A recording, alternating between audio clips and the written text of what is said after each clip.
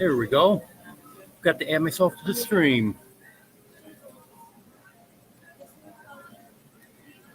Do we have anyone here yet?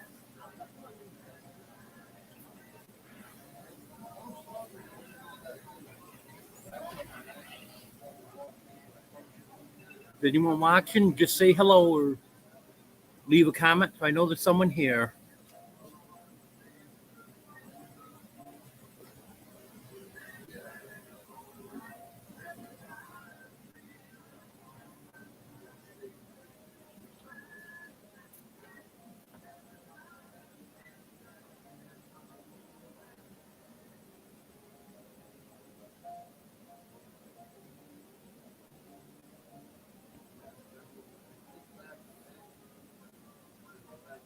Good afternoon. Anyone watching? Leave a comment, please.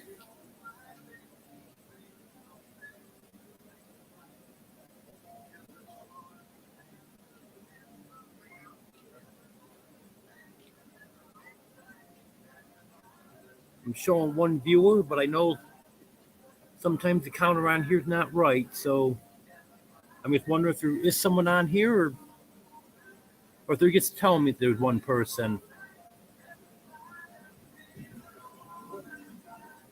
I don't know if I'm actually talking to someone or talking to myself.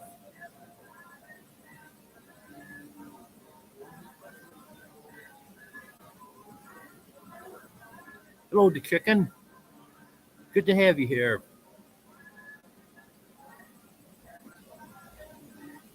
I know what I forgot to do.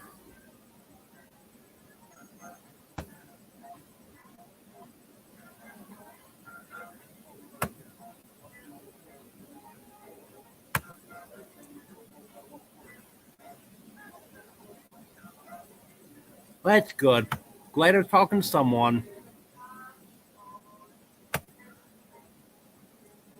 I wasn't sure.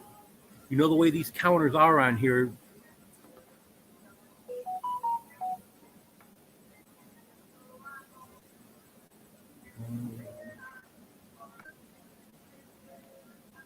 I know what I need to do. Hello, Johnny Small Pepper. Good to have you here. I hope it's not lagging too bad.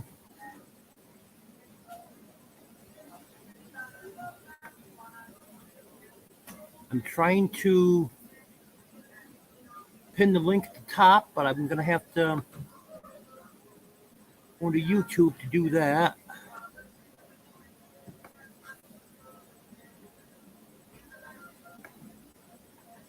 Bear with me just a minute here.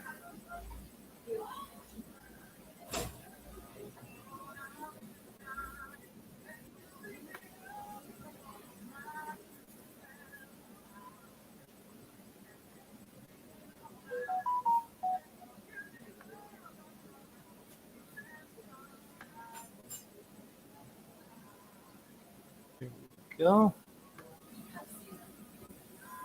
Okay, pin the link to the top if anyone wants to come up with me.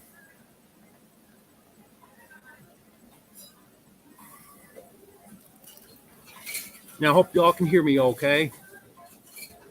I'm here charging my battery, so I thought I'd come on, do a live, update everyone.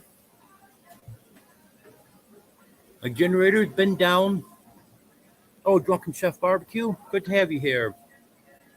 Last time I had my generator running was Friday, I believe it was. It won't start now.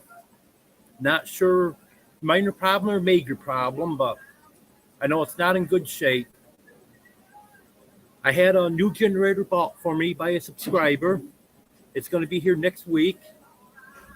So in the meantime, I'm going to have to come and charge my batteries up every couple days. So, not ideal, but I can get through a week and a half doing this. Hello, squirrels. Good to have you here.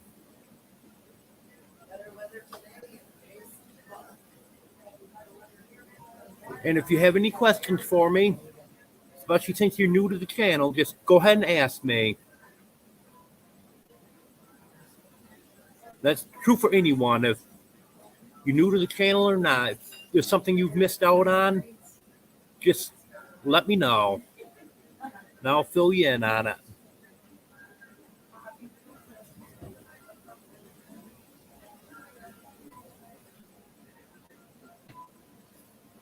Yeah, that's one thing I didn't have to worry about when storm came through, the power going out from that. But then my generator had to die on me. Well, I'm just glad someone was able to get me one. Hello, J. Marie. Good to have you here.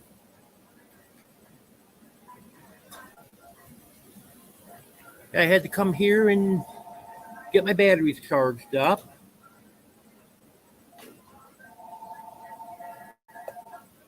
Hello, Sasha. Not cold right now, but a little chilly coming in, but not too bad. Oh yeah, we still have a lot of snow on the ground. I'm not sure exactly how much we got since Thursday, but it had to have been over 3 feet.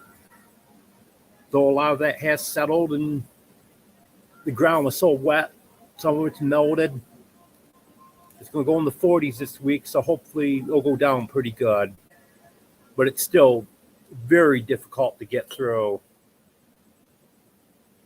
Yes, it sure was a blessing. And I actually didn't even have the generator on my list for someone to buy.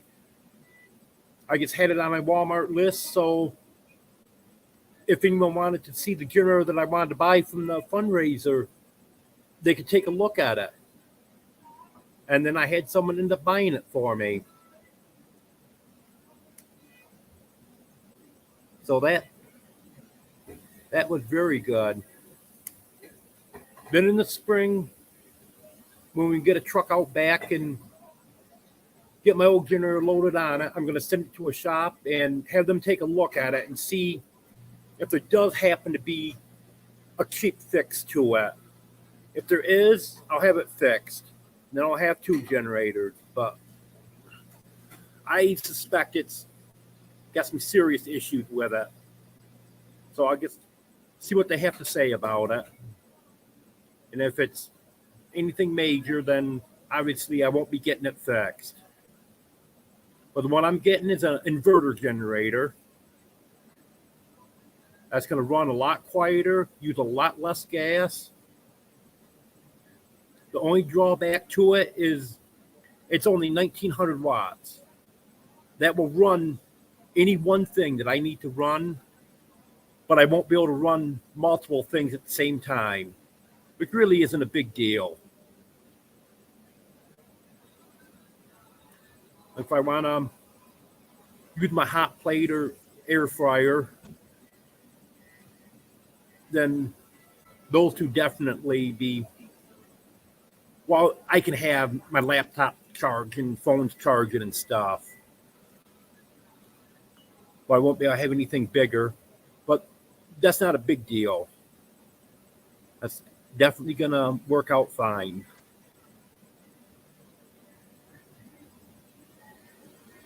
That's a good idea, J. Marie. Because I definitely wouldn't mind having a backup. That's why I was going to try to get the old one fixed, but I'm not sure on that.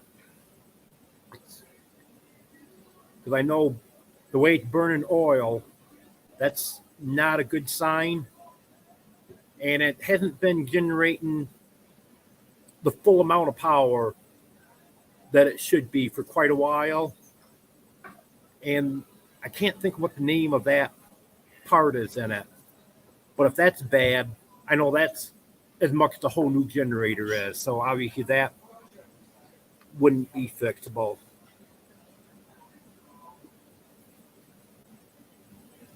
Oh, we haven't been that cold yet, but it's been down there pretty good.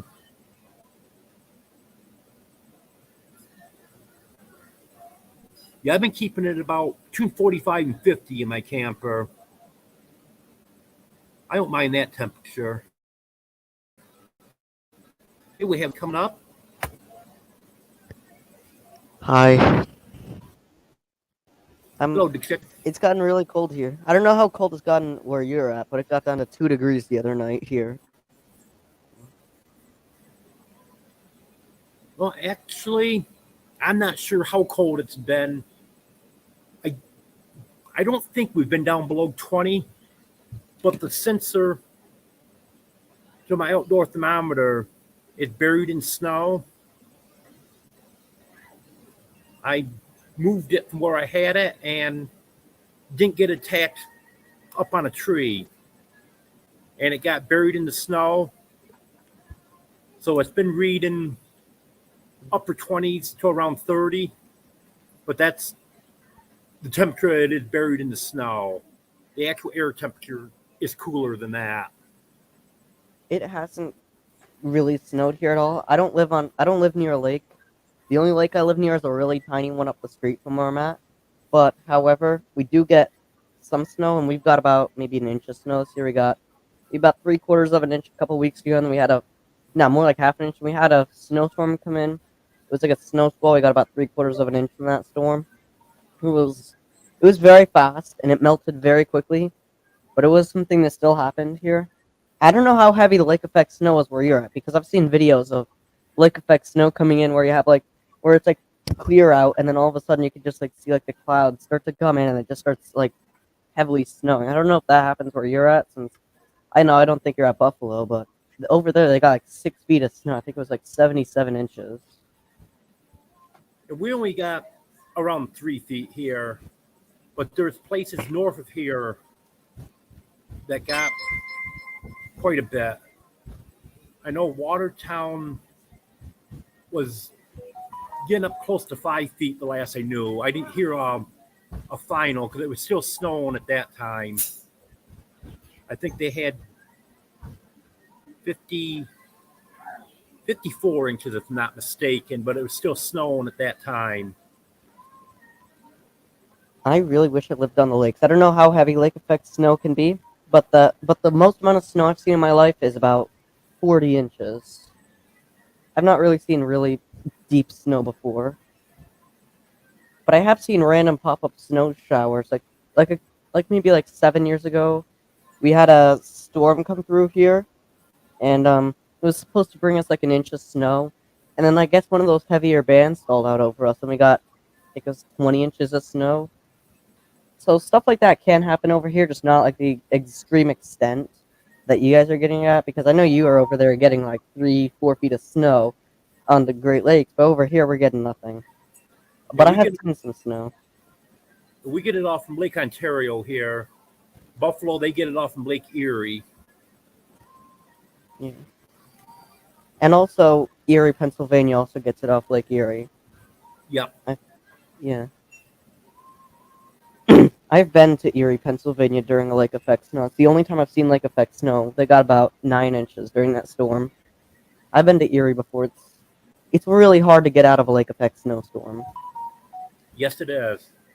I think the most I've ever seen continuously without a break in it is probably about 4 feet. Because normally the band will move a little bit and you're being real heavy snow for a while, and then it'll let up and it's snowing real hard, either just north or just south of where you are, and then it'll come back again. Yeah. But the most I've seen in one complete lake effect event is 12 feet. That was in, I can't remember the exact date. It was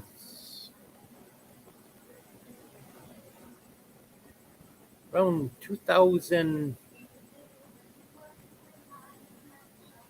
I think it was around 2005, 2006. It just kept moving back and forth for 12 days straight, never stopped. It's just certain areas would get half day, day break from it. while it was snowing either just north or just south, and then it would come back again. And that got the entire area with anywhere from 8 to 12 feet. And like I said, that was over a 12-day period. I cannot handle that much snow. I can handle maybe like a foot of snow, or maybe like 18 inches, because that's the type of snow that like like if you're like me that has like sleds in their basement, just goes out and sleds for like no reason whatsoever. That's the area where it's starting to get really high, but then like when it gets up to like 3 feet, 4 feet, the only thing that's really good is for burrowing through snow, but 12 feet, that's when you can start jumping out of second floor windows. That at 12 feet, it can actually like I've seen videos of like people literally having to go up onto the roofs during the slick of like snow and have to use the snowblower up there. Yep. And we've never even had to bring a shovel up to the roof before. You can stay here all day. Ouch. Yeah, it can get pretty nasty sometimes. Mhm. I've seen a lot of. However, we don't really have lake effect snow over here because we're nowhere near a Great Lake. But we do get a lot of snow squalls over here. It comes in fast and it goes out fast. But I have seen snow squalls bring a lot of snow before. But the most I've seen from a snow squall is like 4 inches, I think, 5 inches back in 2020. And snow squalls, they come in, and they're done really quickly. The only advantage to the lake effect snow is normally the water content isn't as high as other snow, like the snow you get. Yeah. But this storm it was because our temperature was near freezing, especially on Thursday. There was a lot of trees came down Thursday. There was a lot of power outages, which if it was 20 degrees when that happened, that wouldn't have taken the trees down. Yeah. At 20 degrees, you have like that really powdery snow, and that means like there's gonna be a lot less like trees, like stuff accumulating on trees. And the powdery snow is also like blowing snow too. So like when you get wind, I don't know if you got wind with the storm, but sometimes when we get big snowstorms, we get a lot of wind. And when you have wind, it just blows the snow around. So some areas might have just trace of snow on it, and other areas might have like 2.5 feet of snow on it, just because of the drifting. Yeah, yesterday it was quite windy. It wasn't real bad, but they're predicting gusts up to 45 in certain areas. And that's another thing with the lake effect snow is usually on the south side of where the snow is where you have the strongest winds. And yesterday, I think we were on the northern edge of it, from what I was following on Facebook. If we had lake effect snow over here, that would be really bad right now, especially even though I don't live near a lake. But if our area could get lake effect snow, that would be awful for our area right now, because some people still have their gardens out because like it's not been like a really frosty year until like really recently. Then all of a sudden we got like record cold temperatures. Because before this year, our record low for this month was 10 degrees, I think. Now it's 2 degrees because it got down to 2 degrees the other night. Thank you. Our heater froze. Our oil tank froze, and we lost power a lot because since we're just about off the grid, like we're not like completely off the grid to the point where like you don't like have like any electricity and you have to like make it yourself like generators, but we do occasionally have power outages here, even from absolutely nothing because of how close we are to being off the grid. It we have a lot of times when those power outages last for days on end. And when you're almost off the grid, you also have to deal with when you have like big events. Like a couple years ago, we had a hurricane come through here, knock out power to like it was about 900,000 people in the state, and it was really hard for us to get our power back. It took about a week, just because we're so far off the grid, almost off the grid at least. I don't know if you're off the grid, but we are just about there. Yeah, I'm off grid. That's why I'm here charging my batteries because generator was all I had, And once that went down, now I have nothing.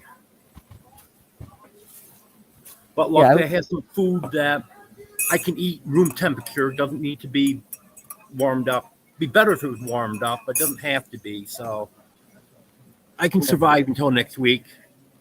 Hello, Granny Lana. Good to have you here.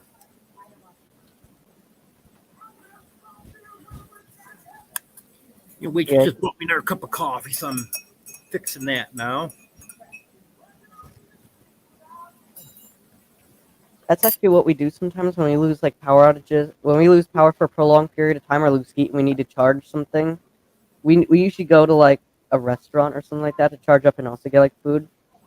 Our area doesn't have a lot of restaurants in it because of like our location. We're literally on the top of a mountain here.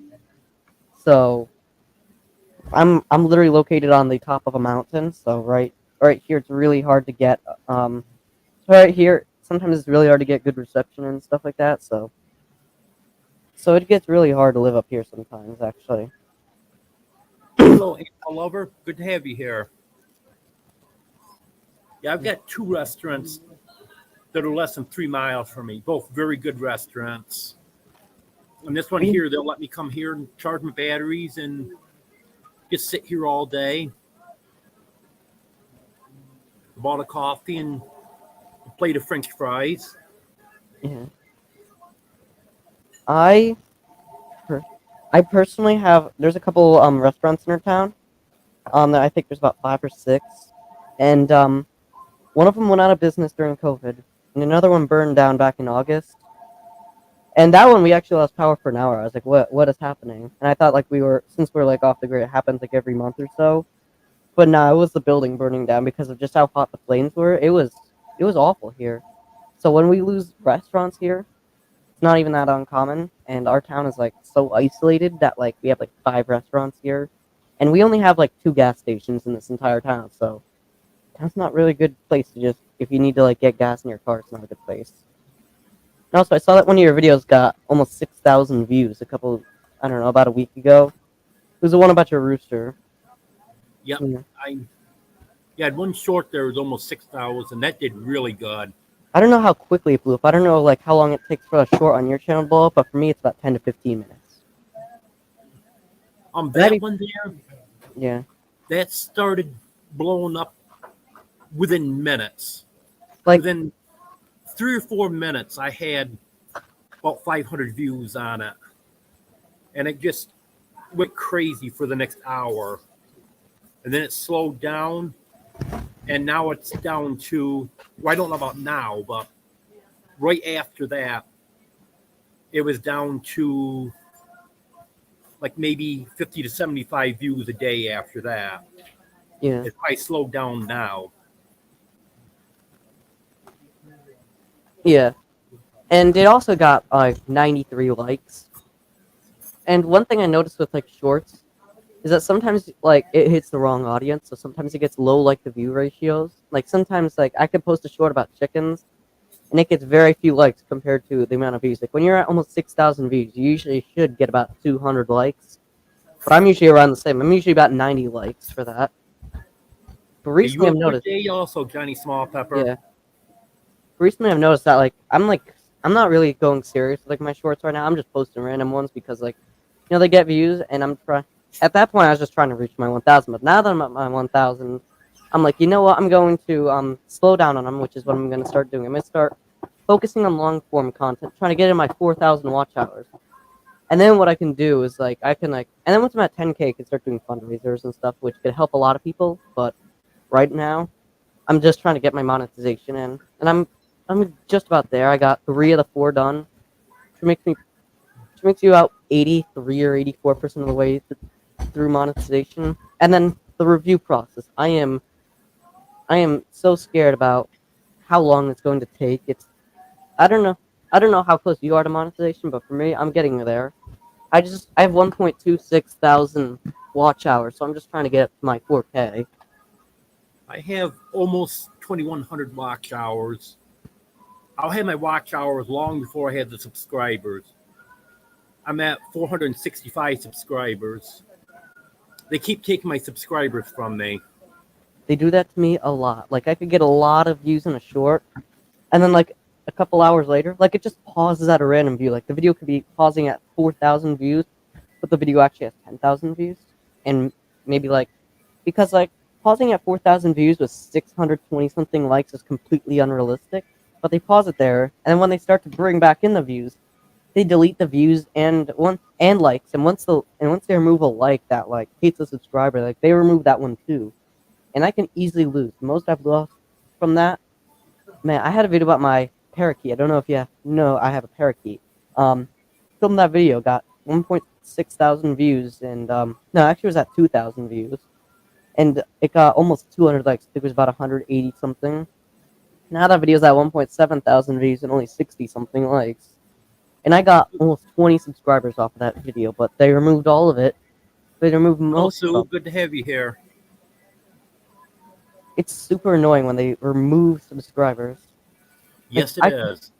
I could easily lose. I don't usually gain that much from shoutouts, but I remember I received a shoutout like a month ago. I went from 300, 300 something to 554, I think.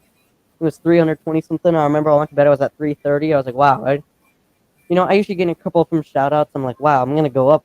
Hopefully, maybe one or two. But then by the next morning, I'm already at 400. Then I'm 500. I'm like, wow, I'm probably gonna lose like half of these.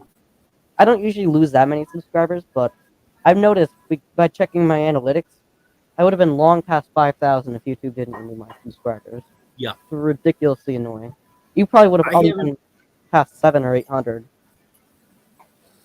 I haven't checked on mine lately, but last time I checked, I gained 625 subscribers, and I was at 440 something at that time. So that just shows how many they've taken away. Most And of the the reasoning behind it is ridiculous. Because I know some channels I have subscribed to and then forgotten to go back and watch anything. I know darn well I've never watched anything. And I'm still subscribed to those channels. In fact, some of them I don't even remember that I subscribed to them. They're ones I might see like once a month in a live somewhere. But past weekend, there was 3 or 4 of them that I happened to see that I hadn't seen in a while. I was on a different live, and I think I'm gonna subscribe to this channel and check it out. I'm already subscribed to it, and I'd forgotten about it, and I know I never watched any of their videos because I forgot about it, got busy, never got back to watching any videos, but they never took me away. So, but then there's channels that I have watched videos on, commented on, and the next thing you know, I'm subscribed from those channels. So it doesn't make any sense. Yeah. Hello, Desert Adventure. Good to have you here. I've had that happen to me a lot of times. And also sometimes they also delete likes from like my long form content. This isn't usually a problem anymore for me, but back in like July it was. I remember I would constantly be uploading a long video. I'd spend hours on it. It would be people liking it because I usually get 10 to 20 likes as soon as I post a video, and it's up to like maybe 11 or 12 likes. And I wake up the next day and it's now down to 1. And I'm like, why did that happen? And like, you can't like the video anymore, or else the like will automatically be removed. And it does that for like a week. It does that to all the videos I upload for a week, and I don't know why that happened. But they have some serious issues. And a couple weeks ago, they actually had a similar issue. Like, I would upload a short. Don't know if this happened to you. It also happened to me with long videos too. I'd upload a short, and then what I would do is I would like scroll down, and be at 2 likes, and I'd scroll up, it's back up at 0. And then 2 more people come in and like it. I scroll up and it's back down to 0, and it kept on happening until I finally started getting substantial views on it. And I haven't really noticed my likes going down, but I noticed my views go down. Like that short you were talking about earlier, Yeah. I lost over 200 views on that within an hour. So it was probably Now, at how like all of a sudden you just lose views on something? I'm thinking that like because like you gain so much so quick, the YouTube algorithm has like no idea what it is, what's going on. So they remove some of it. That also happens with likes. Like I don't know if you've noticed this, but like with shorts, like let's just say that video got about 6,000 views. I don't know how many paused that if I paused it like 2.8, 2.9 thousand for a couple hours, and then it starts going up randomly. But then you notice there's substantially less views when it finally dies, and substantially less likes. I don't know if you noticed that at all. Yeah, I've noticed that. A lot of funny stuff goes on. It doesn't happen with long videos, but it happens with shorts. And they also remove dislikes too for some reason. They remove a lot of them. One of my videos, post last night, got 152 likes. That video originally had, I think, like 30 of them, and now it's down to 2, which I'm not complaining about. But it's so random. They can remove all of them at once, and sometimes they don't even bother cleaning them up, but they just clean up likes, which drops the ratio down. Just a couple months ago, not that long ago, my average like to dislike ratio was 99.8%. Now it's down to 93.7%. Don't know why, but just a video, even getting an average 98% like to dislike ratio, it still dropped my ratio down to this day. I'm trying to get that back up to the 98s or 99s because that's not really a healthy ratio to be normally sitting at. But I don't know why they do that. I'm guessing it's because of the higher amount of dislikes. Like I remember the short that started this whole like trend of me just almost like posting a lot of shorts was a video called Lightning. Got 6,000 views, 174 likes, and on that video, I can't remember what I was just talking about for some reason. But as I said, I uploaded that video, and it got a lot of views. And yeah, they took away a lot of views from that video. It stopped at a view count for so long.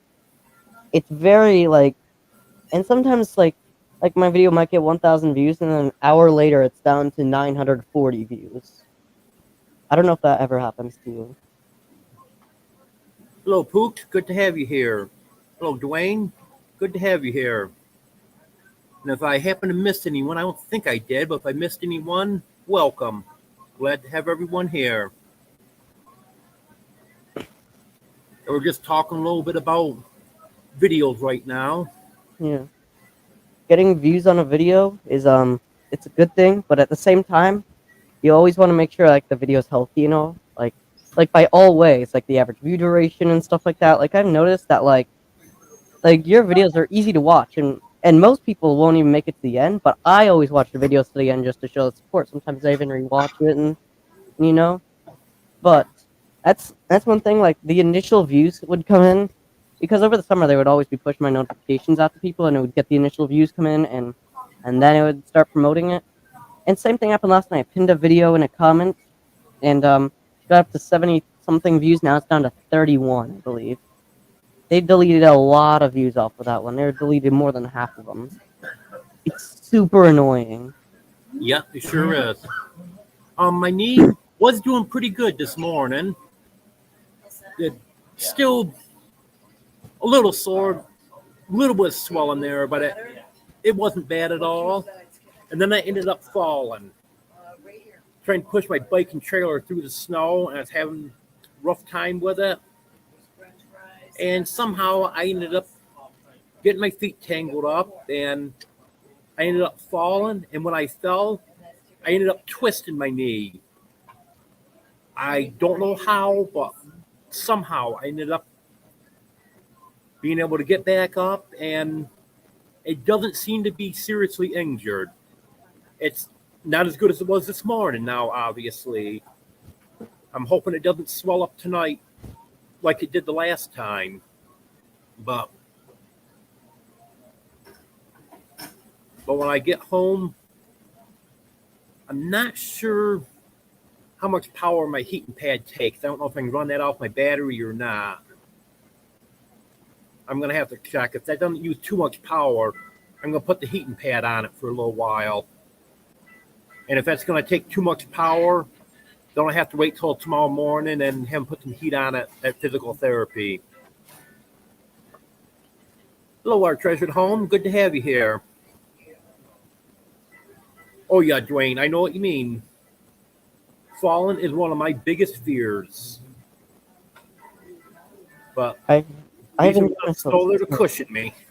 I've injured myself seriously by falling. I remember I came home from my 5th birthday party back in 2013, and I was on the swing set. Like I was doing something completely moronic on the swing set, I was being a complete moron on the swing, and I was like, and then I lost my balance and I fell off and I hit this humongous tree root underneath, far, just a little bit from Thank you. the swing set, I I had very serious injuries on my knee.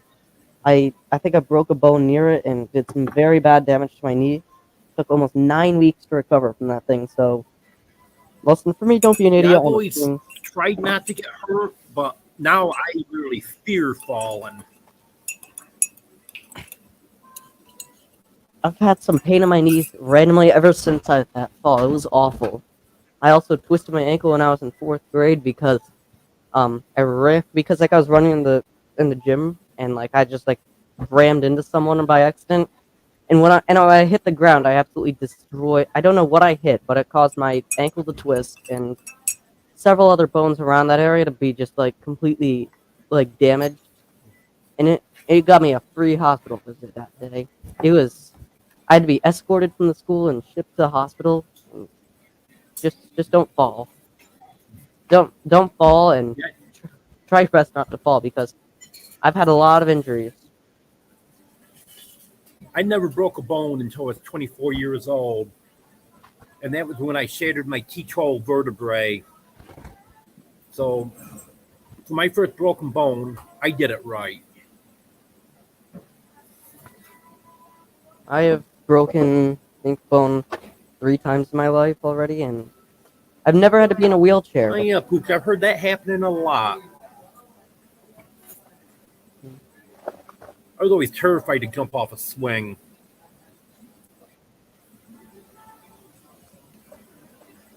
Yeah, you got that right, Dwayne. That's why I fear it so much. Like I said, when I was younger, I tried not to fall, but oh well, if I fall, I fall. But now, it is literally a fear. Yeah, I'm just glad that, for one, well, of course, I wouldn't have fell if I wasn't trying to push my bike through all the snow like that. But I was glad the snow was on the ground since I did end up falling. Hello, Pizza Demon. Good to have you here.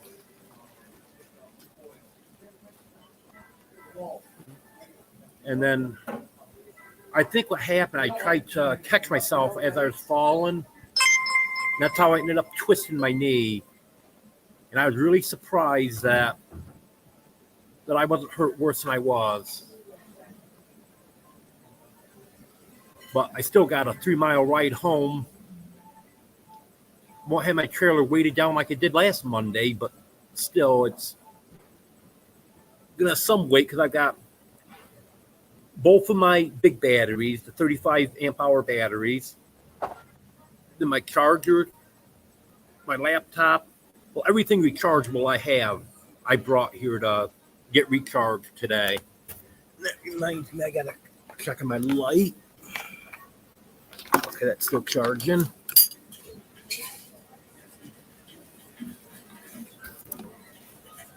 Yeah, once this gets fully charged, I'm gonna switch this out and charge another light. I'm gonna go physical therapy tomorrow morning. I'll be taking my laptop and phones with me and charging them there.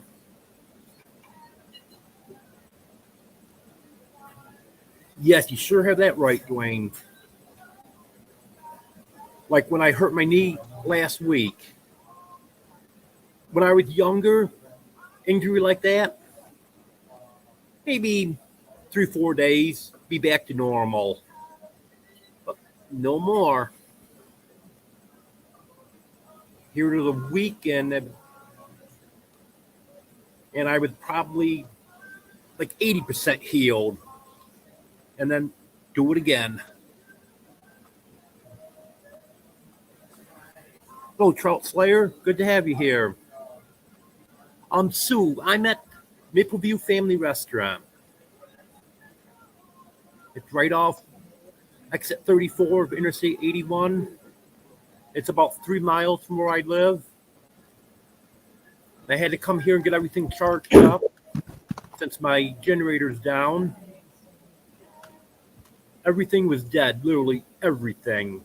My big battery, my laptop, both of my phones, all of my lights. So I brought everything here to get it charged up. And they're going to be closed on Thursday, so I'll probably come back Wednesday, get everything topped off again. And then someone bought me a new generator. They'll be here next week. So then I should be back to normal.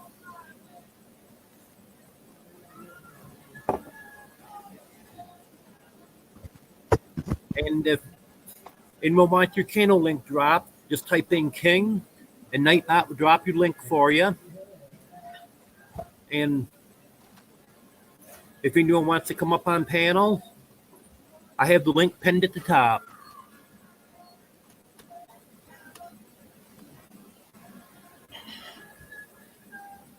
Yep, you got that right, Pizza Demon.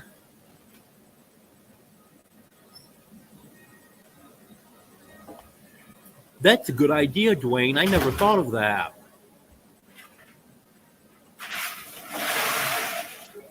They have them at the, well, I say they have them. They usually have them at the store that's here in front of the restaurant.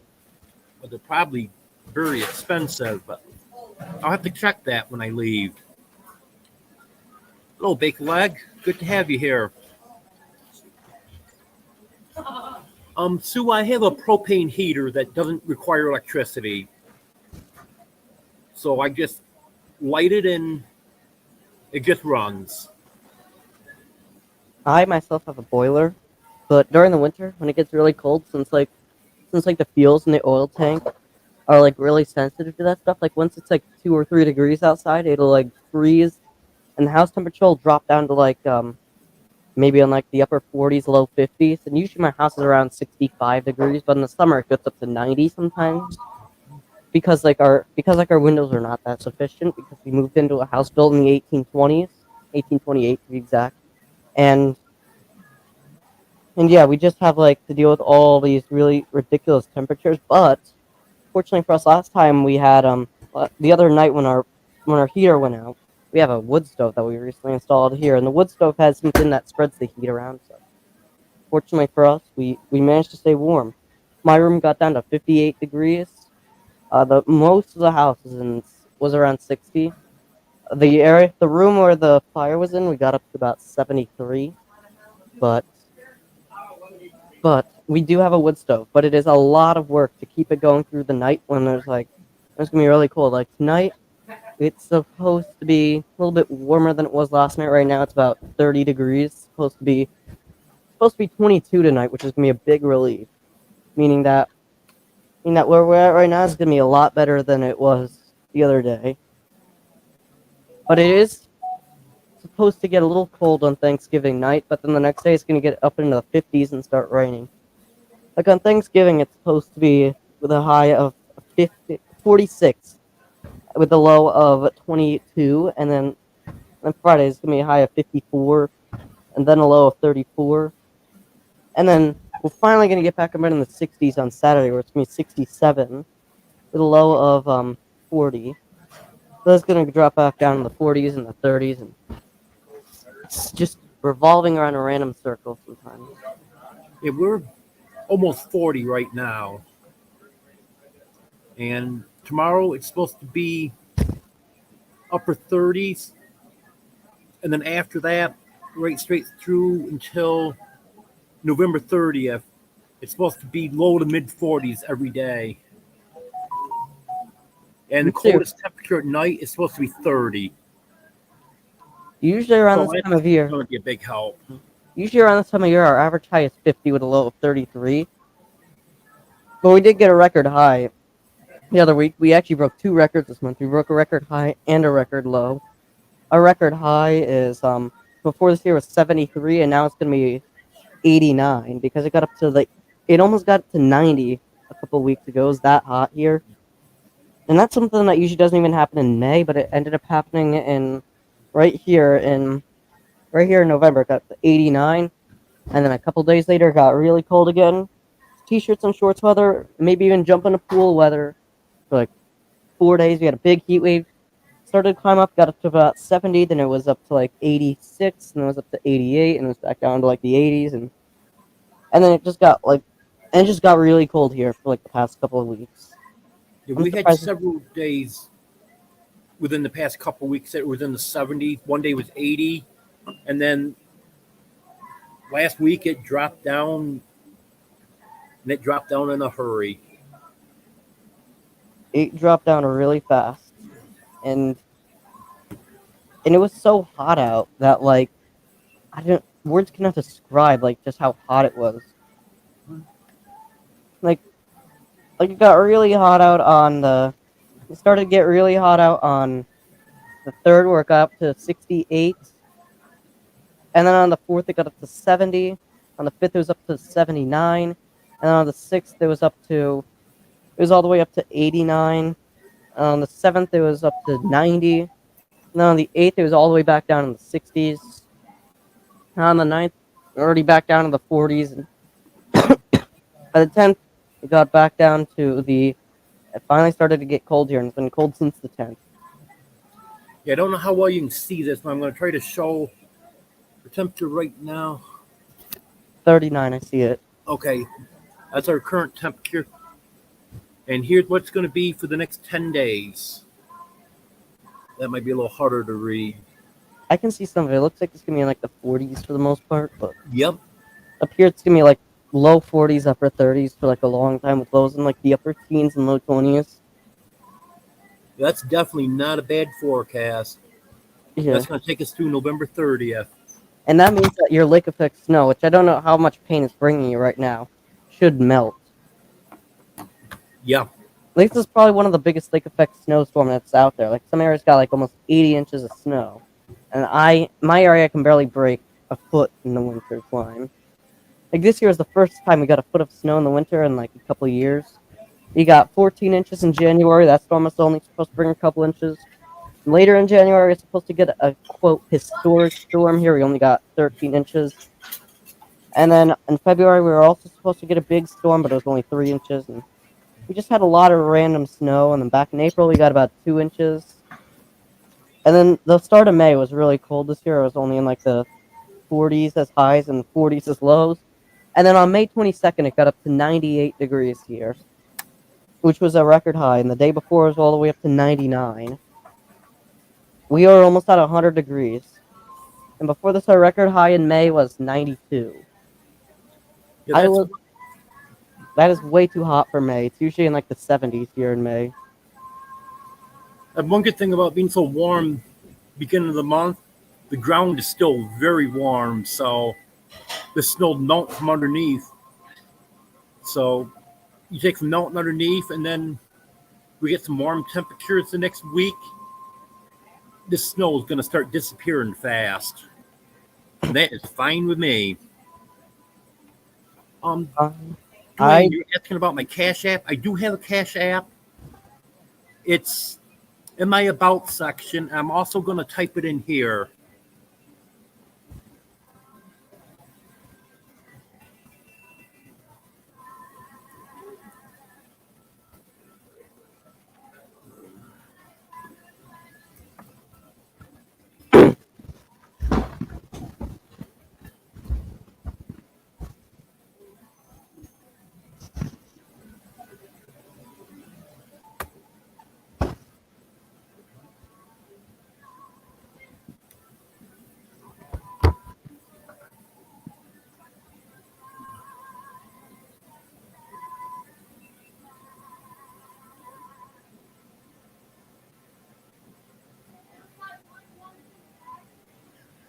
Yes, big like I saw that.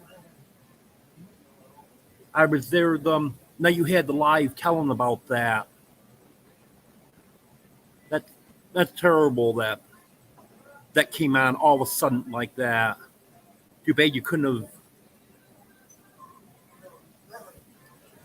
Too bad you couldn't have had some notice on that.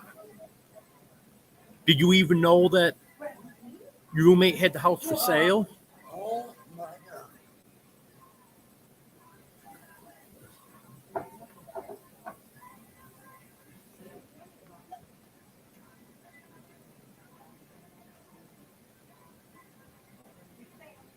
Oh, I missed someone.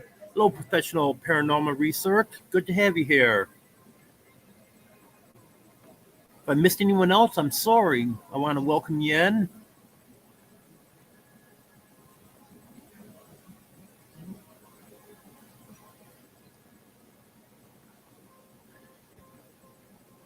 Go ahead, type in King if anyone wants to drop a channel link.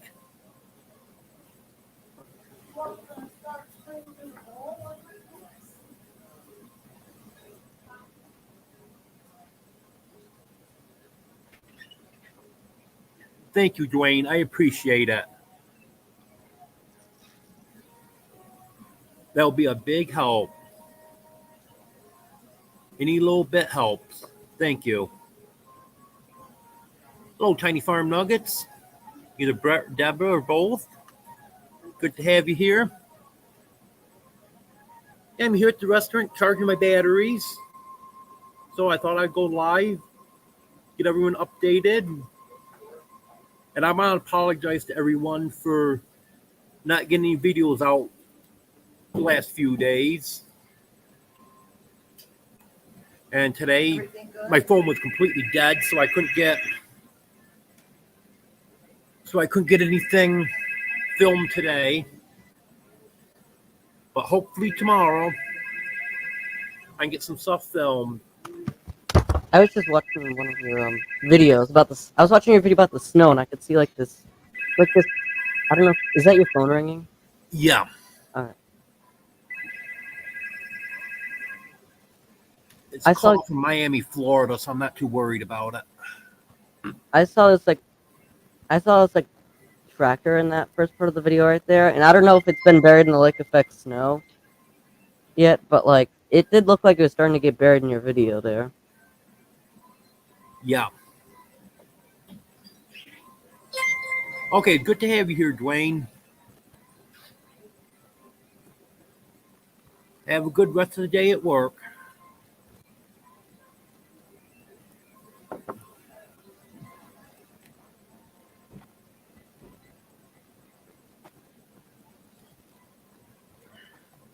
Yeah, I saw this comment here and I forgot to acknowledge it. Sorry about that.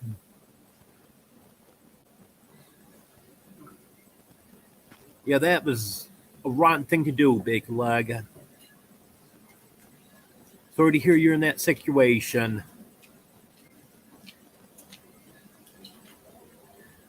I know you were telling about all your gardens and everything that you put all that time and money into. I hope you can get situated somewhere permanently and get back to where you were.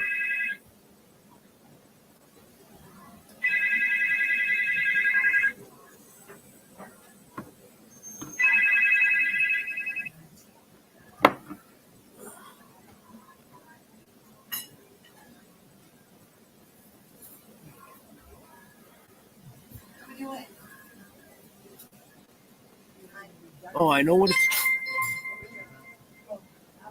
it's like to have issues going on. That's for sure.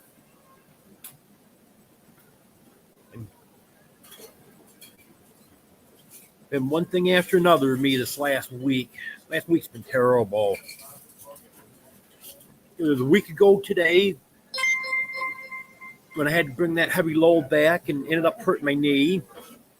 And that put me out of commission for a few days. And then the storm. And then I thought today I'm going to somewhat get back to normal. That I fell. So I'm not sure what's going to end up happening to my knee now. I hope it doesn't get back to the point that it was a few days ago.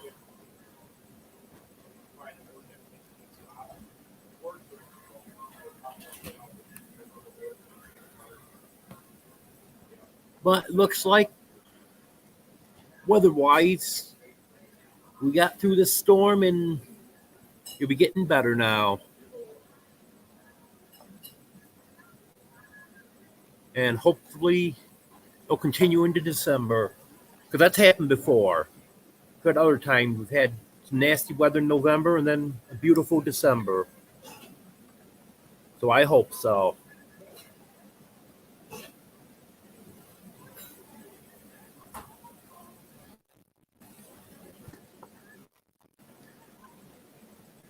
And the link's pinned at the top if anyone else wants to come up.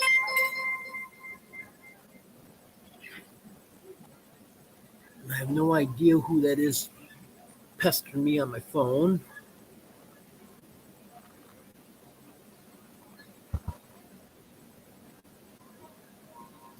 Oh, I see what it is.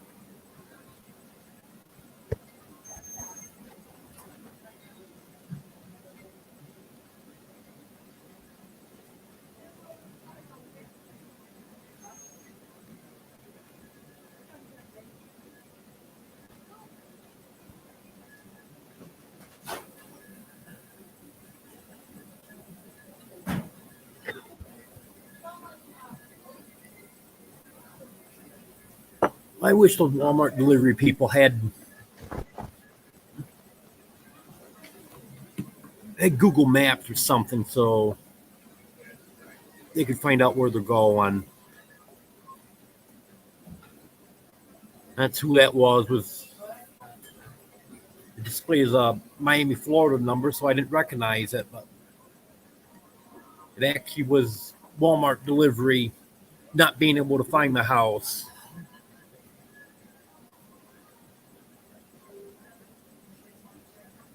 I don't know what they use for directions, but whatever it is, it doesn't work very well.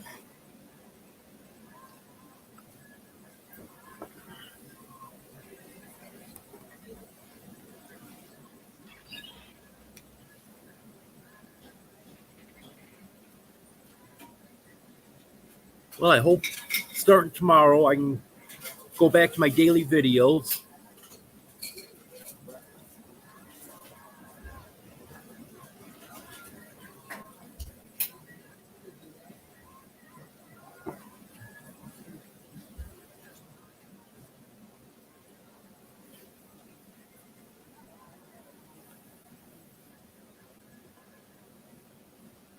It's going to be dark here very soon now. Sun's going down. Hello, Francesca. Good to have you here.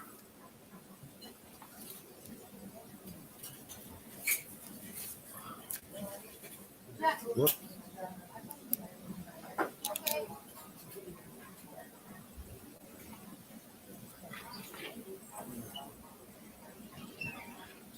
Headlight for my bike's not charging very well. That should be fully charged now, but it's not.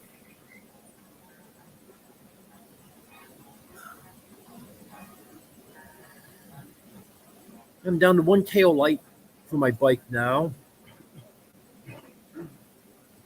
That set of new ones that I got, the brackets are very weak on them. Went out one day, and one of them was laying on the ground back before it really got cold. So I don't know how it ended up getting broke.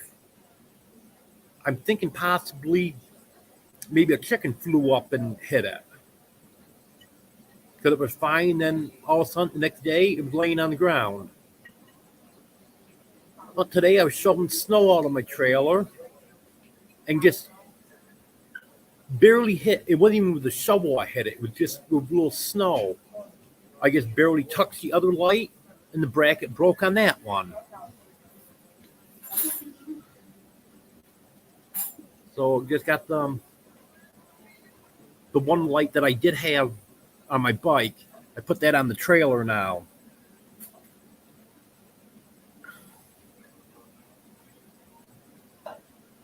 You know, they make some of that plastic so cheap now. I've only had those lights for maybe 3 months. That plastic shouldn't have deteriorated that quick, but it did.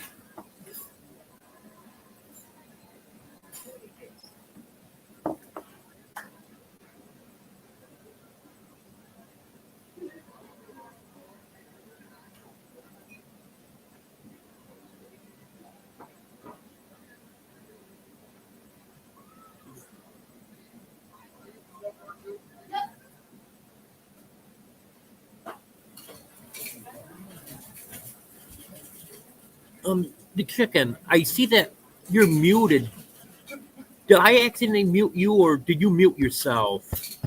I muted myself. Oh, okay. I want to make sure. I gotta go because I have some stuff to do with the chickens, but it's nice being on here for about an hour, I think. Okay, good having you here. And All right, congratulations on getting to 1,000. goodbye, everyone.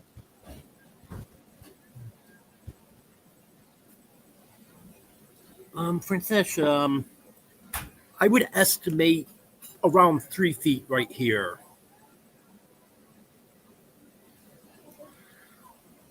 Some places got a little more. I wasn't really measuring it, and the ground's so warm that it was melting, so you couldn't really get an accurate measurement off from the ground. I actually should have been measuring it on my picnic table, but I wasn't doing that. But just kind of estimating, I would say around 3 feet between Thursday and yesterday. And not as bad as some places. And the good thing is with the ground being so warm, and the temperatures are going to be warm for the next 10 days, so a lot of it's going to melt now.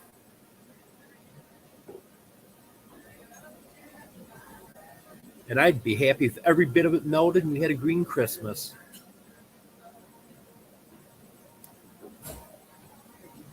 I actually have seen that before. I've seen a rough week or two in November, and then a real nice December and a green Christmas. Not saying it's going to happen this year, but I definitely wouldn't mind if it did.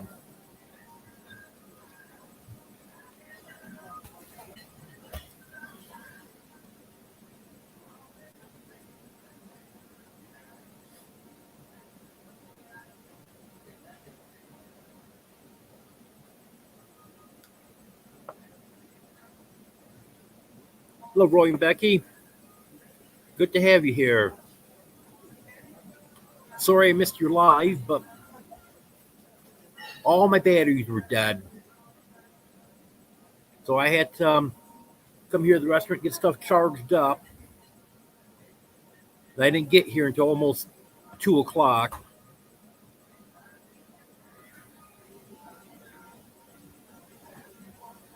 Yep, I'd love to see a green Christmas.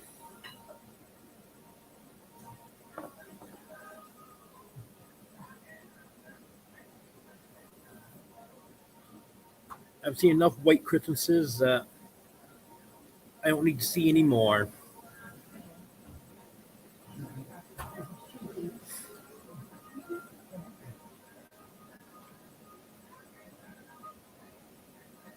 The reason I hate snow so much now is just because of my medical conditions. Yeah, my generator died on me. Last time I had that running was on Friday. So both of my big batteries, my 35 amp hour batteries, they're both dead. My laptop is dead. Both my phones were dead. And I have 2 lights that I can charge my phones off from. I ran both of them dead. So as of 9:30 last night, I was disconnected to the outside world.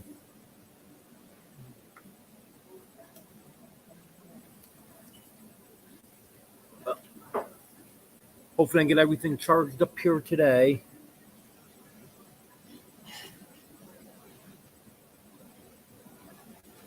Hello, Mary Kay. Good to have you here. If anyone wants to click the link and come on panel with me, you're more than welcome to. If anyone wants to drop your channel link, type in King.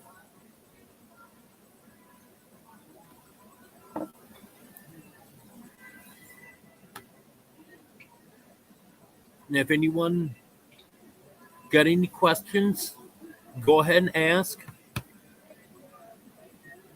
And sorry, I've gotten so far behind on everything these past past week actually. I'm hoping to get back to normal starting tomorrow.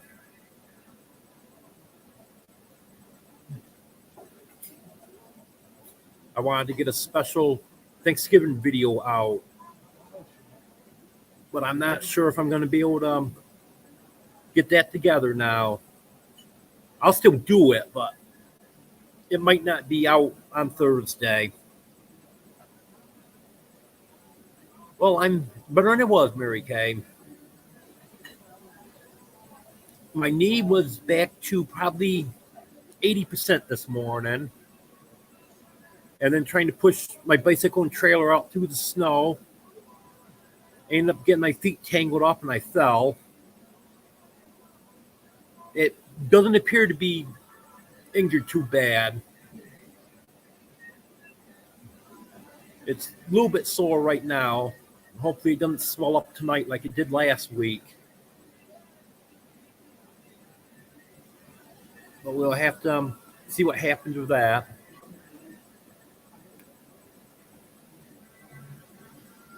And if that doesn't get bad on me,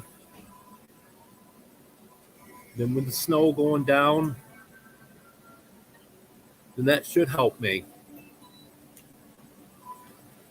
I had a new generator ordered for me. They'll be here next week. Until then, I'm going to have to come to the restaurant every couple days and charge my batteries.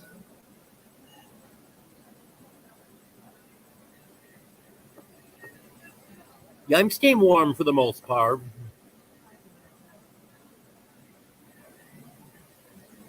I've got to get someone to go get another tank of propane for me because when my son, his girlfriend, took me on Saturday, one of the tanks I had, they couldn't thread the hose onto it. It was a tank I haven't used in a couple of years, so I'm not sure if there was some dirt in it, if it had ice in it, or what it was. You can't see anything in there, but hose went thread onto it. So I was only able to get one tank. But the only good thing is it's getting warmer now, so I can make that last a little longer. And when I get the money for it, I want to stock up a little bit on propane. I don't like going tank to tank.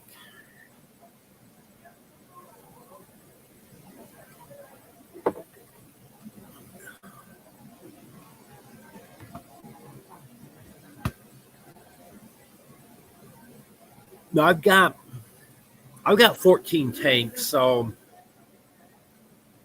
what I'll do is I'll warm that up in case it is ice in it, and then I'll take it in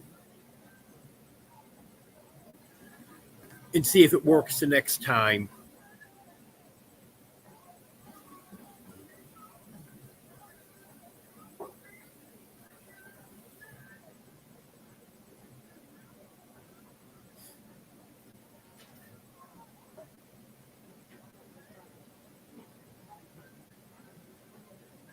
Yeah, if I have had tanks before that I've had problems with, and I've exchanged them. But this, I think it's probably just ice in it.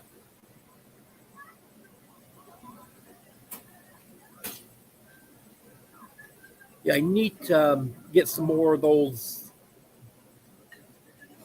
I don't know what they're called, but the rubber covers that you put over the valve on them. I need to get a few more of them. I had a few of them, and then they get old and brittle and stuff. And I've only got one or two of them left now.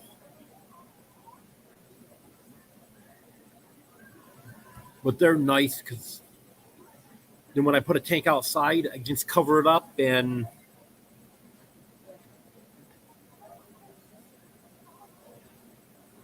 then I don't have to worry about it.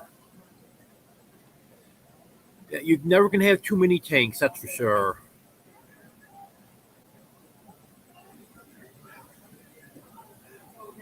Now, I had a few old tanks given to me that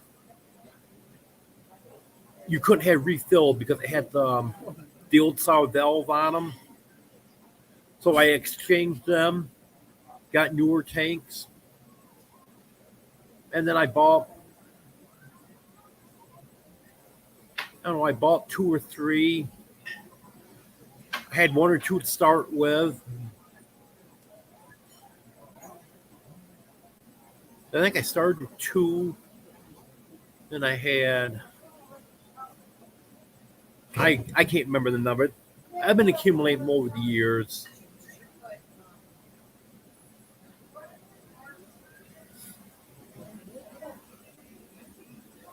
Then when I used to work at the store,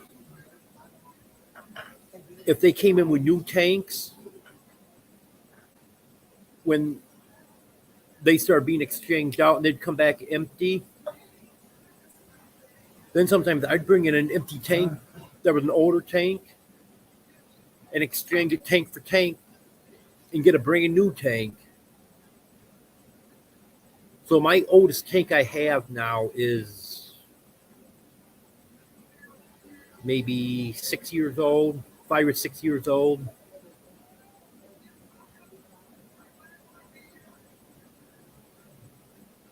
So I don't have to worry about getting them recertified anytime soon.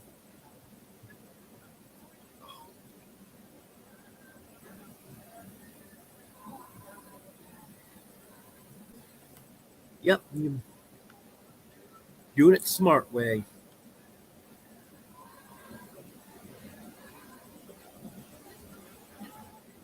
Hello, Sarah.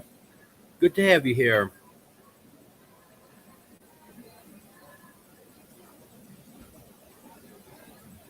Now, things are starting to look up now.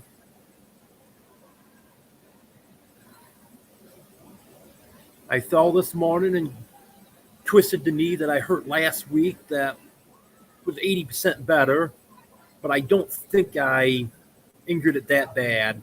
I'm hoping I did anyways. We're supposed to have decent weather for the next 10 days. Yes, I had to ride my bike here.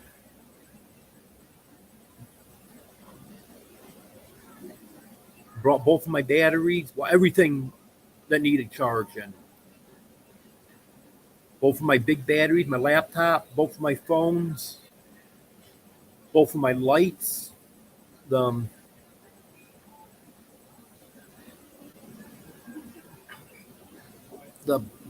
what do they call them? The battery packs, my headlamps. Of course, the lights for my bike, I had it on the bike and charging them so I can use them on the way back home. Hoping I can get everything charged up. They're in the open here in another 3.5 hours. Well, that phone's not charging too quick. Well, this one's not either, but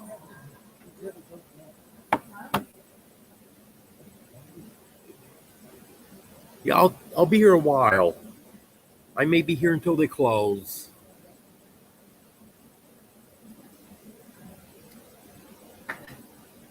Luckily, I brought extra gloves with me. Because when I fell, I got gloves all wet. So I had to switch to my other gloves.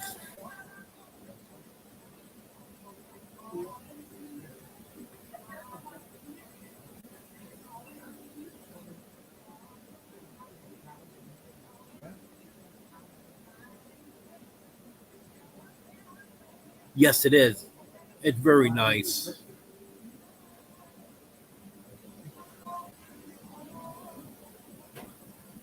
I got my big batteries in My light's sitting out on the sidewalk. I actually brought my inverter hooked up to all the batteries so I can get power off that as I'm charging it. Got the lights plugging out there. Then here I got my laptop plugged into AC, one of my phones plugged into AC. And then I got 3 USB ports on my laptop that I'm charging off from. I don't think I'm going to be able to get everything charged though. No, it's not raining here. Today actually was a pretty good day. Sun was shining today.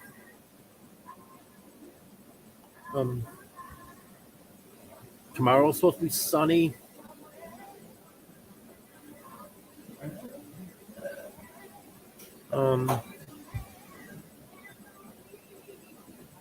Wednesday we got a chance of snow or rain showers. Thursday sunny. And then Friday and Saturday it's supposed to rain. And Sunday and Monday, rain or snow.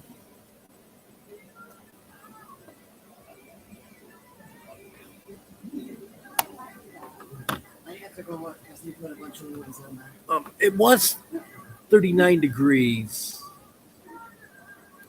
It is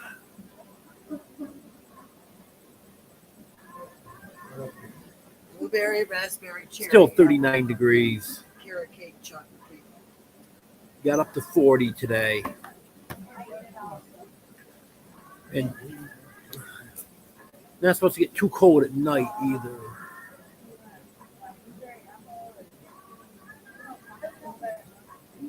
The chocolate cake is Lower 30s tonight. with that, but it goes with the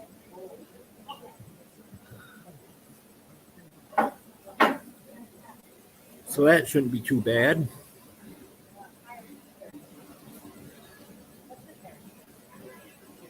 I doubled it. And then I just hope that this can continue through December. You never know. We've had times when it has.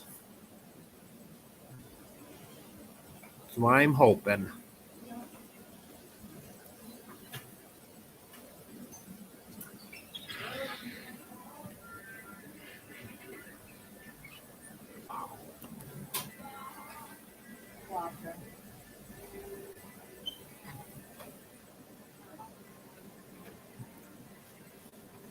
Yeah, I wish it was 63 here.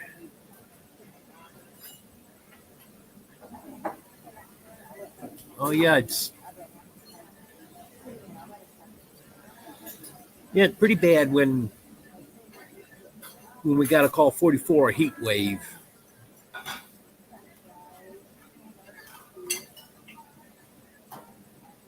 But at least we haven't had the extreme cold.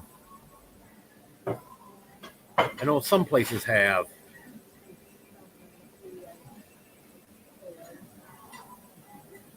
There was channel in South Dakota where she goes out, tends to her chickens and all of her animals every morning and goes on live. She's gone out several mornings. It's been in the teens, 10 degrees.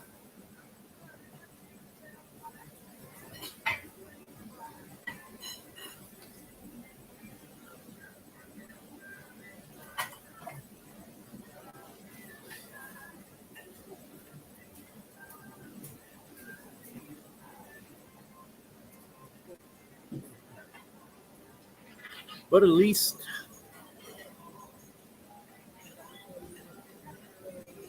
yes, that's it. Roy and Becky digging. Yeah, I watch her at least 3 times a week. And I try to catch her evening lives. I like her. The chickens are doing good. They haven't ventured outside yet, but I haven't even tried to fix the run yet. Today, I was just more concerned with getting here and getting stuff charged up. I'm going to try that tomorrow.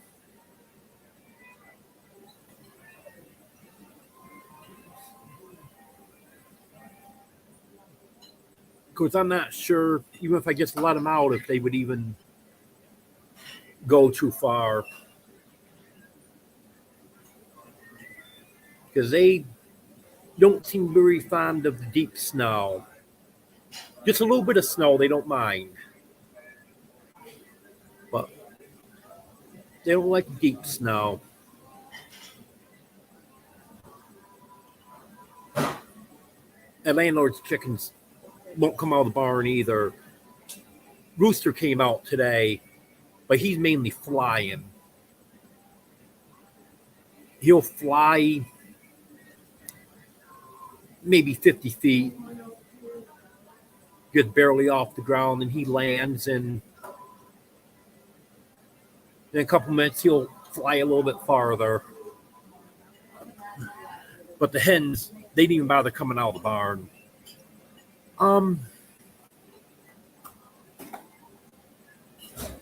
There's a lot of variables that go into that, Sarah. I can make the batteries last probably close to 3 days.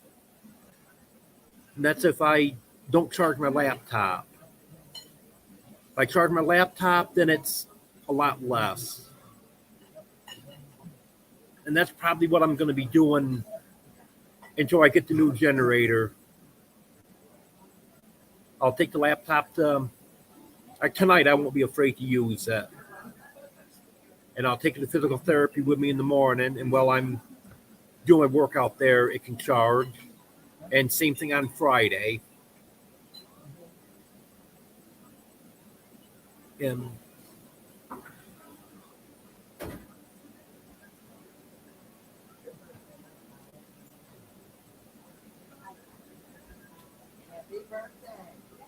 yeah, I can tell with my inverter when I'm drawing a lot of power. Because if I'm just drawing a little bit of power, the fan on my inverter doesn't come on.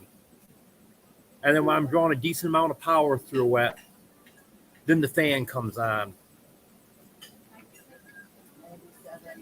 And when I'm charging the laptop, the fan definitely comes on.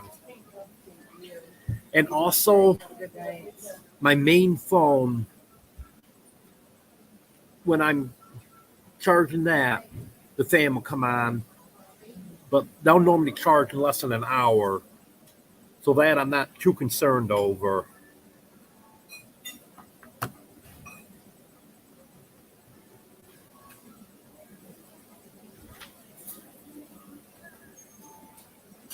I guess it's going to have to be pretty conservative.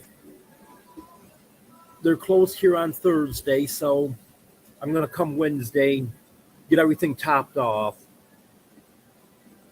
And then I probably won't have to come back again until Saturday.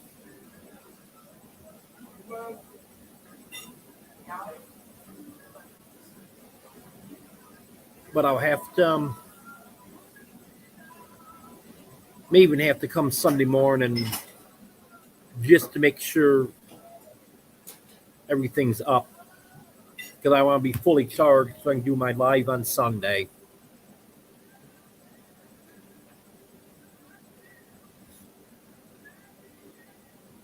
Because since I started doing the Sunday live, this is the first Sunday that I had to miss. But I'm glad so many people came today. Yeah, I never realized how much power laptops used.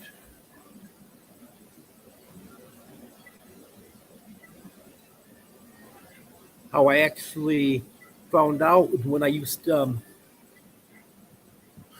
run my electrical light off of my battery. It's just a 9-watt light bulb in it, LED light. So it's not drawing much power. But when I had that going, And I think I had my TV at that time also. Had that running off for a minute. And then I'd plug my laptop in, and also my light would dim.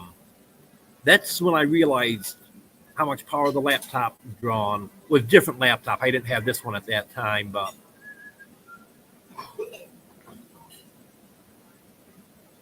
once it gets charged up, then the fan will shut off, and it might kick on once in a while. But just to maintain full charge when I'm doing a live or something, that doesn't seem to be too bad. Eventually, I want to get set up different. I want to get some solar panels, especially when I get down south. And then get either bigger batteries or a couple more smaller ones. I do kind of like these 35 amp hour batteries because they're not terribly heavy.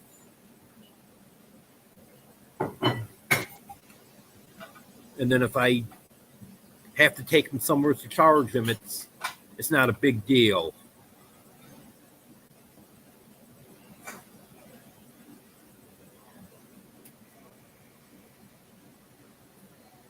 Yeah, I've got a couple lights that will charge on solar and also USB.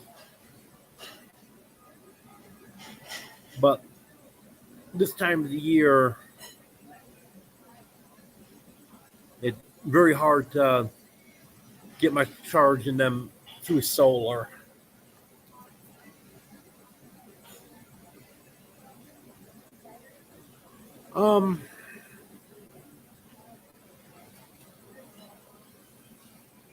Usually, of course, I'll charge stuff before it gets all the way dead. Usually 3 or 4 hours we'll get everything charged with the generator. See, today it's taking me a little longer because everything is dead. Are they lithium?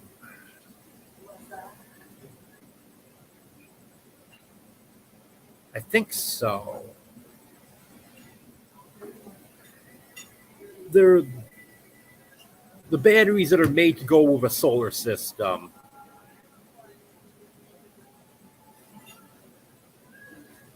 Actually, I could look one of them up.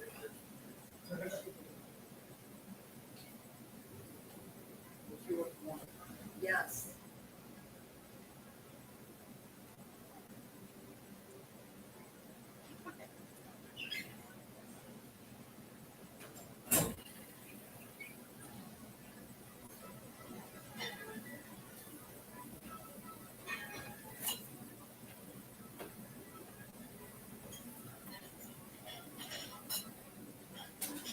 Yeah, I'll find it here.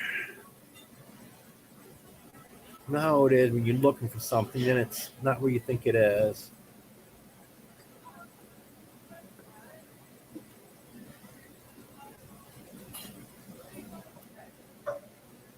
There it is.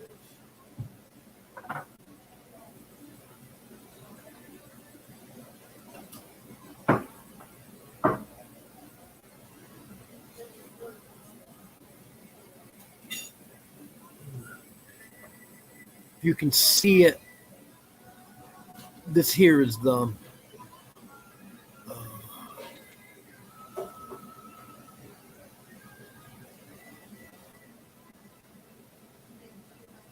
that's what both of my batteries are. One's a new one. It was just bought for me a few months ago. And the other one, it's identical to that. I've had that one for a couple years.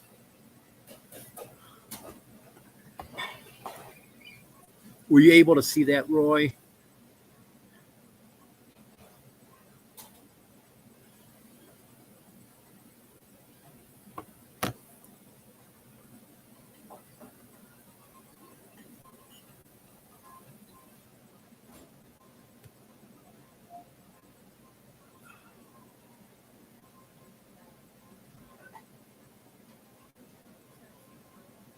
And when the new generator gets here next week, it's definitely going to make things a lot easier on me.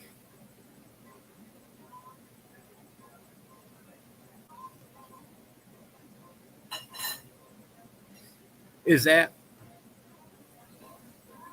the type of battery you'd recommend?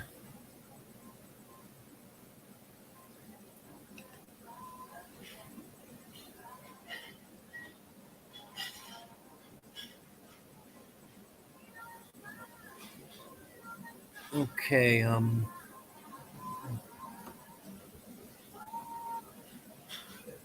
so this one is AGM, I believe.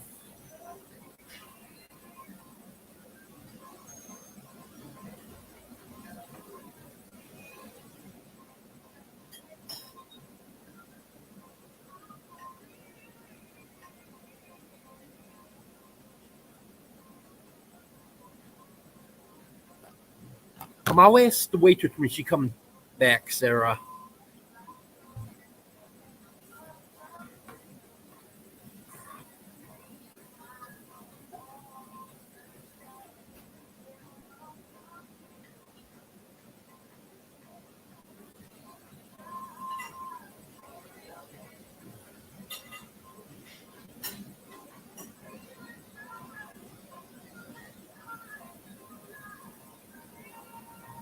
Okay, so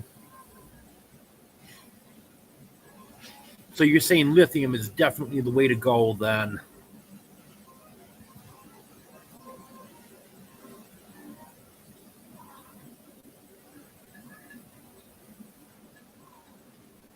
And this one is AGM, correct?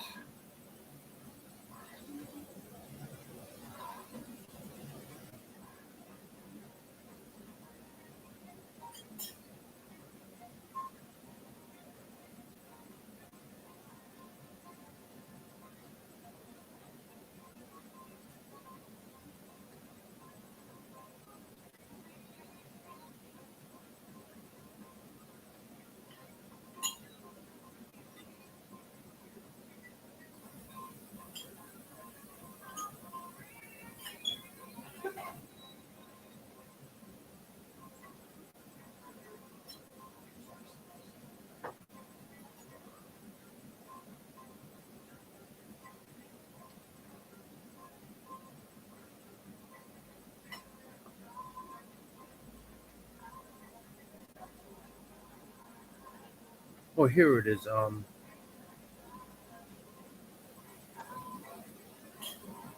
Steel lead acid.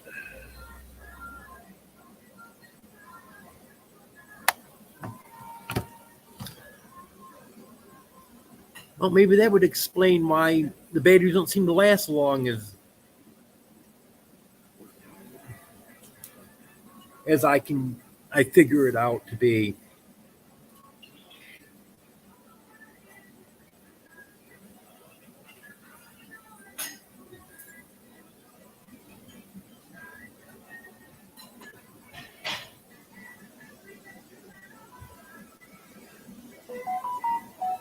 Well, good to know.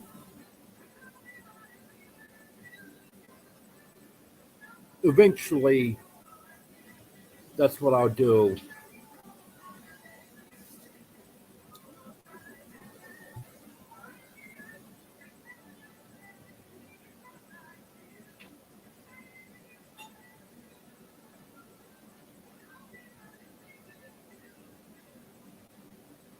The inverter I'm using now doesn't have display on it. It's just got lights on it. It's got a red light, an orange light, and two green lights. And when all the lights are on, then it's fully charged.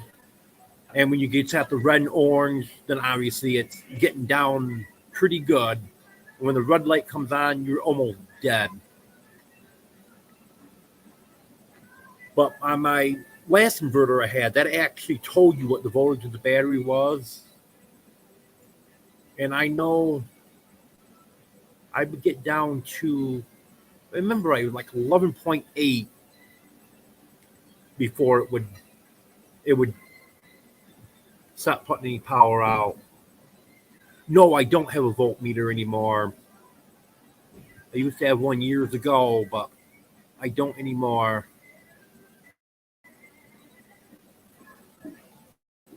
The restaurant is just under 3 miles from my place.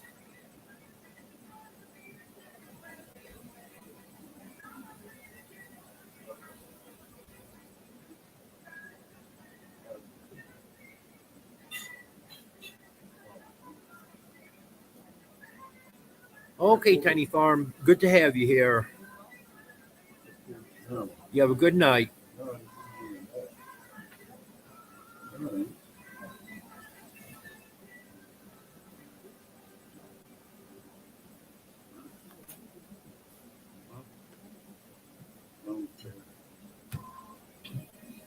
Yeah, once I get situated somewhere permanently, then I want to put solar in. And obviously, I'll still use a generator. You can't depend on solar 100%, that's for sure. And then I'll want to get the right batteries for that.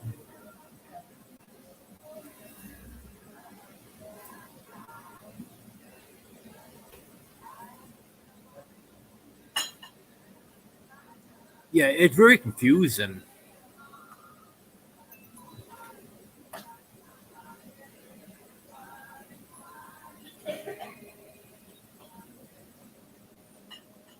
Actually, the reason I went with this battery is because what they recommended for a solar system.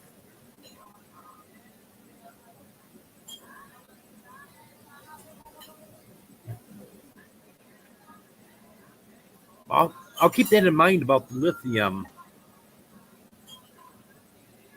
And next time I get a battery, that's what I'm going to try to get.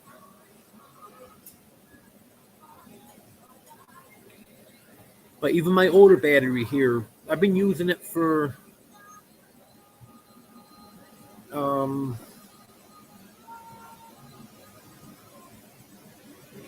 let's see,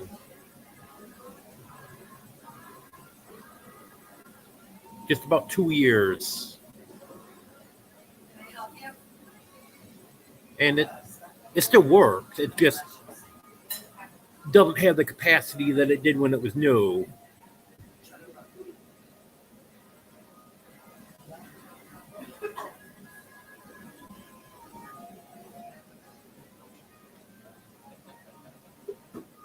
Because actually, these batteries, when they're new, they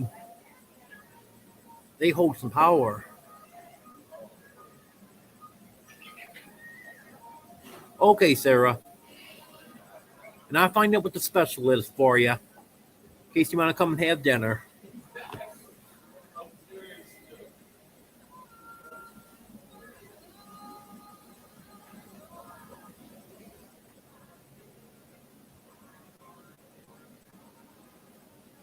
It's interesting.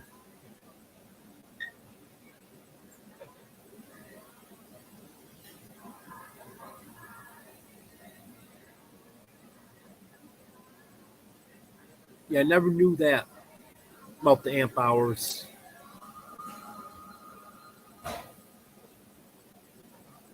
Well, that definitely would explain why I don't get 35 amp hours out of these batteries. I never knew that. Oh, good. My headlight's fully charged.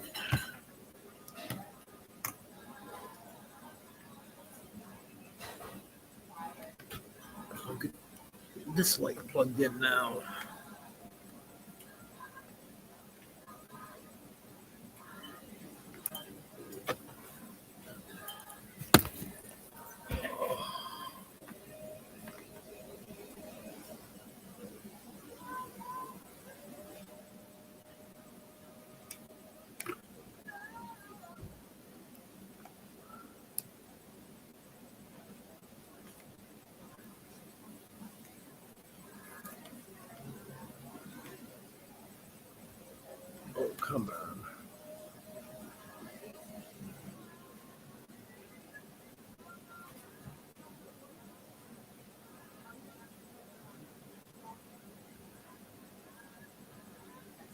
Interesting.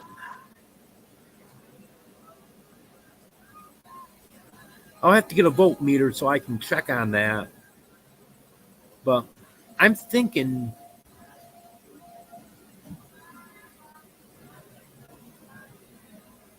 probably if I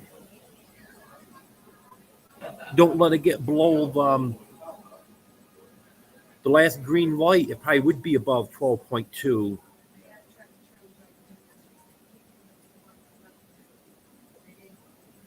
I wish I hadn't upgraded this inverter. It was the same as my old one. Because that one, that told you the exact voltage that was in the battery.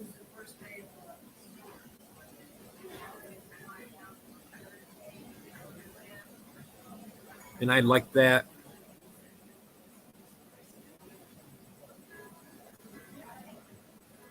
I know another way I can check too.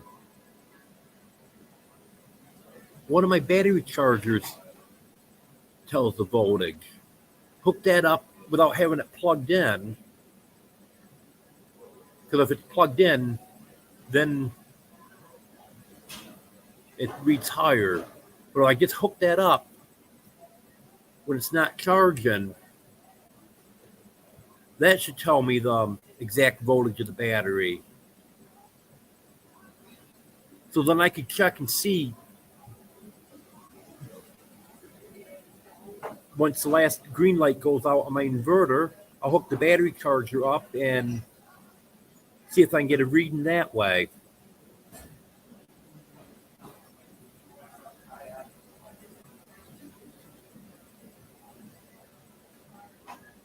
Yeah, that's one reason that I haven't gone solar yet, because I know there's a lot I need to learn about all that stuff.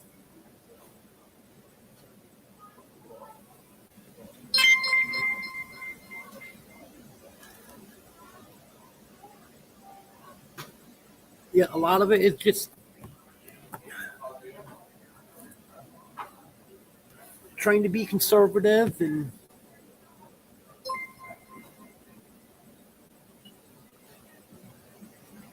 when I have the generator running, I try to get everything charged up then,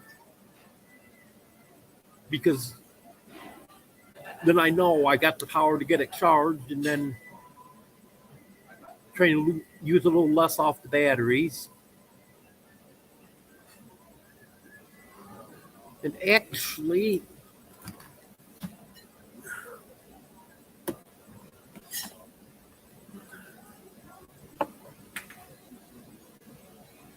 I'm going to take just a minute here and go out and check on my stuff charging outside. It shouldn't take me more than a minute.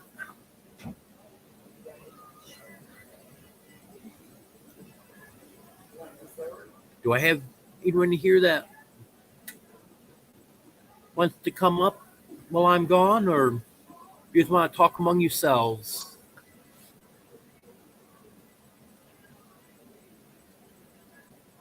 I won't be gone long.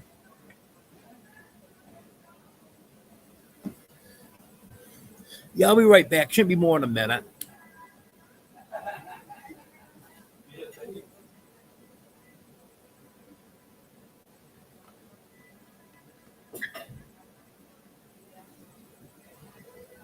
No, that's what I've been wondering about, because I am looking into a 100-watt solar system like that.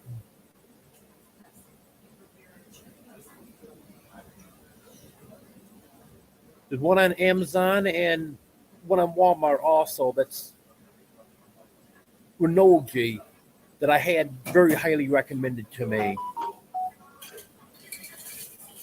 I'm not sure if that'd be better or the Harbor Freight one would be better. But one of those two, I'm pretty sure it is what I'm going to do. Get one of them and see what's what. Okay, I'll be right back.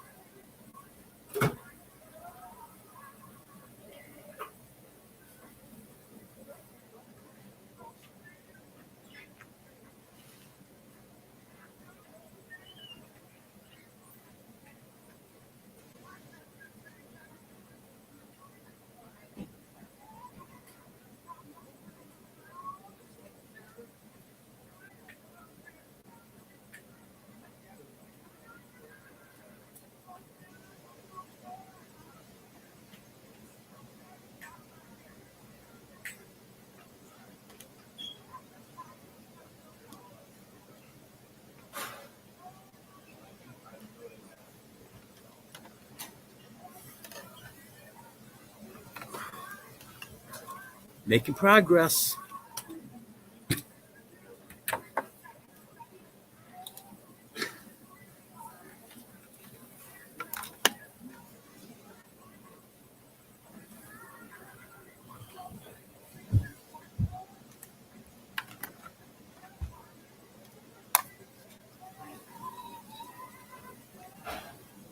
Both of my lights were fully charged. So unhooked them, brought them in, put them in my tote. Brought my inverter in. One battery's fully charged. And the other one is almost there.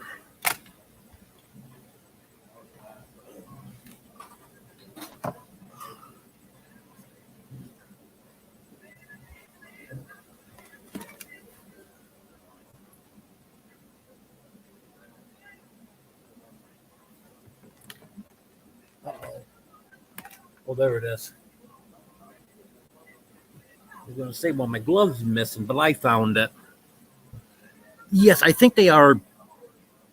Both of them I'm looking at are plug and play.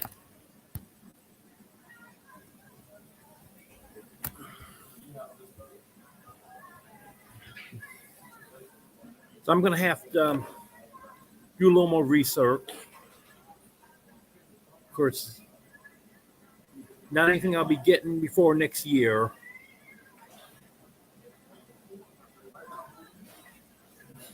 But I definitely don't want to be spending another winter in New York.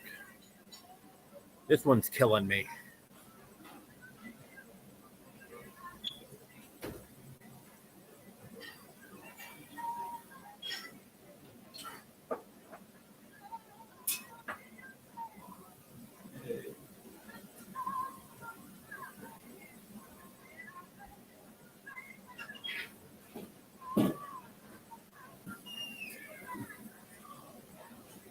Yeah, years ago, I would never have thought of leaving New York. But now, just the way things are in the state and now the weather, it's definitely made me decide that it's definitely not the place for me.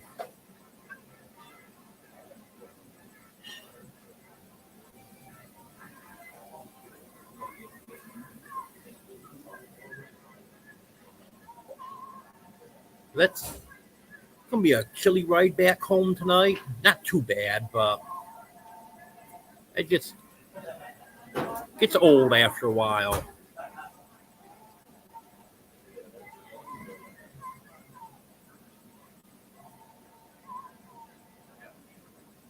And I know it hasn't even got cold yet.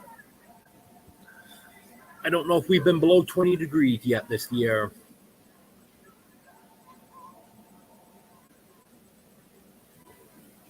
All I can do is just hope the worst of the winter is behind us. But I'm afraid it's not.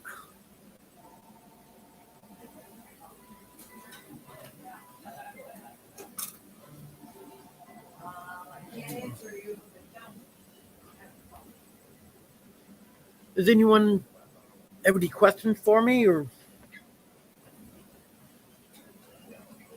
any topics you want me to talk on? I know we've got some people here that haven't been here for the entire time.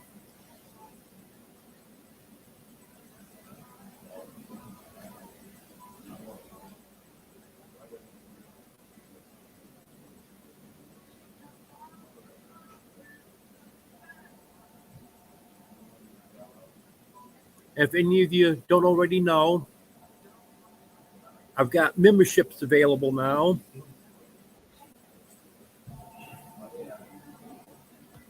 It looks like Roy wants to come up. Hey, what's happening, man? King Homestead. I'm going to show you our solar system. Okay. Let me see if I can't flip this camera around, though. Settings, camera.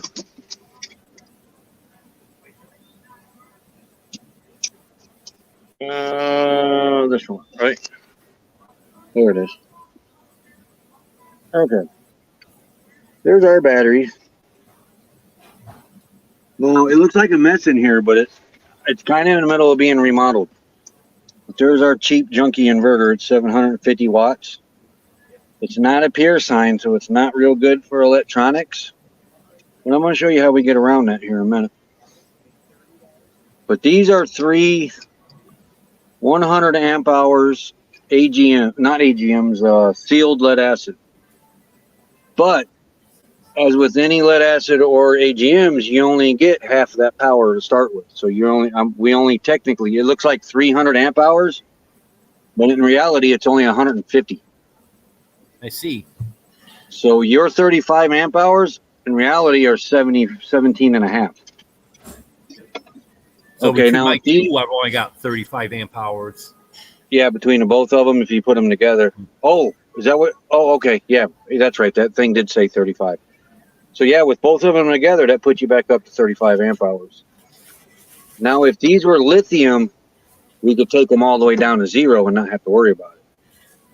You'd get your 100%. If they said 100, if this was a lithium battery and it said 100 amp hours, then it would truly be 100 amp hours.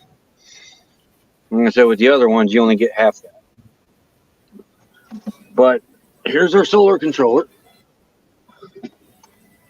Right there. Oh, our batteries are at 12 too, so I'm going to have to go fire the generator up here soon. But we have, you take your 36 volts coming in from the solar and multiply that times 10.5 amps. That means we have 300 and some watts coming in. Our batteries are only at 40% full too. And part of that reason that they're only full is right there where that dog is sitting. I've been on a heating pad for 3 days because I screwed my back up again. But that's why they're down a little bit. But we have the 3 batteries, this bigger inverter. Now to run our electronics, I run this up to the Jackery. This is a pure sine inverter, 200 watt, right here where this plugs in at. And you got your USBs. If you can ever get you one of these are what you want. But they run like $1 a watt. This is a 240, so it's like $250 for one of these things. But there's 6 little lithium batteries in there. We live off this thing. This thing we have lived off of for over a year before we got all those batteries down there. But it's called a Jackery. A little salty, but well worth it. Of course, there's our Starlink. There's our Starlink. That's another power consumer. But up here's another solar controller. This is running to the Harbor Freight kit we have outside.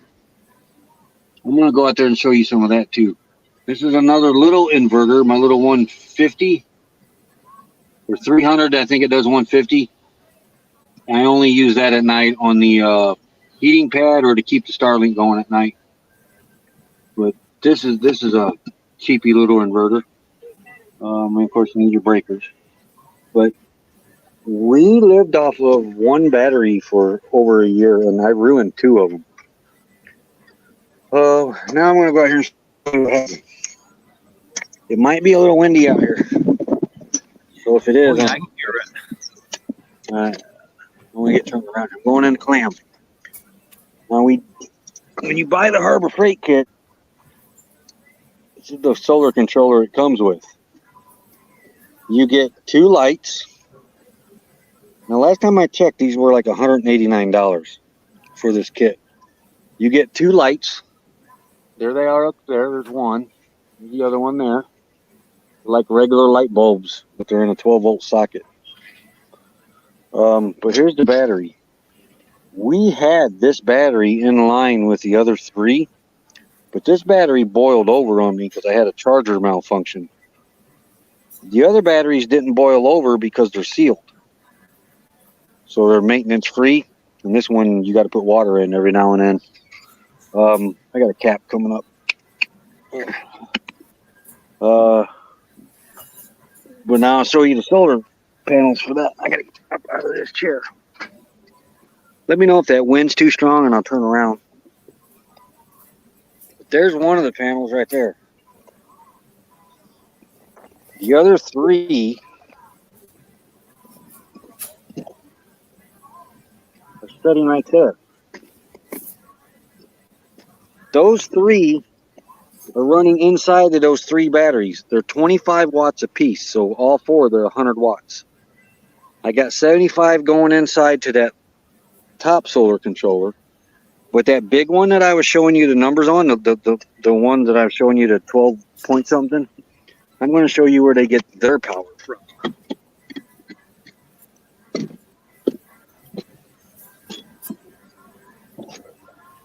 Right there. Got three 250 watt solar panels. These are $50 a piece out here in Phoenix, or there's a place in Savannah, Georgia, 250 watts a piece. They're used, but it's what we live off of. And if you wire them up right, I can bring in out of them 750 watts. I can bring in over 1,000 watts on those panels. Sounds pretty good. But that's what we do for solar.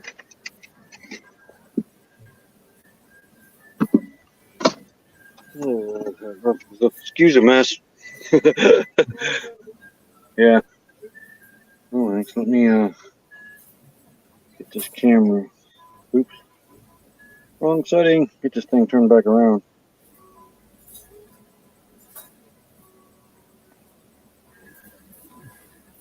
Front facing. There we go. I used to have right here on this board that's back here.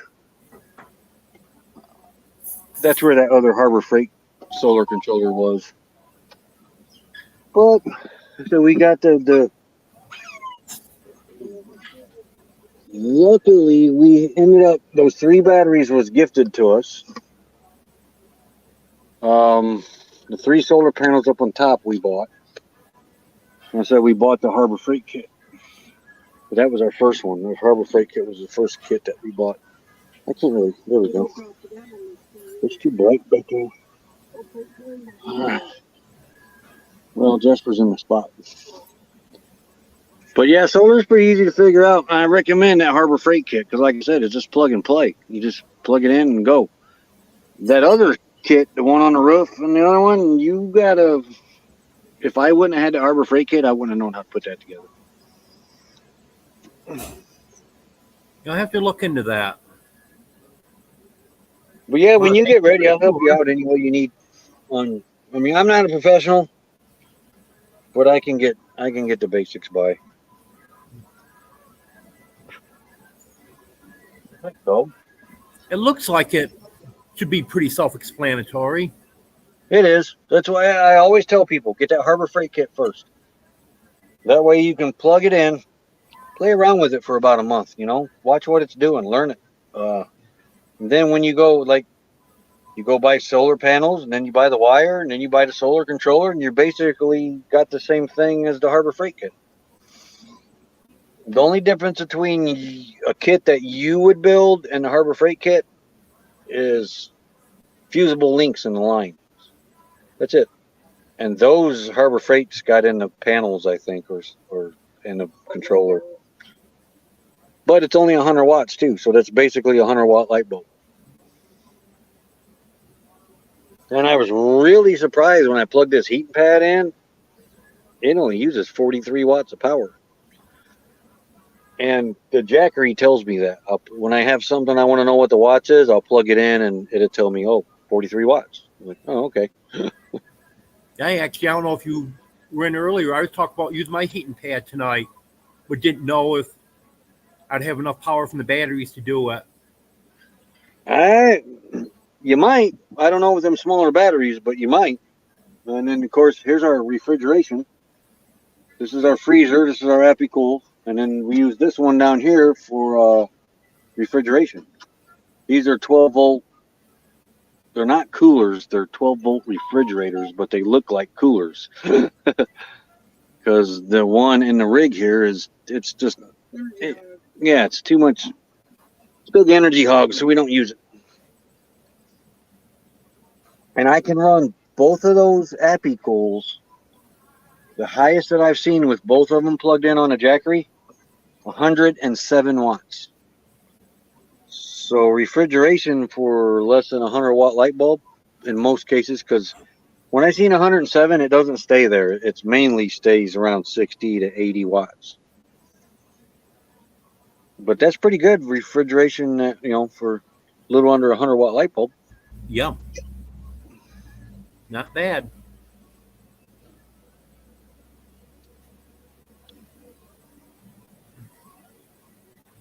I have a propane refrigerator, electric or propane. That one is too. We did use propane for a while, but it's still, we get more efficiency out of those two 12 volts. Well, for number one, the sun is free. Yep. When you got to pay for your propane, it's a big difference. And that's $3.19 a gallon right now out here.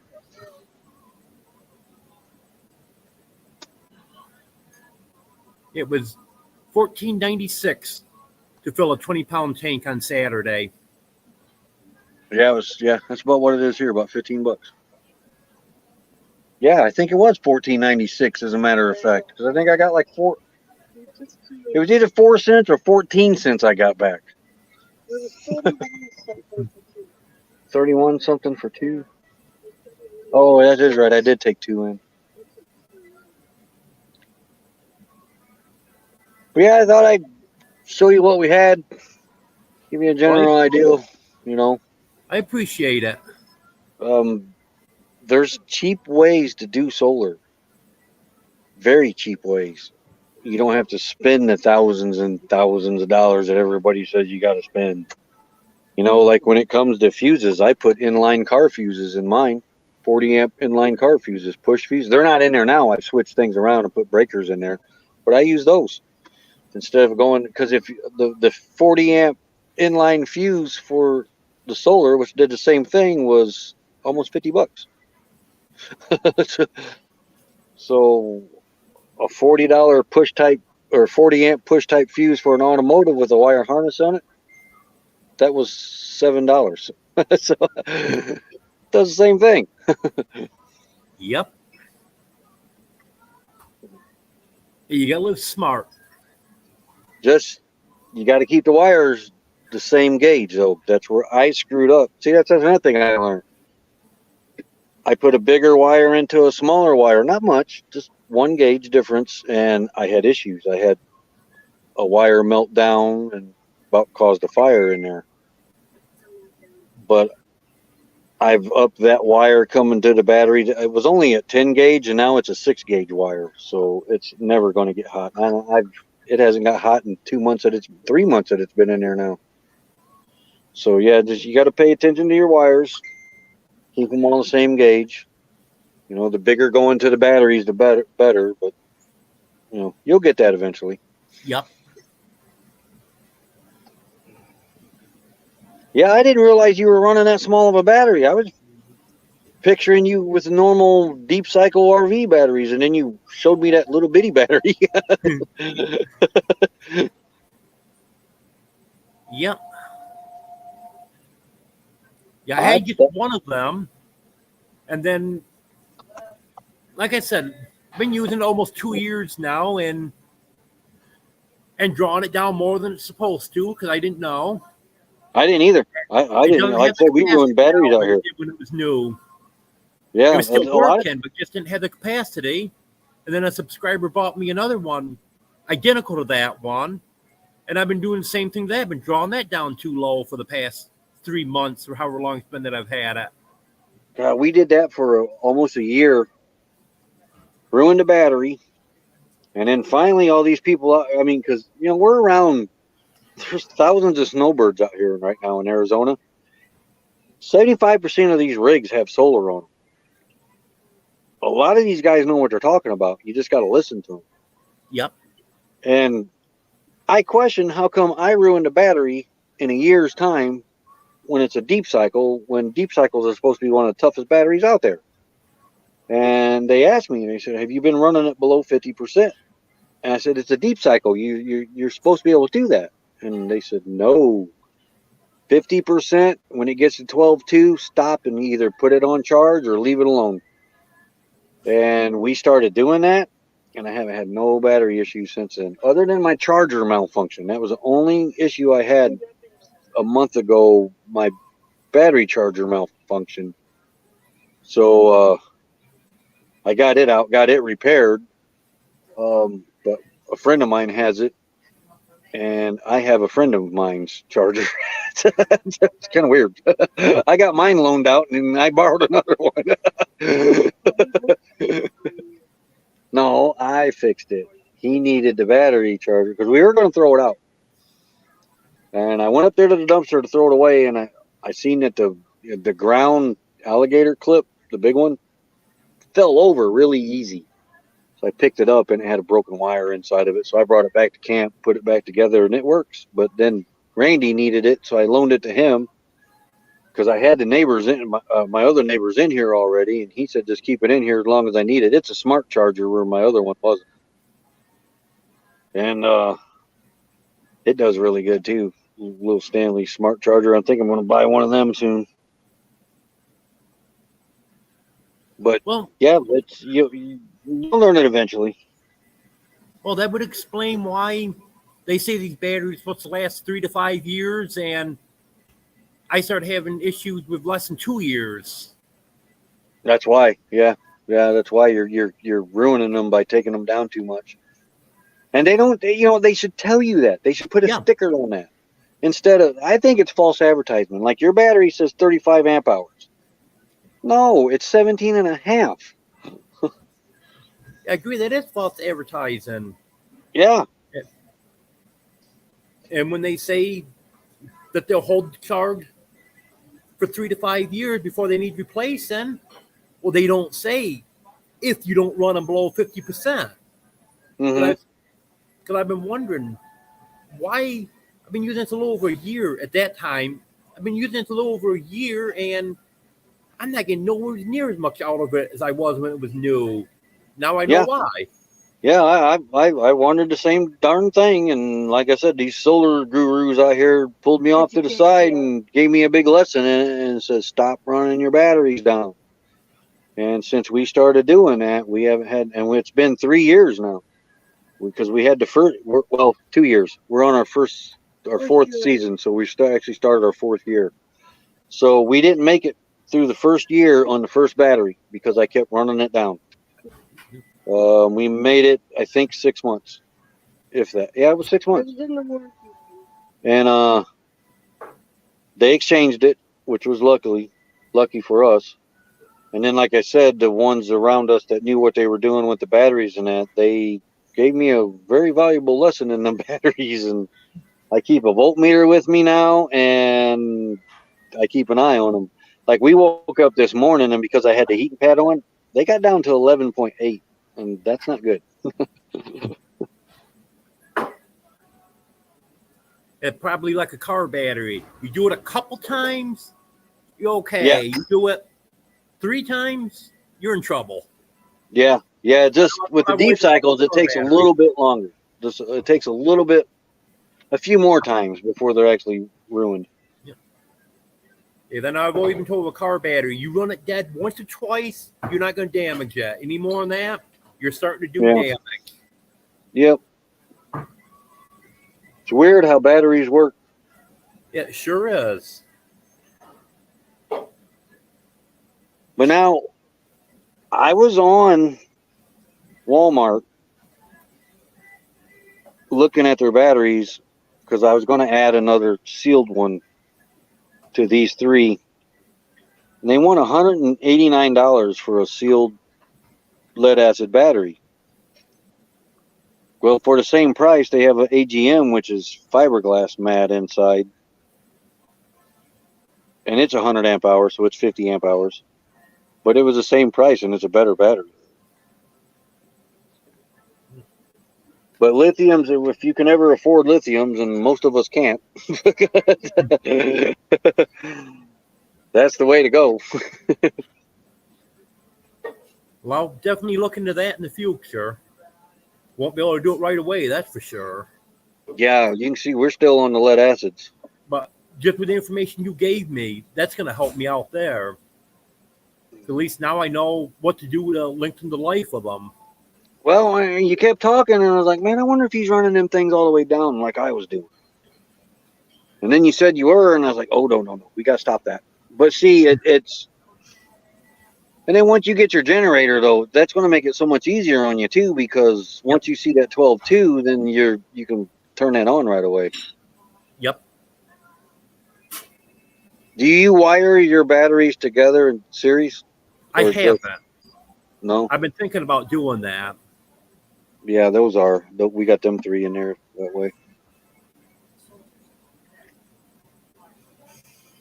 Might increase the voltage just by a couple tenths, but you're going to get the same amount of amp hours, and you're not going to have to swap them out as much.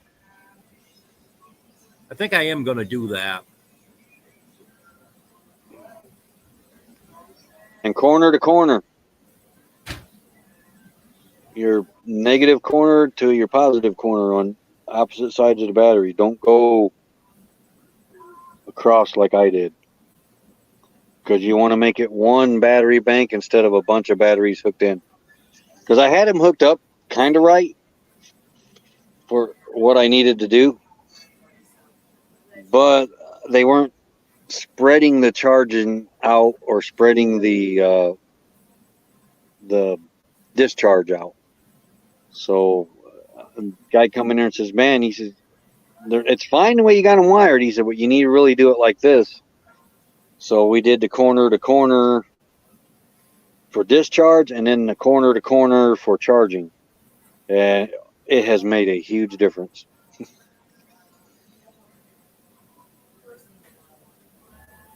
I appreciate all the information. That's going to help me out. Oh, anytime. Any questions, man, you just email me. Okay, I appreciate that. I'll help you out in any way I can. Like I said, man, I went into this solar stuff blind. I'm still kind of blind about it, but I know the basics enough now to put a working system in and kind of keep track of it, you know. More elaborate systems I can't do yet, but maybe someday. But I put the 750 up on the roof, and a friend of mine helped me install the inside the cabinet and everything with the batteries. Yeah. But, you know, it's just like my father used to say, you'll never know if you can do it if you don't try it. Yeah. I say that a lot.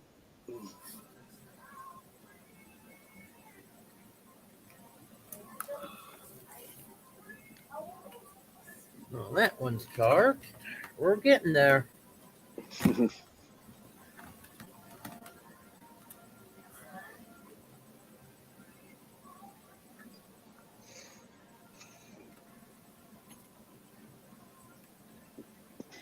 And you don't have a vehicle, right? No. Yeah, so you can't charge that way. That's like a big generator.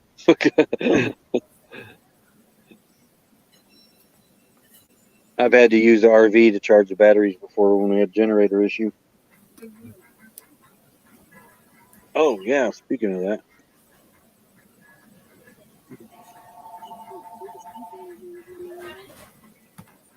For what? Someday I'll have a vehicle. Oh, I did that.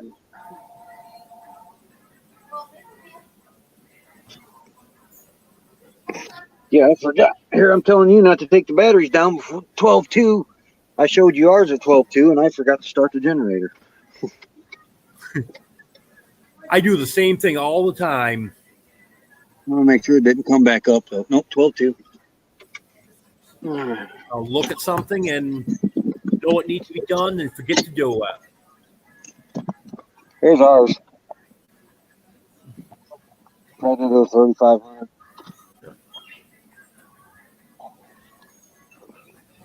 I wonder if it'll do what it usually does. Man, this thing will start right up for Becky. I come out here and it acts like it's got a dead battery, and this thing's brand new. See? Yep.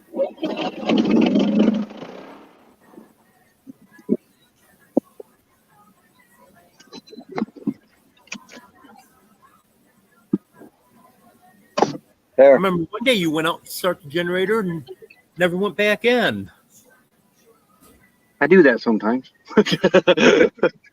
And back here, that blue light back there, that's from that Stanley Smart charger. It's I remember after about 10 minutes, Becky yelled out and you out there talking to the neighbor. yeah. I do that a lot. And get this door latched. Here we go. And these are also LEDs. Those are our awning lights, but we don't have the awning out, and we don't have any 110 lighting in here. So when the generator's going, I strung them up for 110 lights, so we don't pull our lights off our batteries. Oh yeah, these are the lights that we use inside. I forgot I was showing you. I told you about those.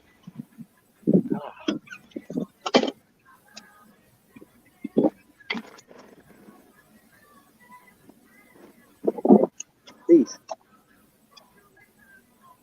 Yep. How many bulbs are on those? These are better than them black ones that you get, but we hang these up inside the rig. And it's nice because they got motion detectors on them. When we walk into our bathroom, the light comes on. It's like we're in $1 million rig.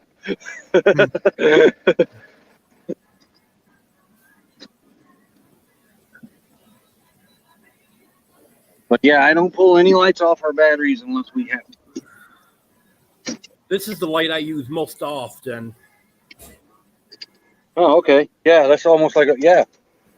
Yeah, those are good lights too, I hear. Panel, Oh, nice. and it also charges by USB, and you can also plug USB in there to charge your phone off from it too. Oh, no, we have we had an Ozark Mountain light that did that. I'm trying to get this back situated. Lucy light is oh, it's hanging over there by the door.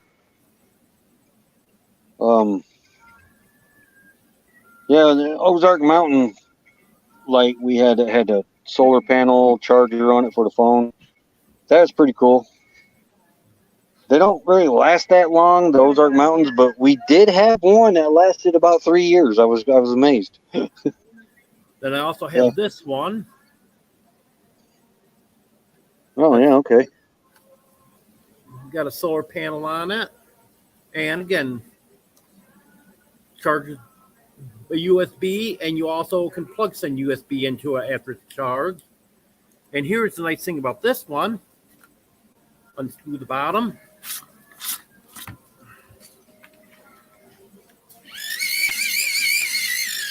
Oh wow.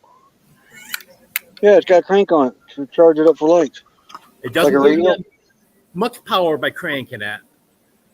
I was cranking it last night, cranking for about 15 minutes and get my phone up 1%, 2%, and then it'd be dead again.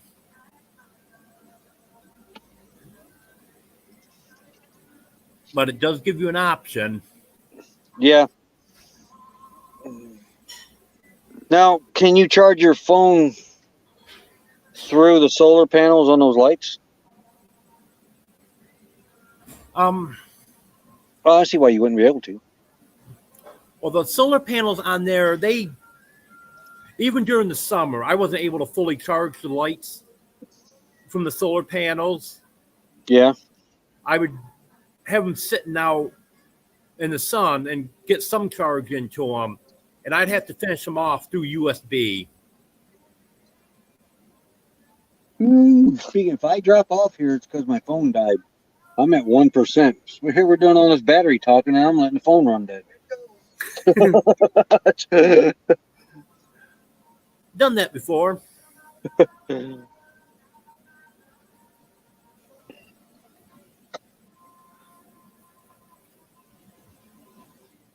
This is what we do during the daytime. Just sit around.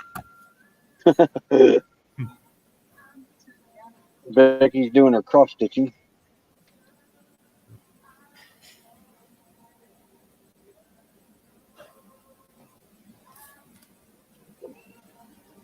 Now I'm working my way back on my heating pad. Before the dog gets it. I got one phone up to 71%.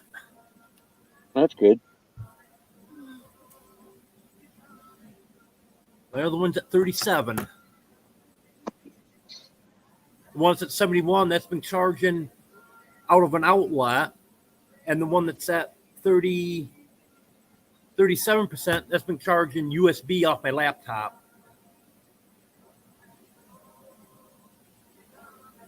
Because I'm charging, that might make a difference. I'm using all 3 USB ports to charge.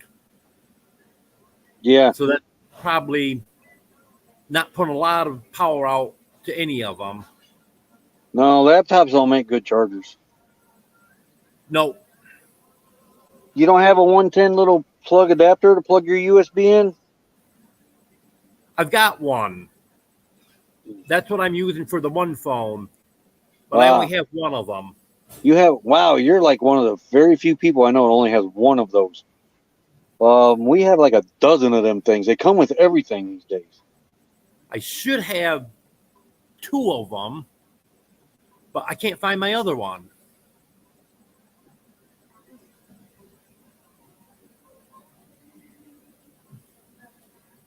And I actually had one, this light here.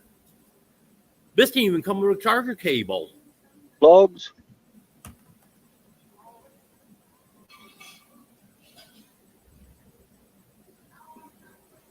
Hello, Timmy. Good to have you here. I'm supposed to have bifocals and I refuse to get them, so I got to keep raising my glasses up.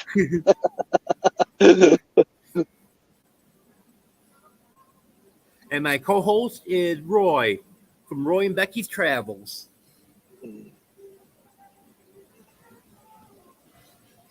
How long you been doing YouTube? July 15th. Oh, okay. Hello, Nicole. Good to have you here. That explains why we haven't seen you around then. I put my first video out July 15th. I just watched another one of yours, and I don't remember which one it was now. One of your earlier ones, too. I can't remember which one it was. Did you comment on it? Probably no, because it was the TV.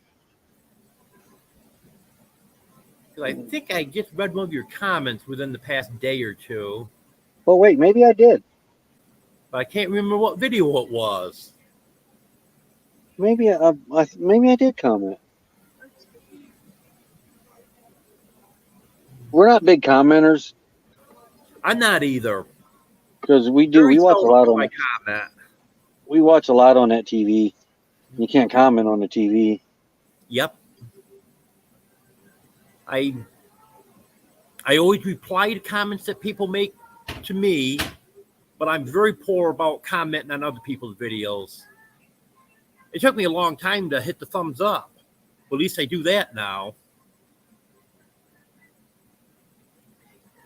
I forget to do that from time to time. I don't do it on purpose. I just, oh yeah, thumbs up. Speaking of that, there. Forgot to do it on my own live. I did do it on yours. Hello, I do Rebecca. remember that. Good to have you here, Rebecca. Yeah, I have to hit the thumbs up when I first go in. And with my live, I'm already here, so I don't think to do it.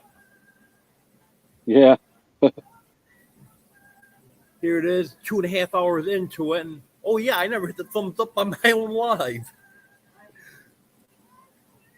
Yeah, I'd have been here when you first went live, but I got brave and did some walking around the desert here because can't remember if you've been in the live stream the past couple of days because your batteries and that, but I've screwed my back up somehow again. See, what is going on here? Oh, okay. Didn't realize that was the camera. But I have. Last time I saw when you live was Friday, Thursday or See, Friday. Yeah, Friday I was hurting pretty bad. I got 4 vertebrae that's fused together down at the lower back, and it gives me fits from time to time. And about the past 3 days has been one of them fits. Couldn't hardly walk or anything. Yeah, I've got 3 of them fused together. It ain't no fun. T11L1. And then all my discs down in my lower back were all out of place. You don't realize what you lose until you lose that lower back. You can get by with your upper back, but your lower back's more important than anything. Yep. Because that's where all your weight hinges at. Yep. Sure is.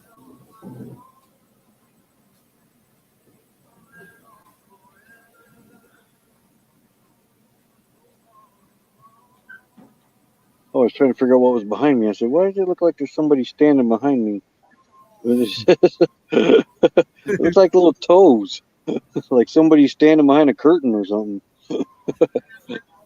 Yeah, I see what you mean. I had to look at twice at that. Like, what is that? It's this. In the wall.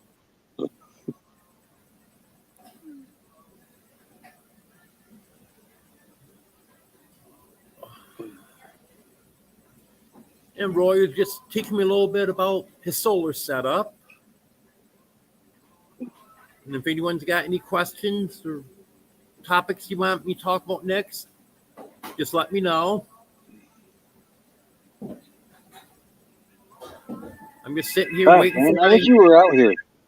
my I wish you were out here because we could hook you up with some batteries. There's people all the time giving batteries away out here.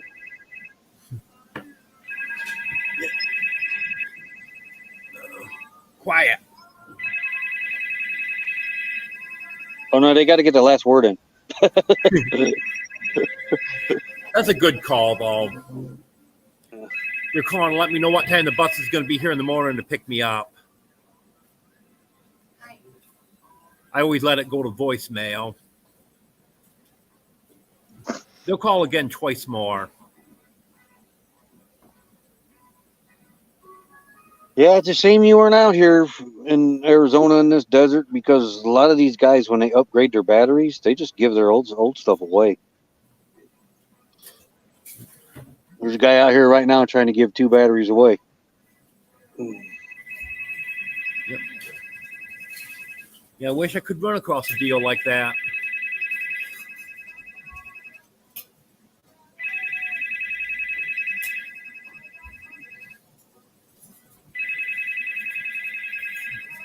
I knew a guy years ago that worked for the county highway department, and the highway department ran the solid waste division, and you wouldn't believe the stuff that he would get from people.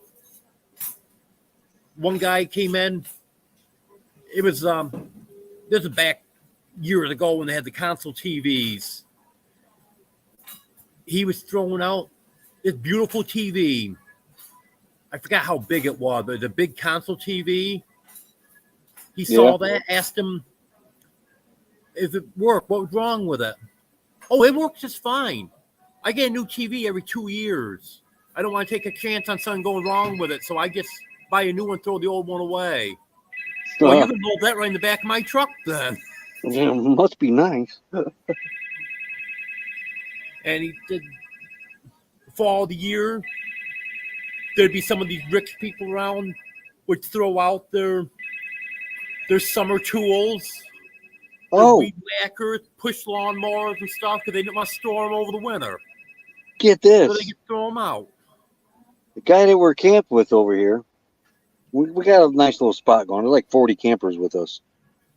He went up to the dumpster. Now, this has happened twice now this season. And we've been in here since October. Right? Yeah, first part of October. These snowbirds that show up, they keep their stuff out in storage here in Quartzsite. Well, they come out for the winter and they get their stuff out of storage. Say their generator don't start because they left the gas in there. They throw it away at the dumpster and go buy a new one. Randy has pulled 2 almost brand new generators out of the dumpster here And the only thing we did was pour the gas out of one, put fresh gas in it, and it started and ran. The other one needed a spark plug. That was it. And they're nice sized generators. They're not the little 2000. I mean, they're like the biggest the one I got on the back here. Like, man, it must be nice. Just say, hey, it don't work. Throw it away. Let's go get a new one. Yeah. $700 or $800. Nice. I mean, you just bought a generator. You know them things ain't cheap. No, they're not.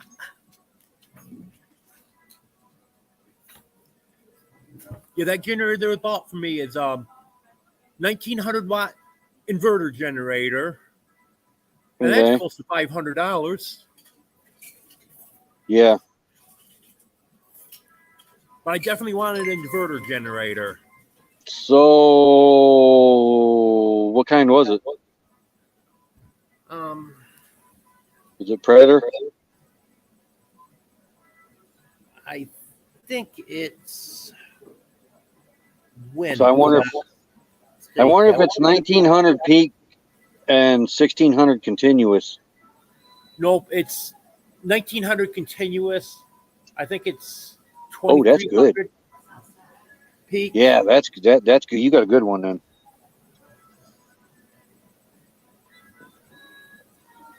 Yeah, there's a friend of ours out here. He got mad. He bought what he thought was a 1900 generator, and it turned out to be 1600 continuous, 1900 peak. You got to watch that. Yeah. Well, that Predator 3500 on the back here's peaks at 3500, but it's only a 3000. Yep, this one here they call it 2350, but it's 1900 continuous. What's the brand? Wind. I heard them are pretty good. I've seen 2 wind generators out here. Oh yeah, yep.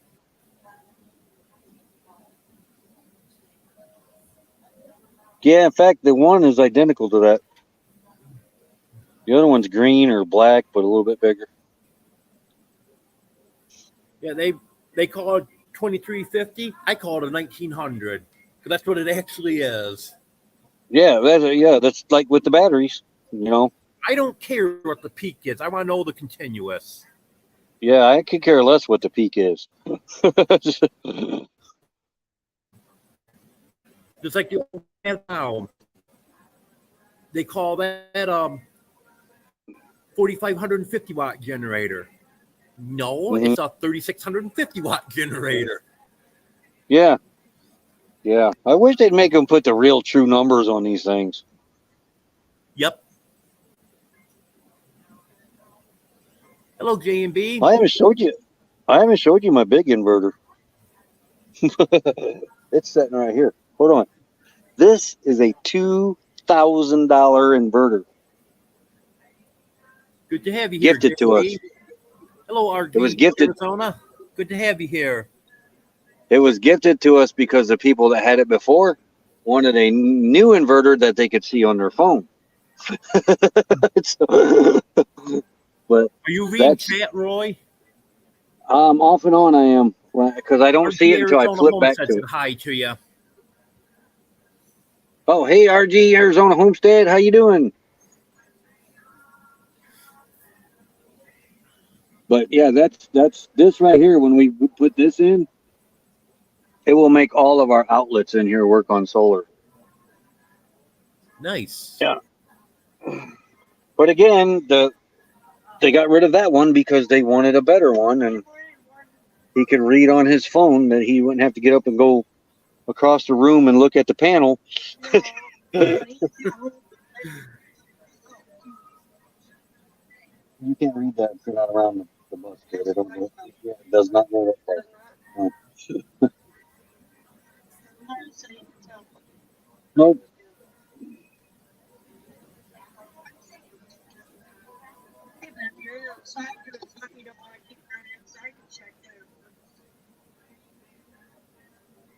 All their stuff was in the basement of their rig.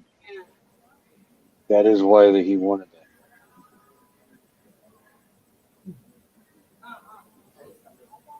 Yeah, the control panel for that inverter is $200 alone. Yeah, and that's here too somewhere. But I think we're going to put RV plugs on this inverter and make it portable, because that little 750 watt in there is getting ready to die. And we're talking about getting another rig possibly in the springtime, so I don't want to make anything permanent.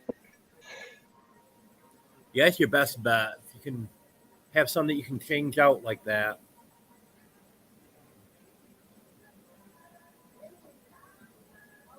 Freezer setup has that mode on it, so I can look how it is off my laptop or phone. Yeah, both of our, I forgot about that. Both of ours do too, as a matter of fact. The Happy Cools. Let me have this. That's handy. Right there. But this one's running right now, so it's showing 11.5. It should be 12.5. That one's 12.2 because it's running too right now. Where's the right there? Got a battery meter. Battery showing full. I forgot about that RG Homestead. Arizona Homestead.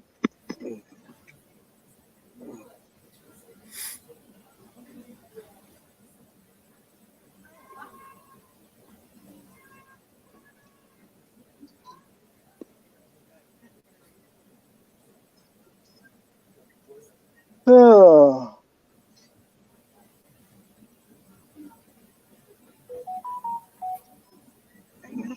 No, that was. Yeah, that really makes it nice if it's in the garage, because then you know what it is when you're inside.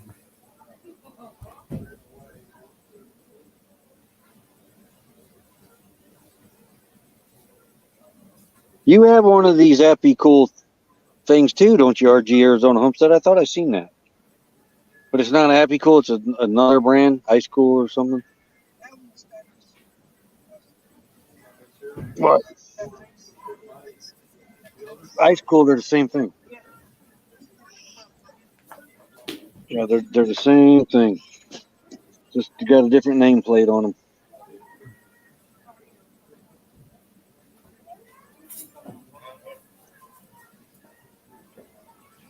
Can I get some more coffee when you get a chance, please?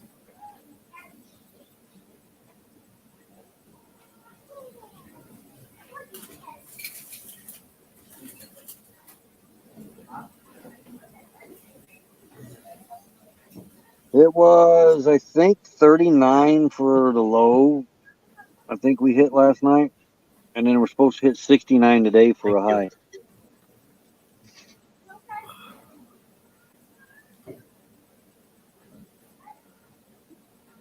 We're going to be warming up here now. Did you get all that snow too? We got about 3 feet here. Oh, it's gonna be a muddy mess then. Oh, yeah. The ground was all saturated.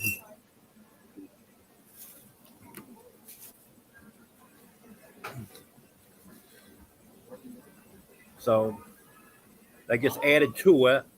But one good thing about it, at least it's melting the snow. Yeah. All that water underneath, melting from underneath. And we're going to be in the 40s for the next 10 days. So it's going to be melting from the top. So we'll be getting rid of a lot of the snow. You guys flood easy? Well, where I am, it's flooded about 10 months of the year. I'm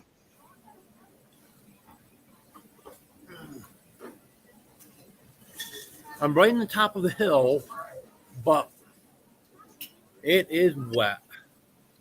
Very wet. And the past couple years, we've been average or above average on a rainfall. The past year was average. Last year was above.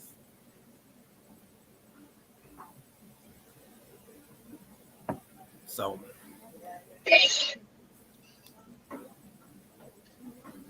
Bless you.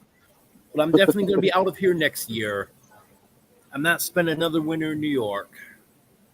Gosh, I don't miss winters. I don't miss the snow.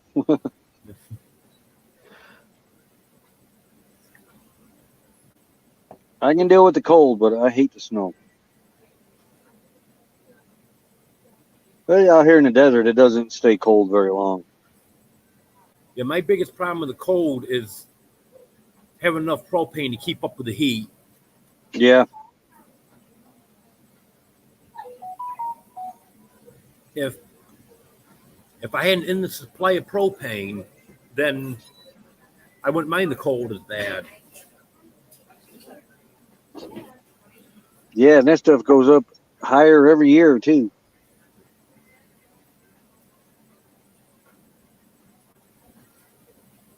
I was afraid it might go way up, but Hmm.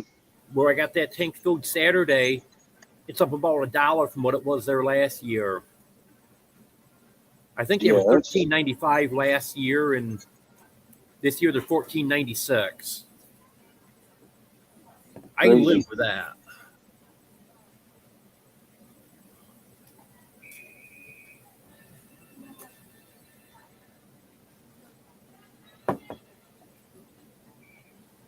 I wish they would show you the comments off to the side.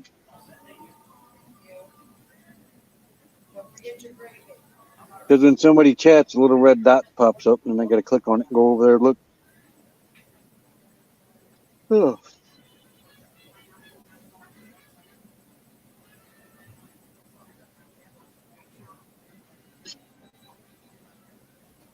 What do you on your phone? Yeah. What I hate about being on the phone is the chat keeps disappearing. Hmm. It'll come up when someone leaves a comment, and if you don't read it real quick, it disappears. And if you don't happen to see it when it flashes up there, then you don't even realize it. Then all of a sudden I realize I've got 10 comments I didn't see come in. Yeah, and when you go to move them, you take your camera out of focus too. Lulu, are you all Yep. right? She's over here sneezing like crazy.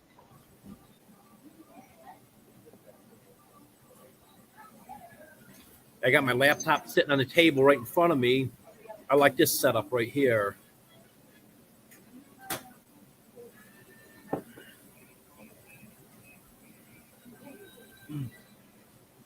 But I do like the option of doing a live from my phone too. Yeah. So if I'm on my bicycle or whatever, I can do it. And I'll tell you, it's tough to try to attach a laptop to your handlebars. Oh, yeah. I haven't tried that yet, but I haven't either. But I have a phone holder on my handlebars. I bought on Amazon for like $7, and I can have it one direction, so the phone's facing me, and then I can adjust it so I got the camera shooting right out in front of me. yeah. That's how I do the videos when I'm videoing going into town and stuff.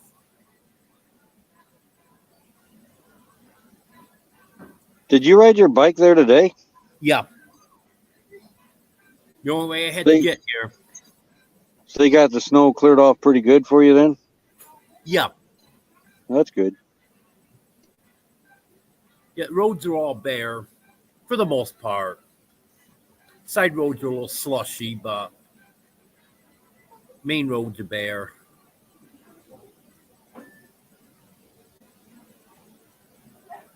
Biggest problem was getting from my camper out to the road. That took me a long time. Yeah, bikes aren't too hard to or too easy to ride in the snow. And the thing that makes it bad is trying to pull that trailer through the snow, Oh yeah. because that only sits, I don't know what it is, maybe 8 inches or so off the ground. So Yeah. you're trying to pull snow with that when you're trying to push it through. I got part of it shoveled, so that helped. Be careful doing that. The snow Yep. did not look light. It's not. It looked like it was a heavy, wet snow.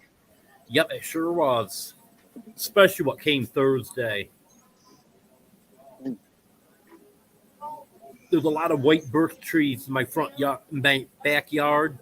Every one of them came down. There must be at least 20 of them back there. They didn't break off, but they're all laying on the ground. I don't know if they'll come back up when the snow comes off them or not. Yeah.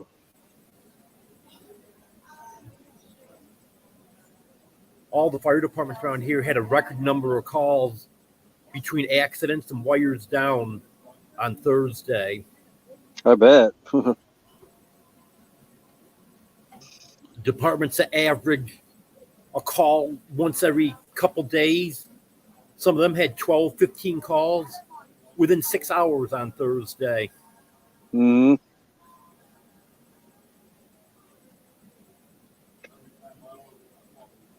Yeah, one of the places in New York got 7 feet of snow. Yep.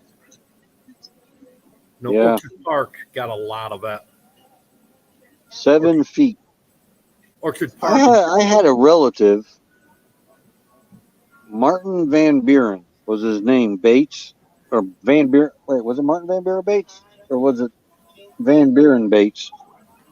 Anyway, he was from Letcher County, Kentucky.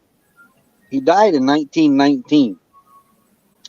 At one time, he was the tallest man in the world. He was 7 feet 9 inches. So with 7 feet of snow, that means his head would be just above the snow walking around. Yep.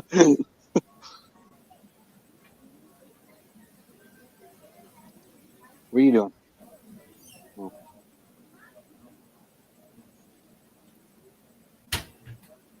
Yeah, Orchard Park is just south of Buffalo. That's where the Buffalo Bills play.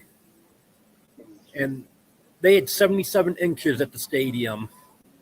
Jeez, wow, that's. They had to move the game to Detroit. Well, I do remember the blizzard of '78, though. That was a big one. And they broke the 24-hour snowfall record for New York in Orchard Park. Did they? 54 inches or something like that in 24 hours. Wow. And the previous record was Camden, New York, which isn't far from here. I live very close to Camden. They held the previous record of 50 inches in 24 hours back in 1966. Wow. That was 5 years before I was born, but I know everyone used to talk about the blizzard of 66. My father 5 had years. pictures of Wait. 5 years before you were born. 66, but 5 years before I was born. I was born in 71. That's when I was born.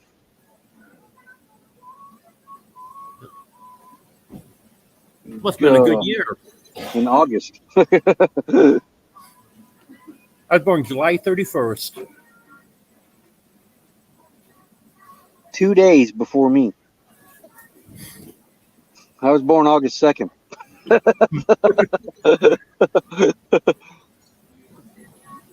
No wonder. No wonder you're an old man.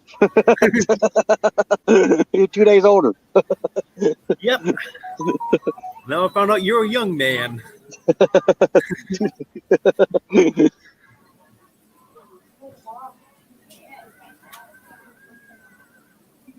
What?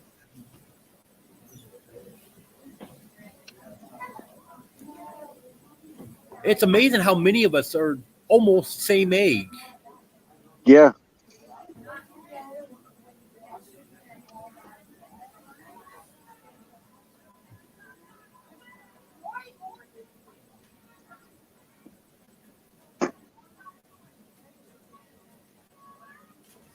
Watching her do this cross stitch. That's all I she, don't know if you know Jeff from Groovy Egg Farms. no, I haven't heard that channel before. He's the first homesteading channel that I started following. He's 10 months older than I am. We follow a few homesteading channels. Homestead His Way. His Way Homestead. Yeah. If Jeff at Groovy Egg Farms now. RG in Arizona is another one that we follow. I can't think of it. We follow a few, and I can't think of what they are now. Who was the one that had that video that went viral? And they make like $1,000 a month off this video now. Oh my gosh, who was that?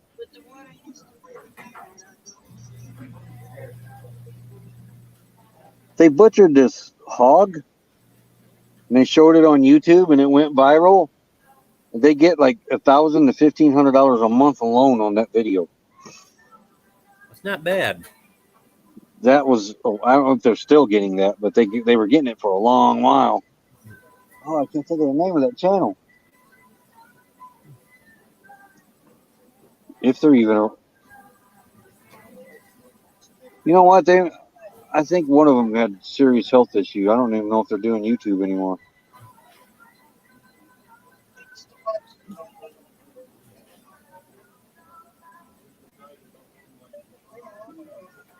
You know that website that has everyone's statistics on it from all the social media sites? Oh yeah, what's that called? Social Blade. Yes, Social Blade. Don't believe what they say. No, because it's highly wrong on us. Yeah.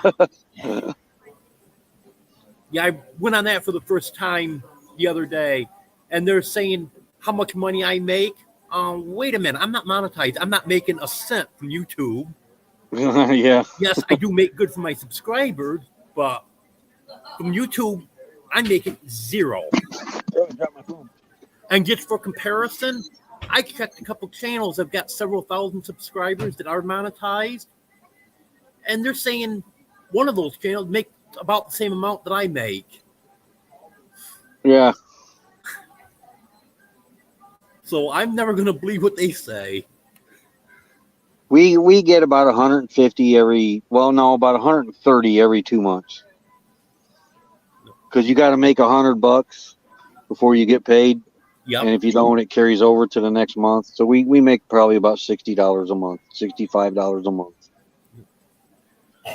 Yeah, I forgot what it was they were saying that I make, but I make absolutely nothing. So Yeah, they had us like in the $400 or $500 range a month. I was like, must be nice. Here, somebody owes us. then I checked one channel, it had like 8,000 subscribers, and they're supposed to be making the same that I'm making. I don't think so. Though, if we didn't have memberships, we would probably get paid once a year. Yep. Because you don't make nothing on ads, just pennies. Yeah, I just added the buy me a coffee thing to mine to offer some memberships. Oh, I didn't even see that. Oh, of course, I am on StreamYard.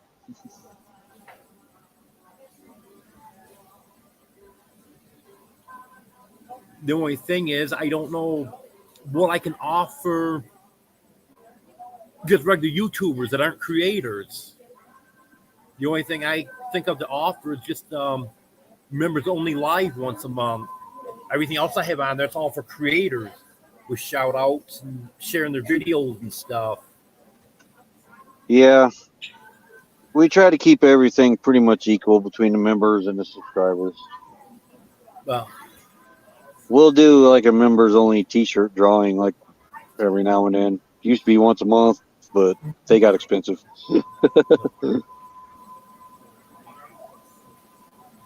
yeah, I wish I could do more.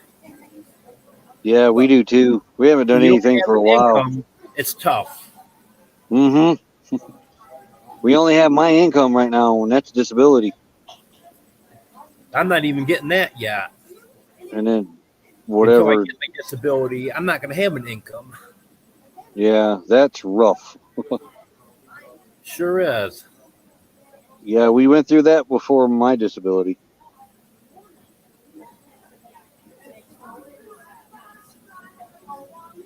The only thing is I can get food stamps. So at least I know I'm going to eat. Oops. Yep. But I'm not even eligible for HEAP because you need to have a big tank put in and have propane delivered to it. They won't pay for me to get 20-pound tanks filled. That's ridiculous, too. I mean, you know how much money they'd save if they would let people do that? And I can't, there's no way I can get a truck back in there during the winter. Yeah. I had trouble getting my bicycle back in there. So how are you going to get a propane truck back in there? There's no way I They could. got long hoses. They park by the road and run a hose back there. It'd be about 300 feet. Yeah, they should be able to hit that.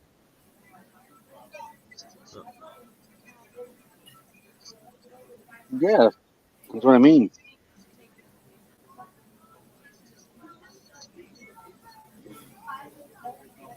Of course, now they couldn't get a tank back in there anyways. Yeah. So, because my caseworker for the food stamp, she was asking me if I wanted to sign up for HEAP, and I said, well, I fill 20-pound tanks, 20-pound propane tanks for HEAP. Can I get anything on that? Oh, no, it's got to be a big stationary tank that they come and fill. And, well, you can't get a truck back in there.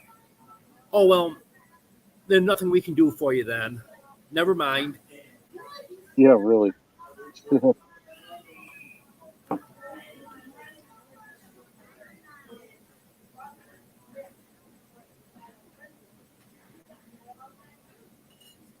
Well, I think I'm going to get down from here. I got to run in the bathroom.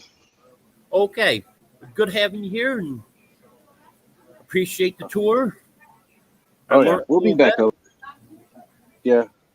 We'll be back up on probably your next week's live. Yeah, hopefully I'll be back on schedule now. If not, no biggie. Well, I appreciate everyone's patience. I mean, there's times I had to skip today, so I was laying on the couch hollering over here at her. I skipped Friday night too because of the back. Yeah, there was no sitting. All right, I gotta go. I gotta get up, and go to the bathroom. Okay. Okay, thank All you. right. We'll still be here, but we'll be in chat. Okay. Sounds All right. good. Okie dokie.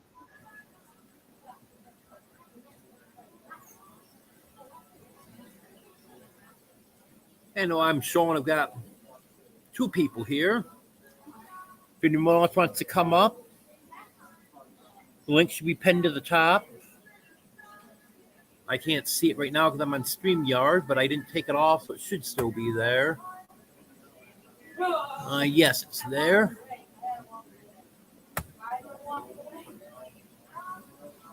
If anyone's got any questions for me,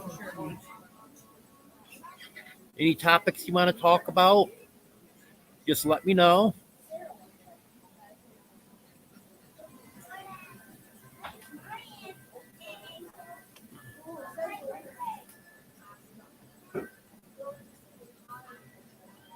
Still going to be here a little bit longer if anyone wants to come up.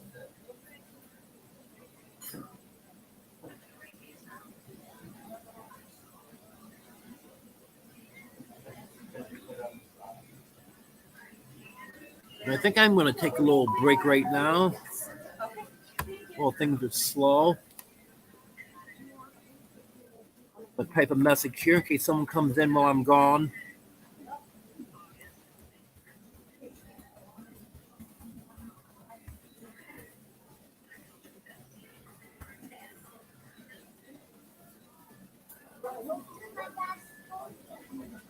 I gotta go to the little room down the hall. I'll be right back.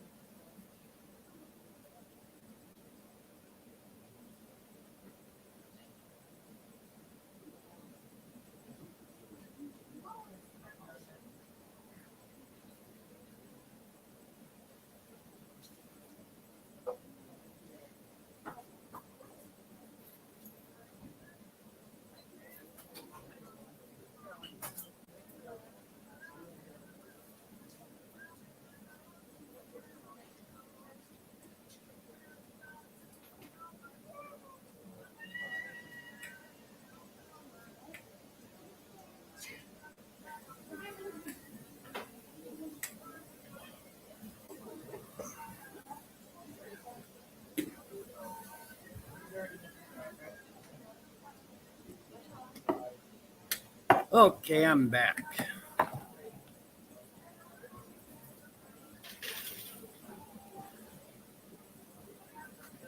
I see we got a couple more people here now. Anyone have any questions or topics you want me to talk about? Anyone want to come up on panel?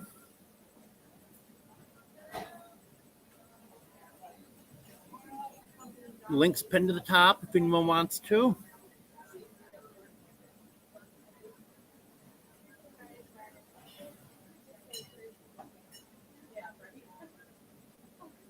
Still don't have everything charged up here.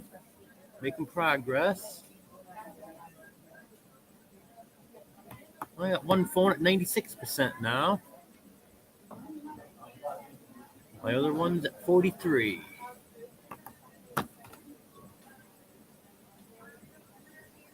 Oh, better than it was.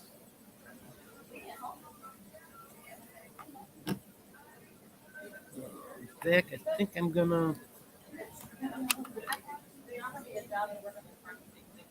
make a change here.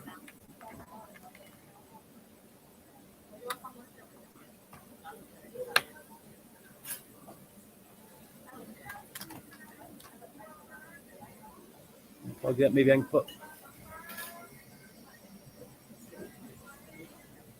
more power towards my phone now.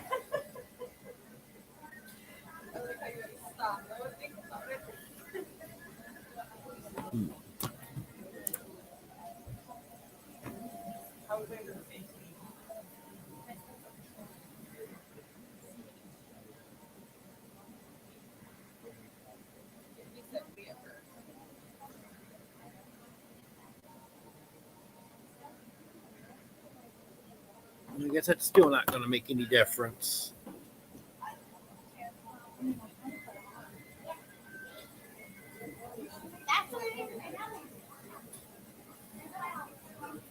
I'm going to try some of my phone here so I can get it charged a little faster.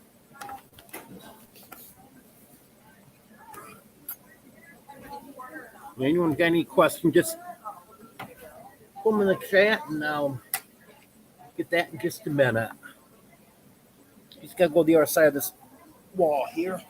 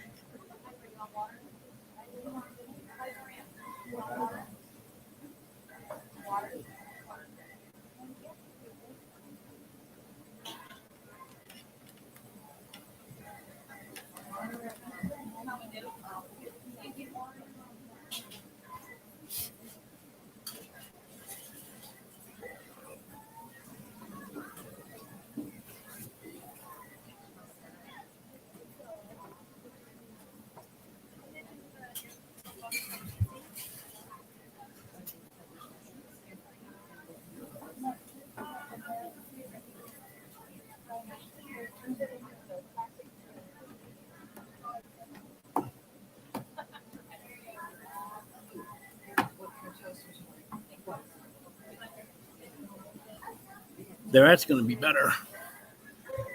That's saying an hour 9 minutes versus 4 hours and whatever it was before.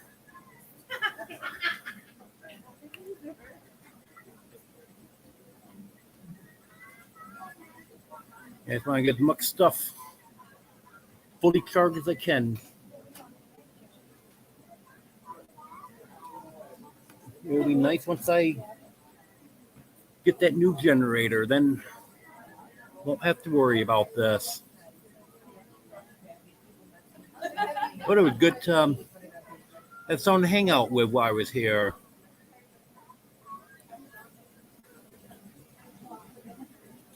And again, if anyone's got any questions for me, any topics you want me to talk about, just let me know. Oh, Randall, good to have you here. The food is delicious here. I had some French fries earlier. They were very good. I've eaten here quite a few times. Unfortunately, I don't have money enough to get a big meal right now. Otherwise, I'd be having a dinner right now.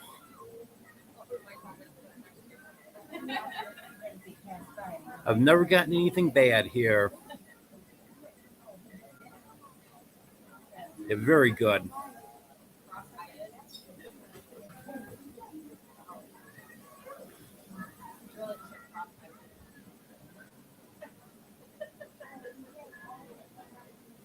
I usually come here for Thanksgiving dinner. Well, I just found out yesterday they're going to be closed on Thanksgiving this year. So I guess I'm doing something different for Thanksgiving this year.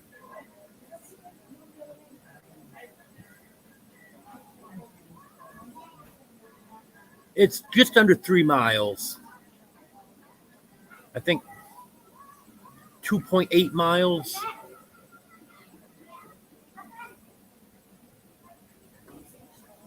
So it's about the same distance as when I head the other direction.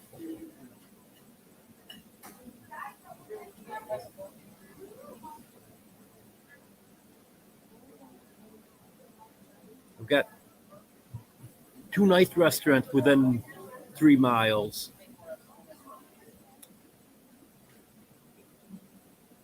So that makes it nice.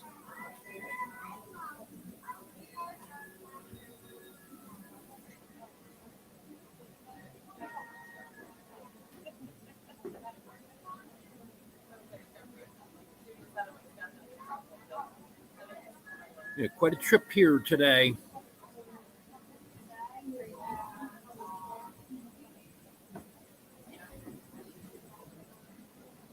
Oh, we got about 3 feet altogether. Because a lot of that's melting. It's melted now. The ground is so saturated. The warmer temperatures we're going to be getting, I expect a lot of this to be gone by next week.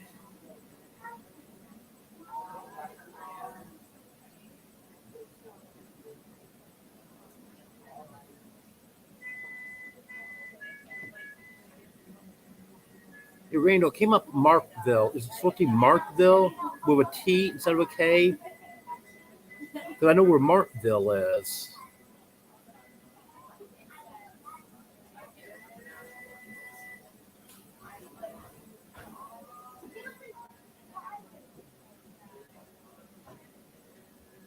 Yeah, definitely more snow than I wanted to see, and it gave me some issues. I had a very hard time getting out to the road today. My bicycle trailer only sits about maybe 8 inches off the ground, and it was tough getting that to go through the snow.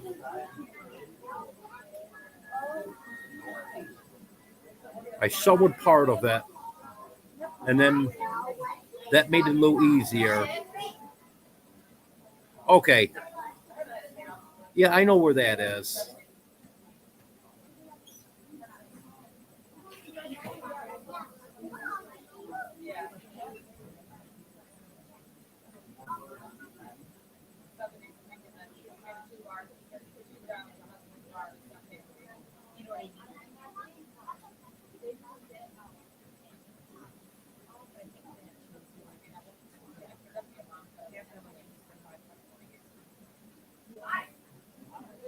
And they have real good liver dinner here. I've gotten that a few times. They have prime rib on Saturday night. That's very good. And of course, fish on Friday night. That's good.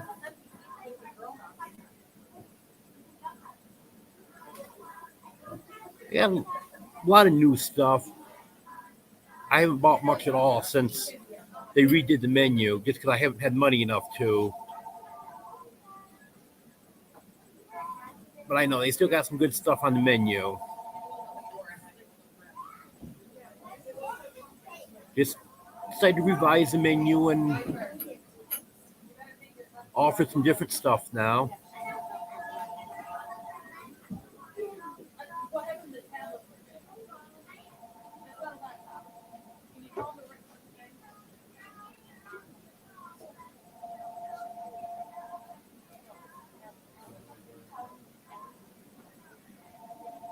I'm glad we didn't get as much snow as some places did.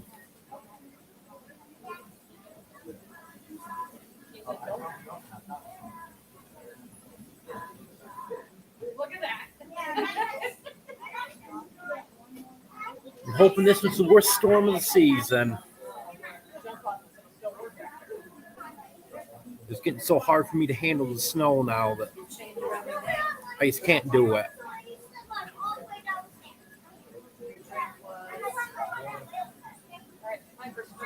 I fell trying to push my bike out through the snow. I don't think I hurt it real bad, but I ended up re-injuring my knee that I hurt last week.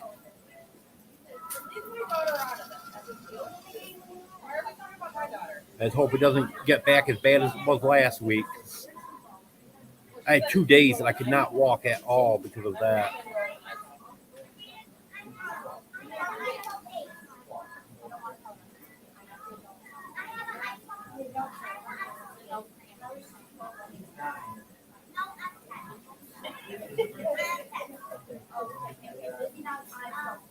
Tomorrow I'm going to try to get the chickens out.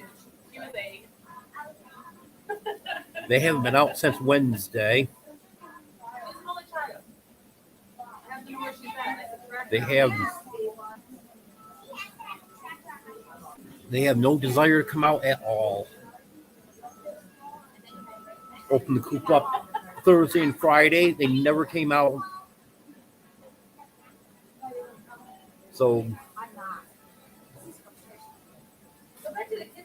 Saturday, yesterday, and today, I didn't even bother opening it up.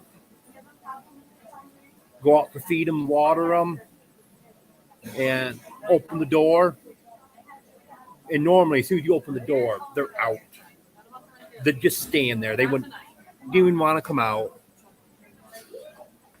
So I guess made sure they had food, gave them some water, and closed it back up.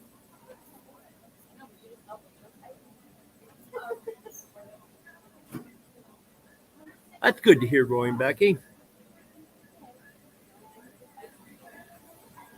Yeah, hopefully I can get some video of the chickens tomorrow.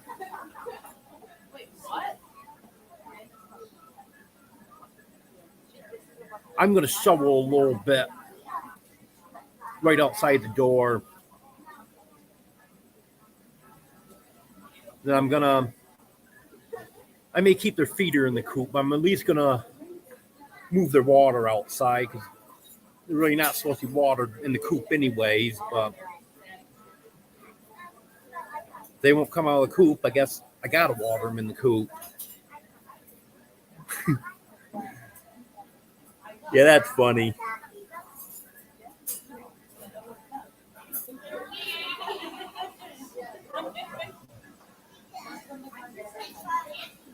Just wait until I get my chicken channel going. That won't be for a while. Well, I got to get out a little secret. I've got 2 other channels that I haven't done anything with. Well, actually, I've got 3 other channels, but one's just my name. I got 2 other channels that I'm going to do in the future. And one of them is going to be just chickens. But I don't plan on doing anything with them until after I get this one monetized.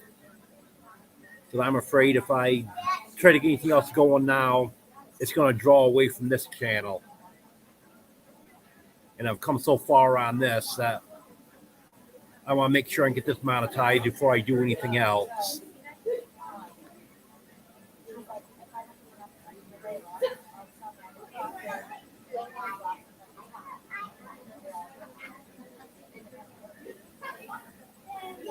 Well, that's good. I'm glad to hear it. I'm glad I was able to help with that. Well, I've been knowing I was helping.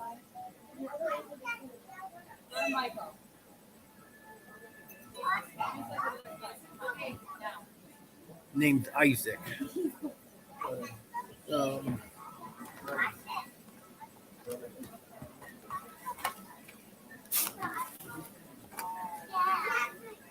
I'm going to mention that in one of my videos.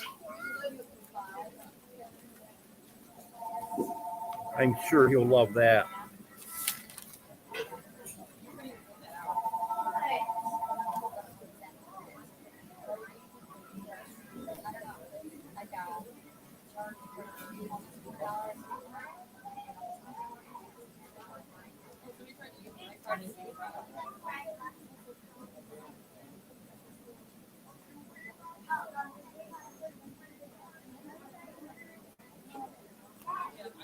try to use my face.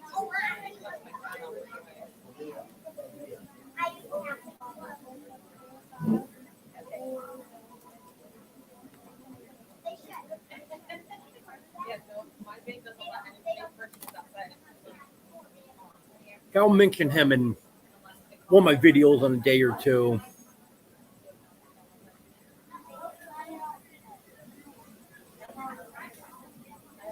I'm sure he'll like that. Unless I go outside New York State, I have to call them and speak straight. I have both of them. Well, that's good. Not a problem. Happy to do it.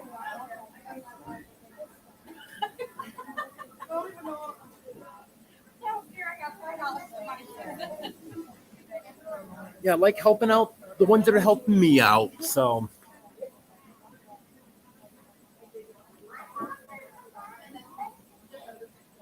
I definitely don't mind doing that at all. I love to see where people are enjoying my channel and stuff like that. That just pushes me to keep trying harder. That's why I felt so bad last week, getting behind on videos and having to put old clips in to get a video out. And there was everything dying on me yesterday, not even being able to do my live yesterday.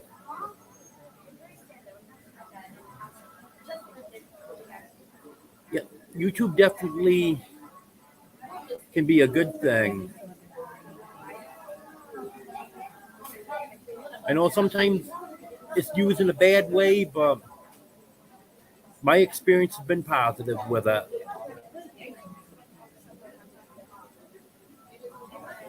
Because it's what you choose.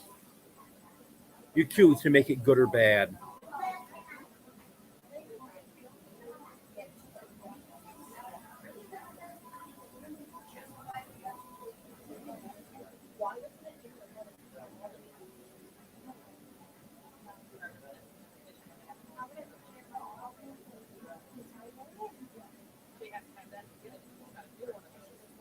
I'm going to try to get some video of the pigs tomorrow. They haven't been moving around too much. When they got out Saturday, that was the most I've seen them move around since it snowed. But even then, they weren't taken right off. They stayed right in the yard. But boy, they did some damage while they were out. Got in the garbage, ripped apart my chicken run.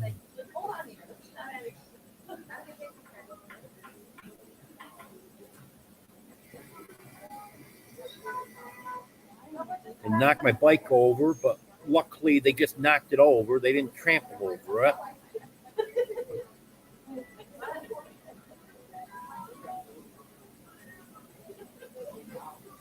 And I'm sure there's other damage they did that's buried in the snow. Sun's already going down here, Roy. Well, good having you here. I appreciate it.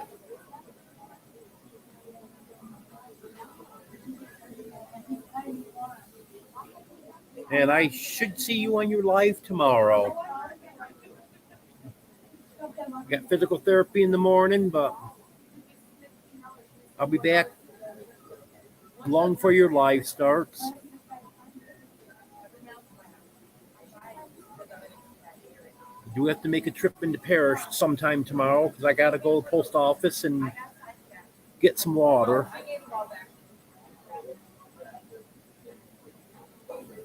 Got a gallon of water at the store here, but it's $3.29 a gallon.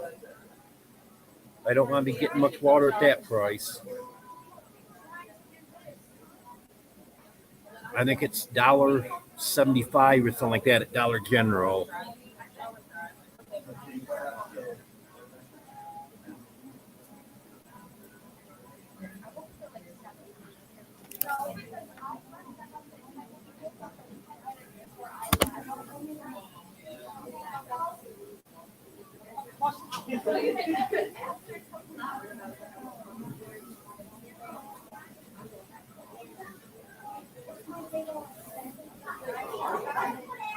Anyone else have any topics you want me to talk about or any questions?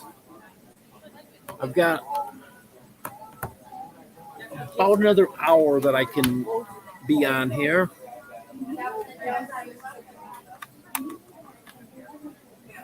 They close here at 8 o'clock and it's 6:44 our time right now.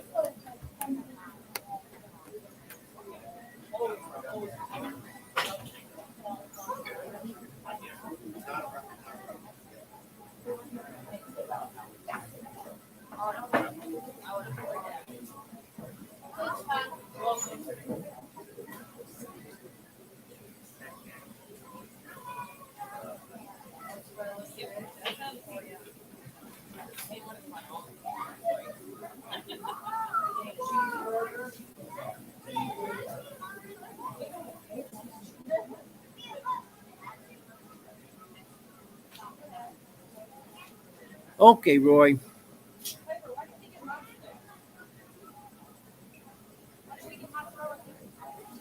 I might still be on. If someone get me going on another topic.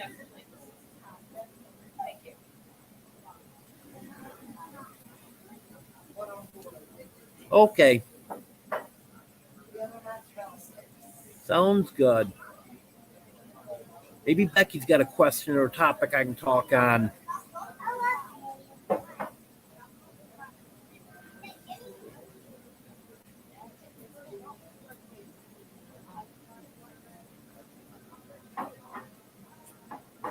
Is there anyone new in here that's not familiar with me?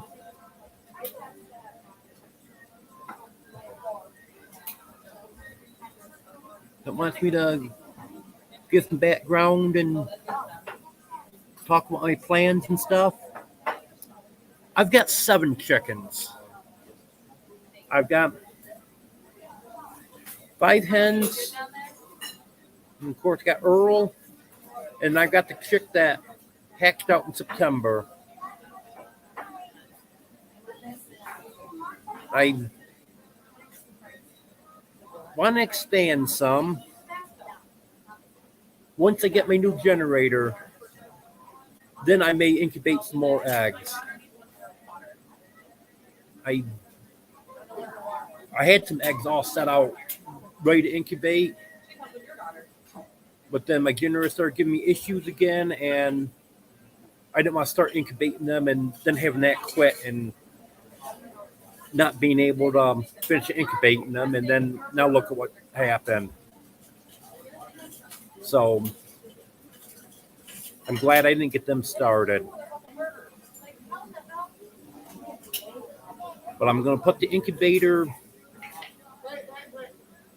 where it's not too far from the heater. Won't be right next to it. It'll be on the other side of the room from it, but directly across from it. So be a little bit warmer there. That'll help out with keeping the temperature up in the incubator. And then that's assuming that the chickens keep laying. Because they've cut back, but they're still laying.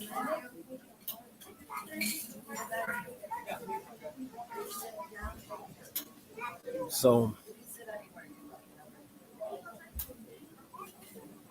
hopefully by Christmas I can have some more hatched out and they'll help me out in spring.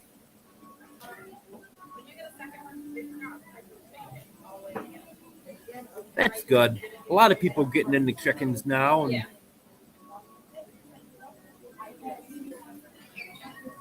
I definitely want to expand my chickens. I actually could get some baby chicks, but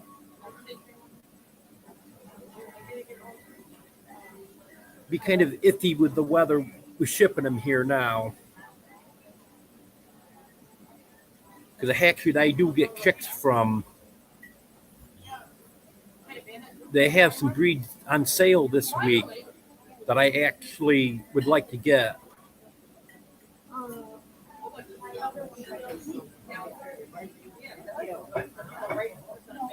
I definitely want to get some barred rocks. I had 2 of them, and then they both died when they were less than a week old. I want to get some Easter eggers.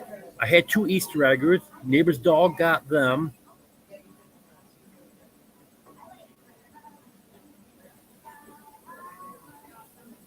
Well, that's good. Always good when you got a good connection like that.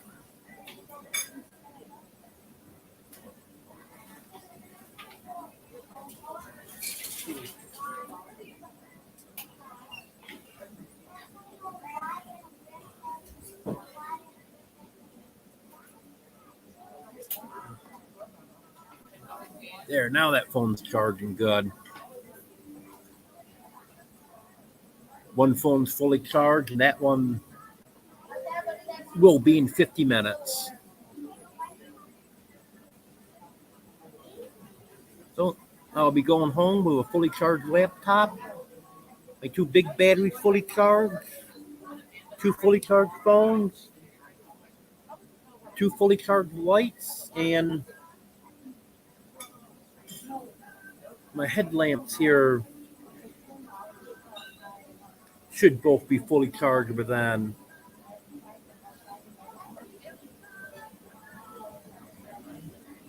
Yep, that can be a problem. We've got a lot of coyotes around here, but they don't seem to come up into the yard. But they are not far into the woods. I can hear them at night, even if I got YouTube playing or got Freebie playing, whatever I have playing, because I have to have noise. Last night I couldn't sleep because everything was dead, so I couldn't have anything playing. I had an awful time getting to sleep. And even with stuff playing, all the windows shut and everything, when the coyotes are drowning out what I'm trying to, they're not far away.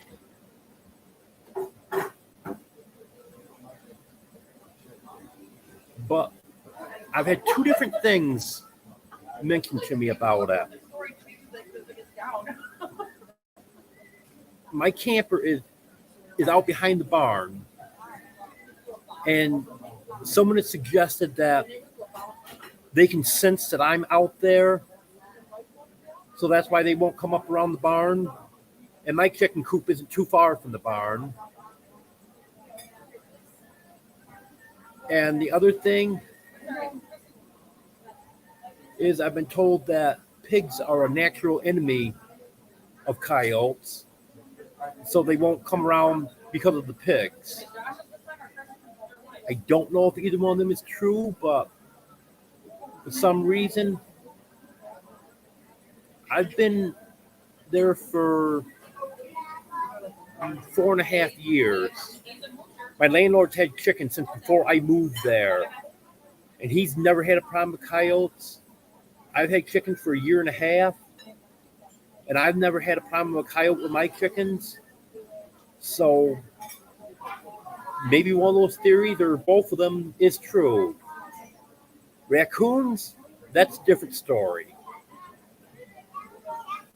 Because we did have a problem with raccoon first part of the summer, last spring and first part of the summer.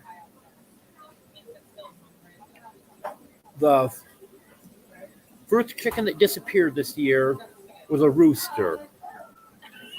There one night, next day he was gone. There was no sign of a struggle or anything. But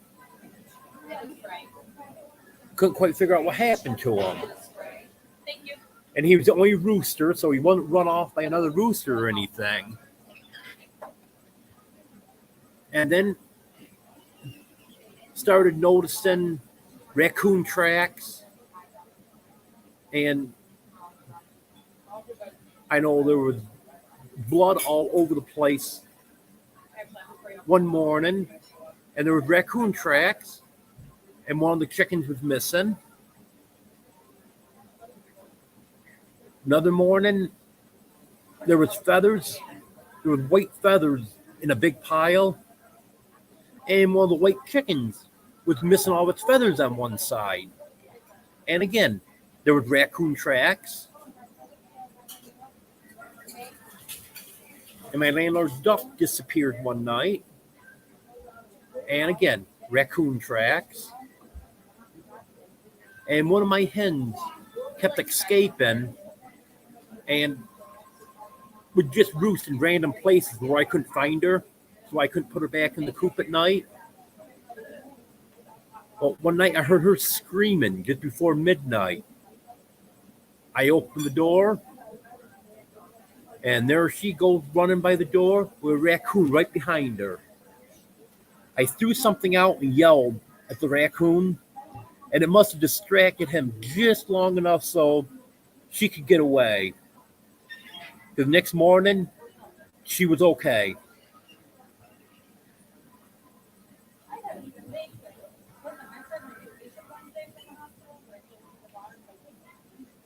Yeah, I've heard that about donkeys also.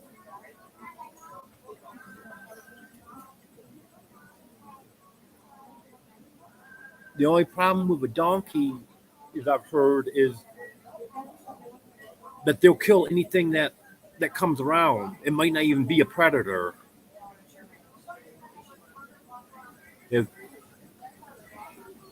your dog startles them or something, they'll kick and could kill your dog. That'd make me nervous about having a donkey like that. I don't know if it's true or not. Yeah, that's the first time I've ever heard that about the pigs, but I'm thinking that either the pigs or me, one or the other, has got to be keeping them away because they are not far into the woods. Thank you. You're a wonderful waitress. Just refill my coffee again.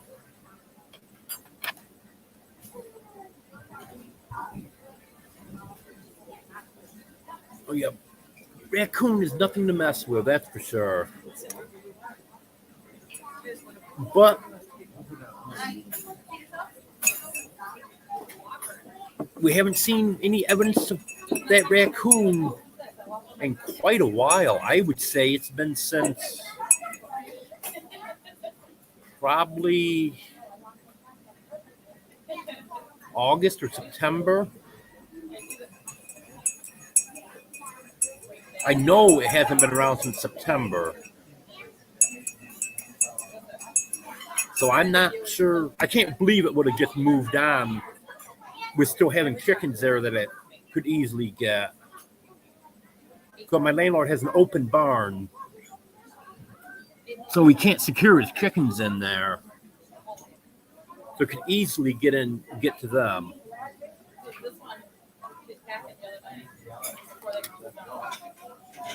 But we were wondering if maybe one of the neighbors trapped it or shot it or something. Because it's funny that it just all of a sudden disappeared.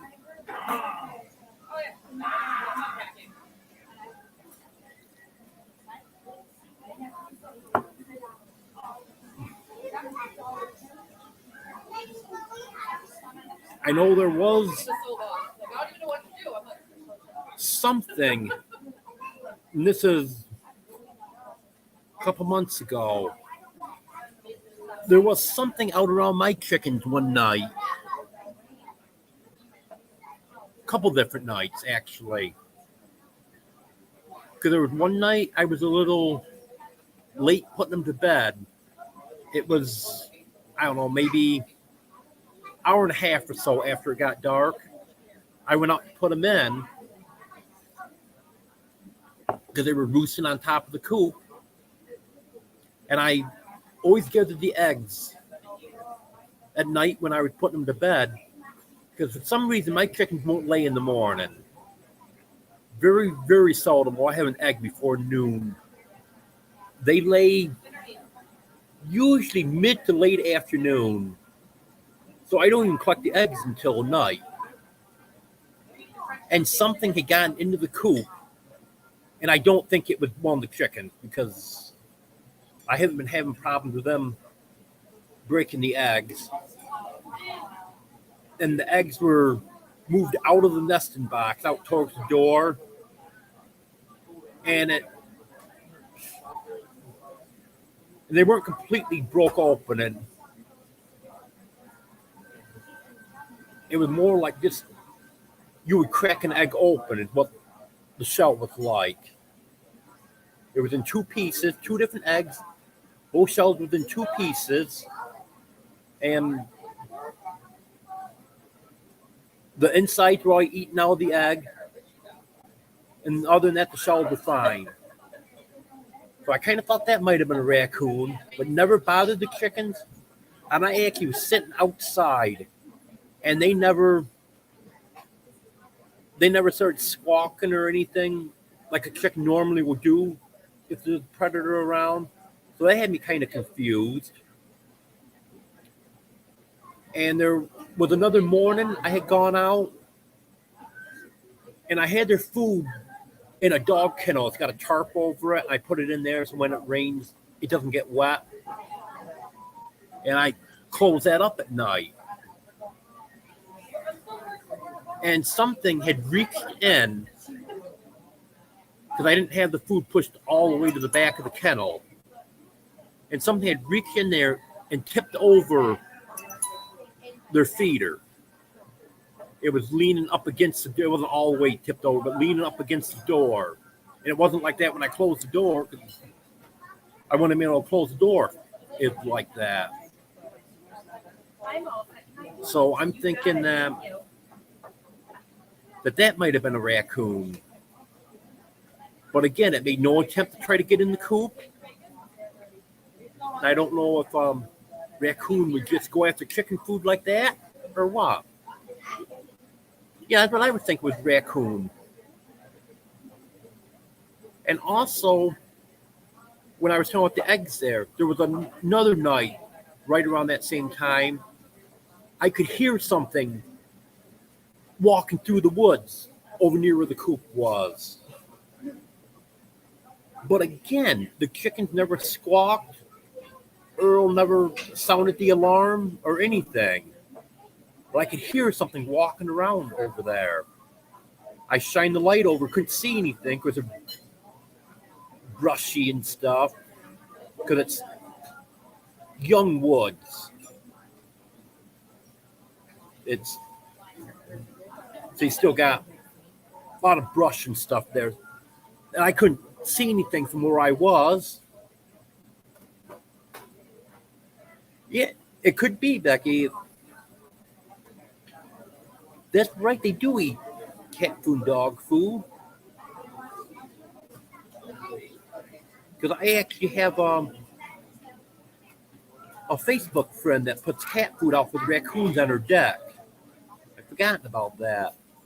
So yeah, maybe they were going after the chicken food. But all that has stopped now.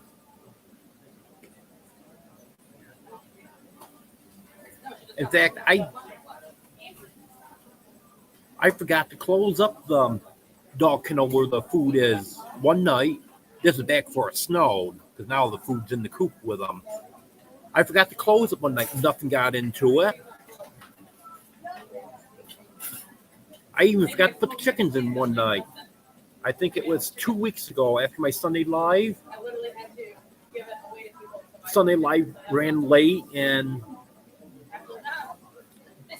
my generator had stalled, so I didn't have to go out and shut my generator off that night.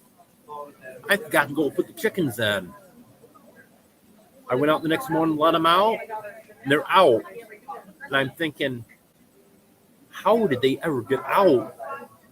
There's no way they could have got that door open on their own.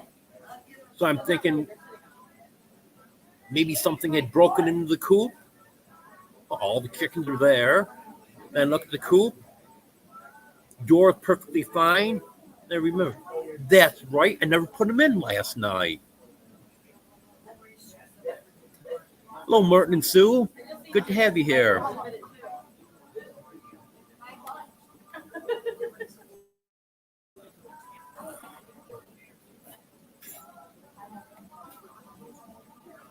Now I gotta go back and see what I missed here. This is it. I don't have anything to talk about for the longest time. I start talking and I don't follow along here.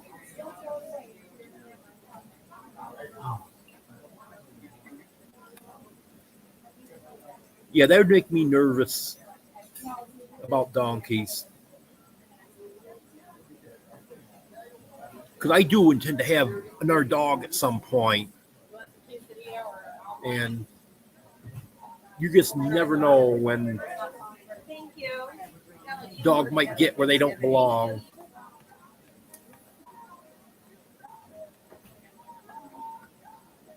But eventually I'm going to have an electric fence.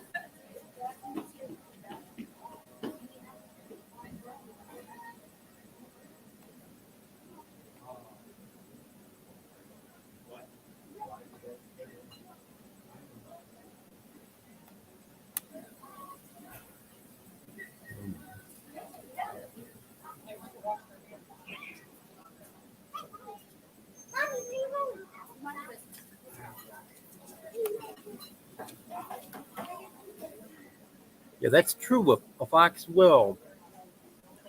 The neighbor across the road thinks he saw a fox last month, but he's not 100% sure. Like 3 or 4 o'clock in the morning, when he took his dog out, he saw something about the size of a gray fox with a big bushy tail. But very rarely do you ever see a gray fox around here. We have mostly red foxes, so no one's 100% sure if that was a fox. He just couldn't figure out what else it was. Hello, Pink Sparkle. Good to have you here.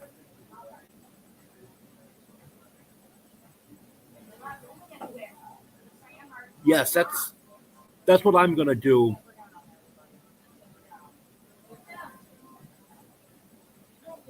I'm gonna have a setup just like Jeff from Groovy Egg Farm has.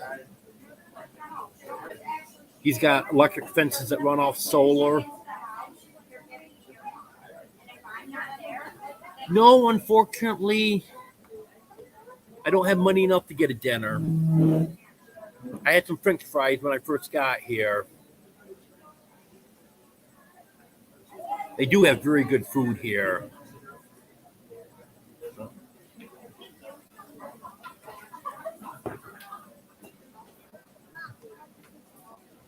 So I had them French fries earlier.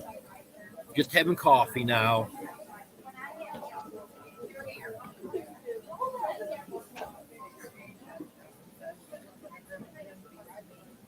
Those electric fences are kind of pricey, but I hope at some point I'll be able to go that route. Because I know Jeff has had very good luck with that electric fence, except for the day he forgot to turn it on.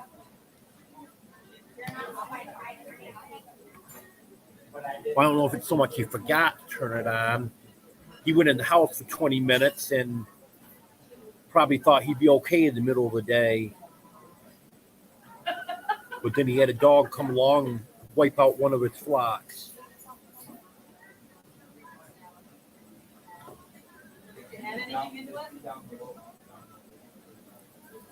Yes, thank you, Merton and Sue.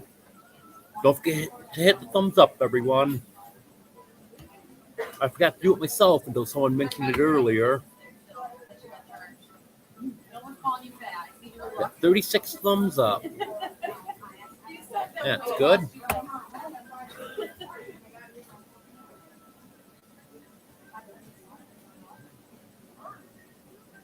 I think it's going to be around Wednesday of next week. The one that ordered it didn't tell me if she got an exact date on it. But I clicked on the generator to see what it said, and they were saying the delivery would be next Wednesday, and she'd ordered it just before that, so that's why I'm thinking probably Wednesday. Hopefully sooner. Hello, Mom of Four Boys. Good to have you here. My mom was a mom of four boys also. I've got 3 older brothers.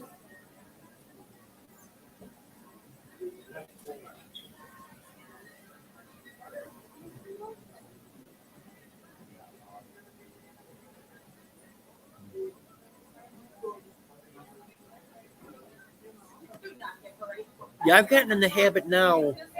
As soon as I go to a live or as soon as I click on a video to watch whatever, I hit the thumbs up. Otherwise, I forget it. But when I start a live myself, I don't have the option to hit the thumbs up before I hit go live. So sometimes I forget to go back and do it.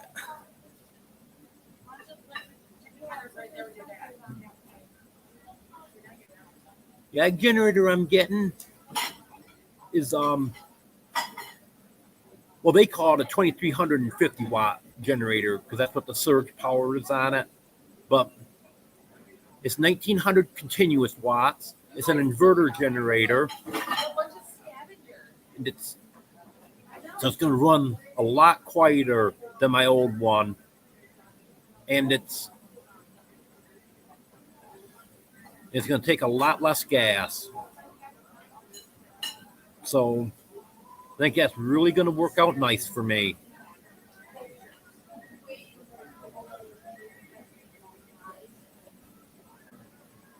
And for everyone that just came in, didn't hear me say earlier,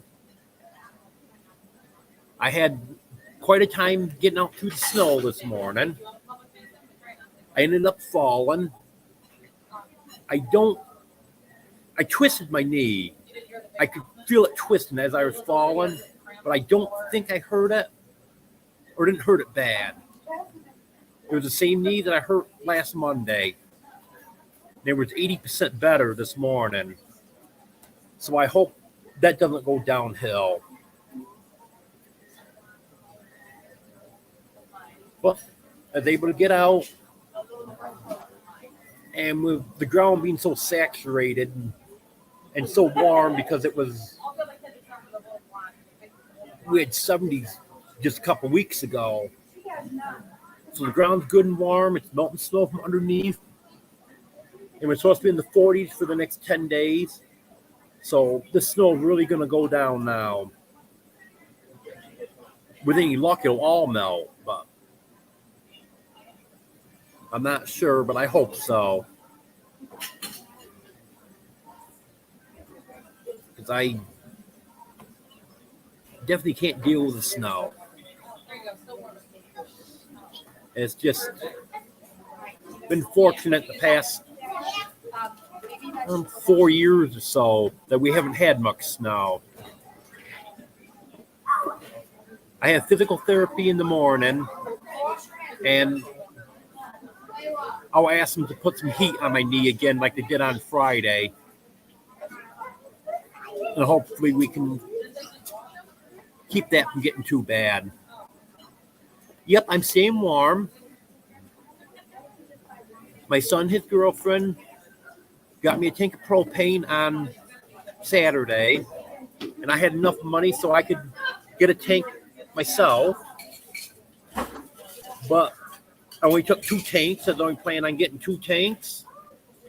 And the one tank I hadn't used in a couple of years and had been sitting outside. They couldn't get the nozzle threaded into it. So couldn't fill that one. So I still have money enough to get another tank of propane.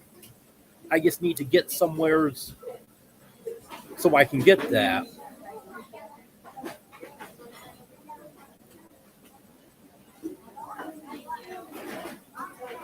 And and I keep it a little on the cool side. Once I got that tank of propane, I was able to get the heat back up between 45 and 50. And that's what I like it. I still haven't got my heater moved to where I want to move it. I want to get moved more toward the center of the room, and I'll heat the room more evenly that way. Oh yes, I have enough food. I'm in New York, Parrish, New York, just east of Lake Ontario. So that's why we got all the snow. Yeah, I get food stamps, so that's usually enough to get food for the month. Plus, I've had some food bought for me and sent to me. So I'm doing good on food right now. Until I get my new generator, I'm eating stuff at room temperature. But I've got some completes, which they can be eaten at room temperature. It's kind of nice to have them warmed up, but they're okay at room temperature. And I've got bread and butter. I can make a cheese sandwich, peanut butter and jelly sandwich. And I've got crackers and cheese. So I'll be fine until I get my generator. Looks like over in the center dining room, they're having a birthday party.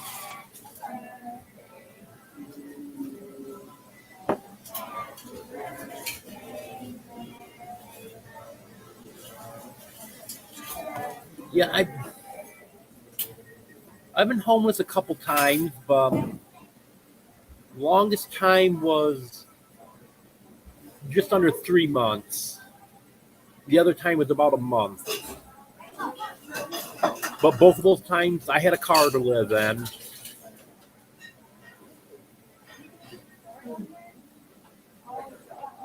And the last time, the only reason it was for so long is I had some money raised for me, and I bought a camper.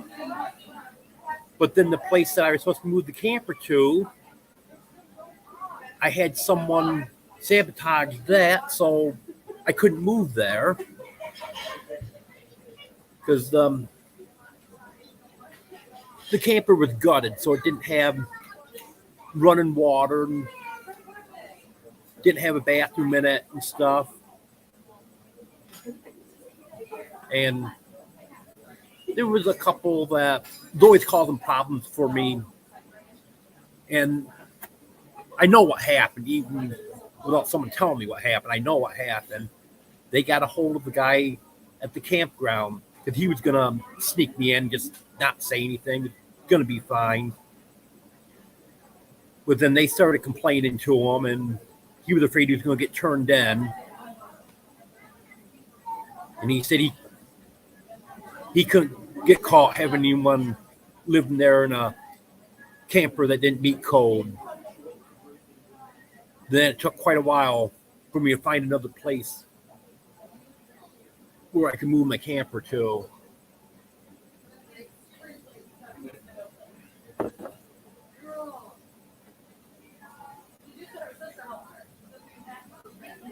And where I am now, I've been here for the last 4.5 years, and I'm going to be moving down south next year.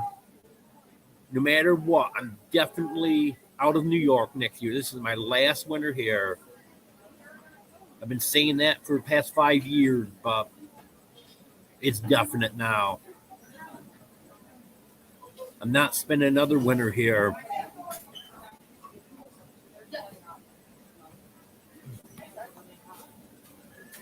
I have some property in Tennessee, but I'm a year and a half behind on the payments.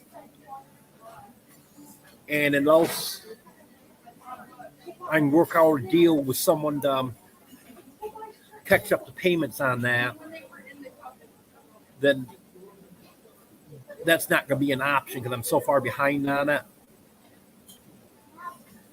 But there's another YouTube channel in Arkansas that I've got to talk to. They're in every one of my lives. I'm always talking to them in the lives. But I got to give them a call and see what they got up their sleeve because they said they have an option available. So I got to see what's going on there. And thank you for subscribing. I appreciate that. Thank you for praying.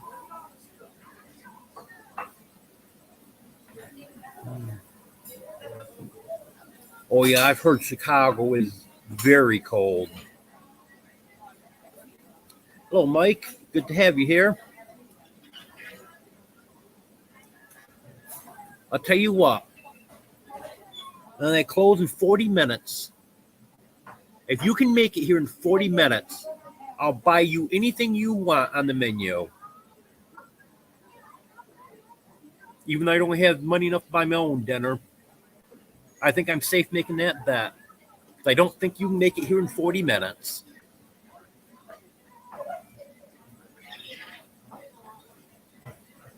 Well, thank you, Roy and Becky. I hope it will work out. Oh, excuse me.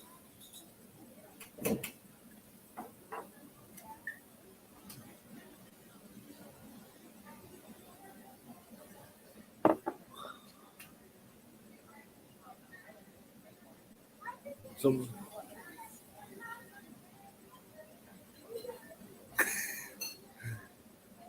oh, you don't want to come up and play in 3 feet of snow? That'd be fun.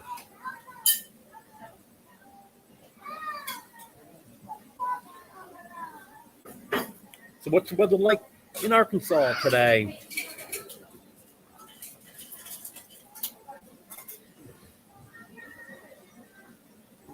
We're going to be having a heat wave. It's going to be in the 40s for the next 10 days.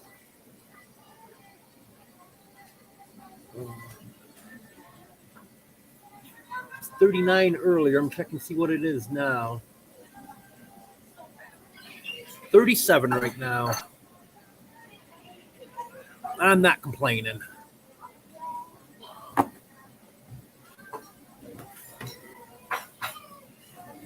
Oh, 50s isn't bad. I'll take it.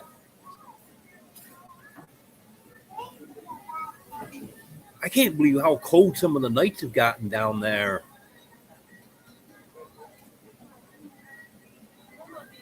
You've had nights colder than it's been here all winter.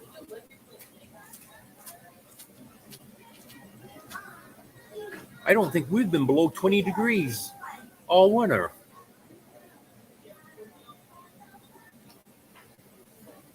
But definitely gotten more snow. You guys did get snow before we did, but then we caught up and went past you in a hurry.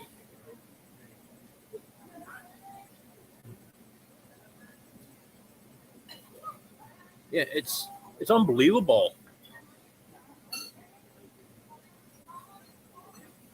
I couldn't believe it that one morning you were saying that it was in the teens.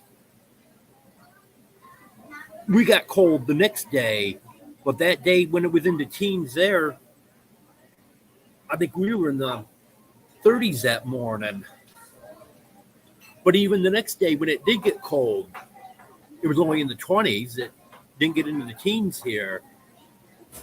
I'm almost positive we haven't been in the teens all winter.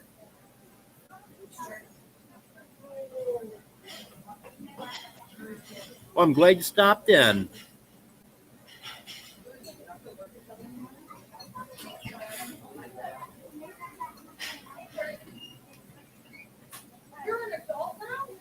Yeah.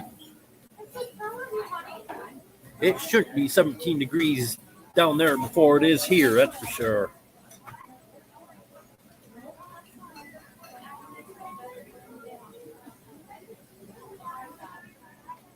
But that's usually about the lowest you ever get all winter, right?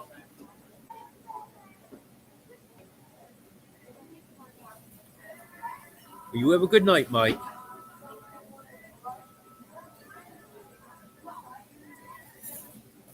Yes, weather has been crazy. Definitely.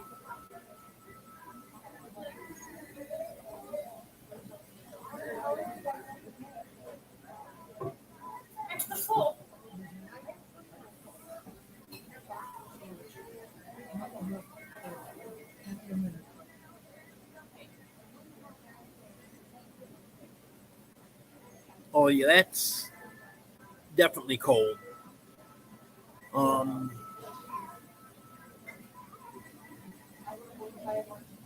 Chapara, am I saying that right? Want to welcome you in. I'm sorry if I said your name wrong. Yeah, I'm hoping that we don't get below zero.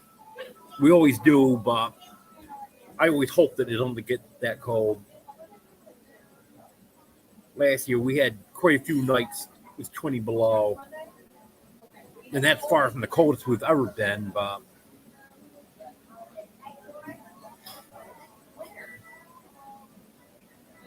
recently we haven't been getting as cold. When I was a kid, it was nothing C40 below.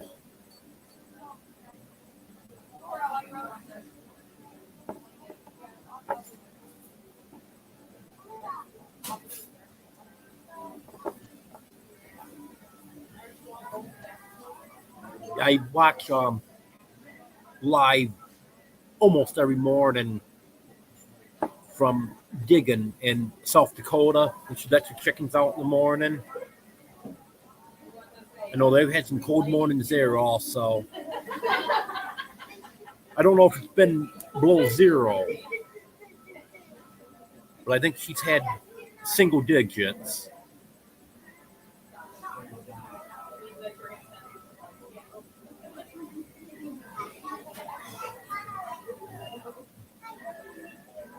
I was talking to someone yesterday, I think it was. I believe it was Colorado, if I remember right. And they were saying how cold it was there also.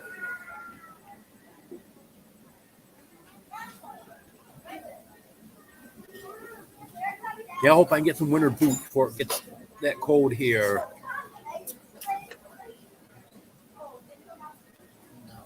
Right now, I'm just wearing my rubber boots with 2 pairs of socks.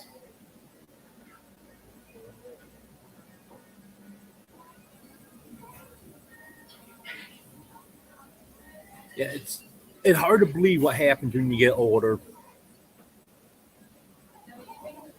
I know years ago, winter didn't bother me, but it sure does now.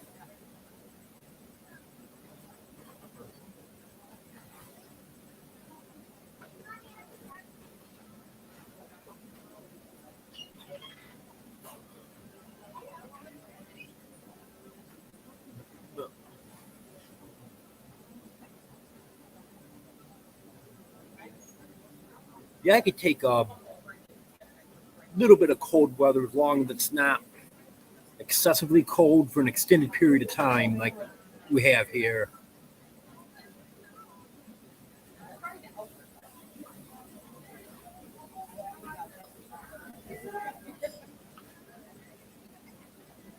Oh, okay. Well, I'm glad I was at least kind of right on it. I'm glad I didn't completely butcher it.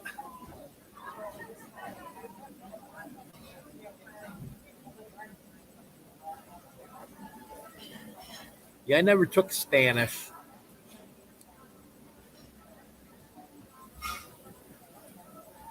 I took first year of French in high school. It took me 2 years to get through that. And then I found out that the French that they were teaching us wasn't the French they speak in France, and it's not the French they speak in Canada. So basically, it was kind of useless.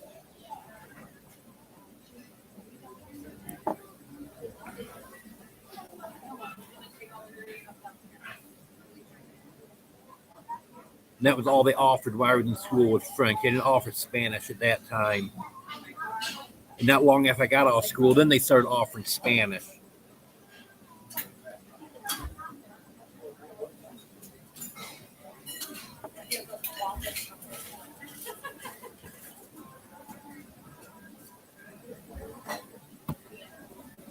And you definitely made a good decision there, Roy and Becky.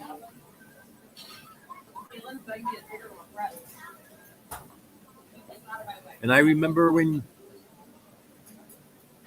you were up in the mountains, you looked over and saw snow on that mountain one day, and you said, "That's it. Time for us to go south."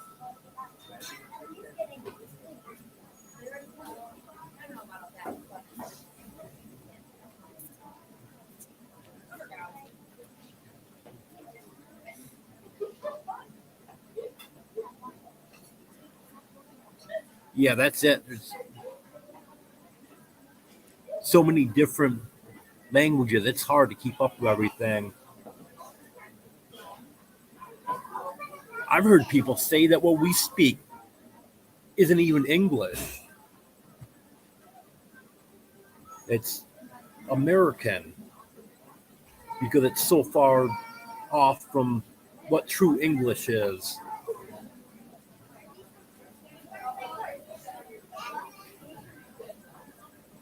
And I gotta kind of believe that because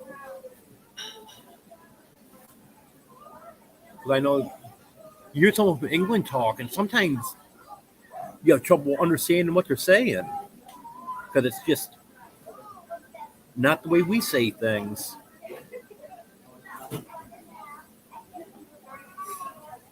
Yep, I've heard it called that too.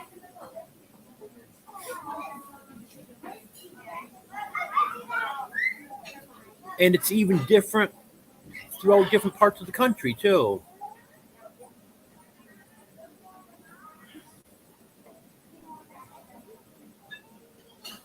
Especially now being on YouTube,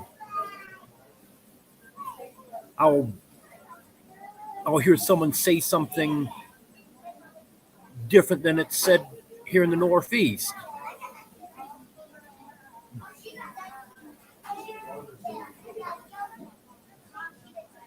Yeah, excuse me.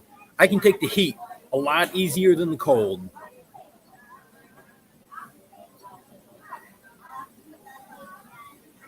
It was different years ago, but now the the heat doesn't bother me. Last summer, it wasn't exceptionally warm here. It was just warm. Our hottest day was 94 degrees. That day started bothering me a little bit. And there was another day that bothered me a little bit. But the rest of the summer, it really didn't bother me at all. Where years ago it would have.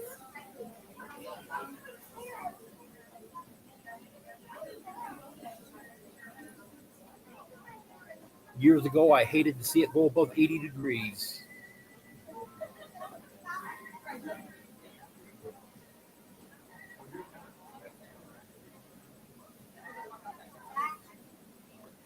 Yeah, that's the thing to do.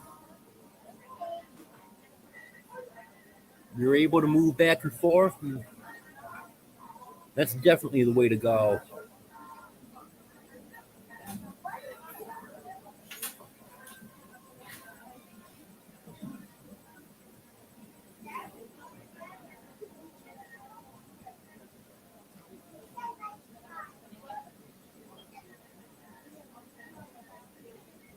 Oh, does anyone have any questions for me? Another topic, or does anyone want to come up on panel? I've got the link pinned at the top if you'd like to.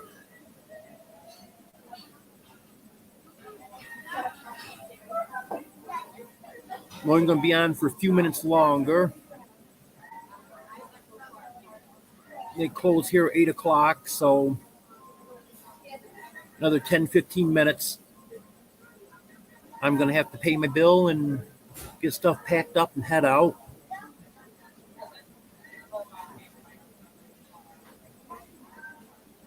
But I want to stay here as long as I can because that's fully charged. That's fully charged. I still got one headlamp I'm trying to get charged up.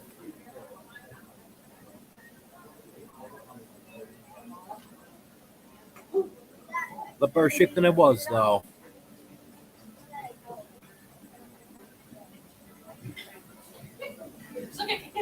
Yeah, that's what I am, 51 also.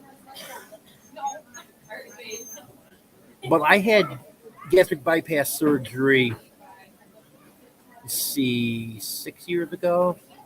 Almost 7 years ago. It was 7 years ago in February. And after you have the gastric bypass surgery, cold bothers you more for some reason. When I went for the orientation before they scheduled the surgery, you had to go through orientation, and then they call a week later to see if you still wanted to do it and stuff.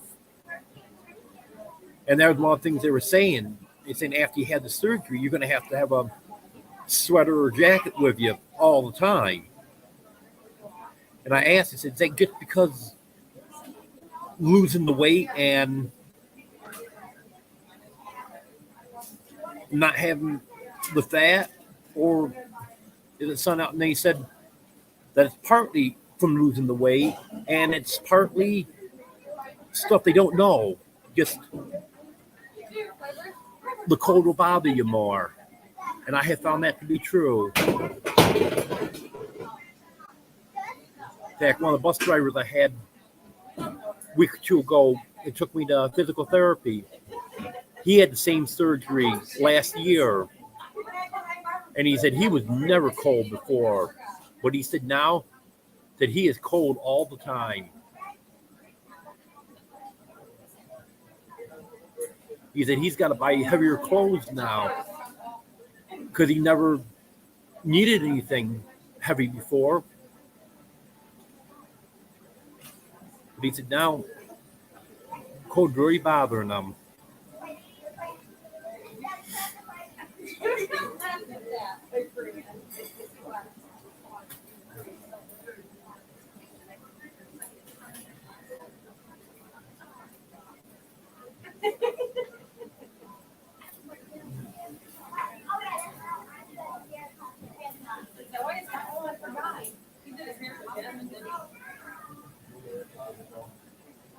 I hope it's not too bad going home.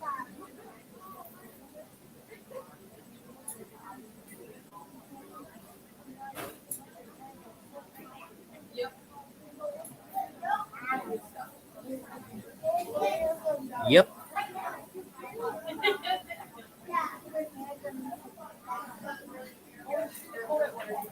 Yeah, I got my long johns on today. Let's see. Got my thermal shirt, t-shirt, flannel shirt, and 2 hoodies on top. And on bottom, I got a pair of shorts. They probably don't make a lot of difference, but I got a pair of shorts on, a pair of sweatpants, and a pair of jeans. So, and my feet are the biggest thing. I don't have any winter boots, so just got 2 pairs of socks and just rubber boots on.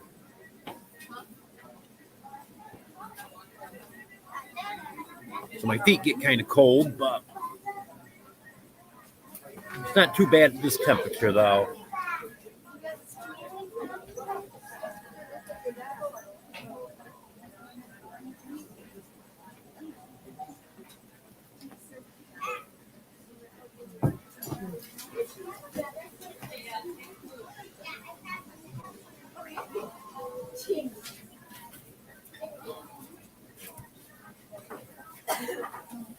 came up insulated soaks, but I believe that's supposed to be insulated socks. Yep. Yeah, I'd like to get some wool socks also.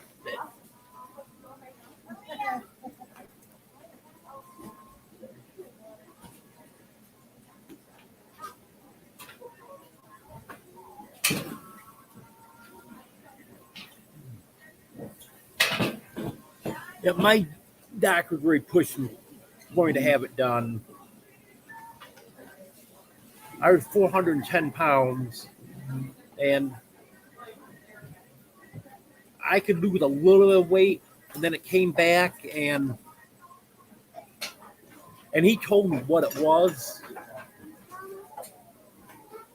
He said, when you try to lose weight, your body will shut down metabolism because your body's thinking there's something wrong because you're losing weight, and that will cause you not to lose any more weight or gain back what you've lost.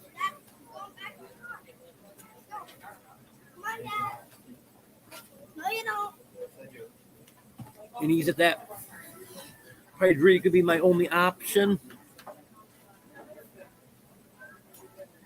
But one thing it did do for me, it brought my blood pressure down.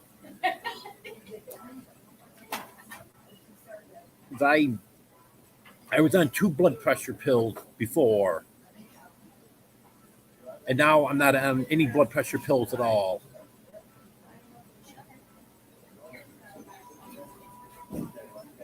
They cut one out right after the surgery, and then the other one cut the dosage in half after a few months, and then cut that back a little more. And then it got to the point where my blood pressure was so low when I went to the doctor. It was still in the normal range, but it was just as low as you'd want to go in the normal range. It was like 115 over 70. And he was very concerned that it was going to drop too low. So he decided to cut it out completely. And then my blood pressure went back up slightly. Like now it'll be like maybe 125 over 80, somewhere in that neighborhood. But they're happy with that.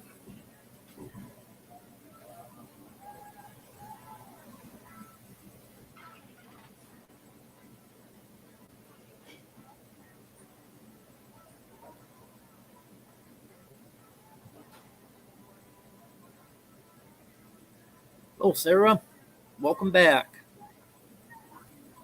Thought you were coming for dinner. No specials today.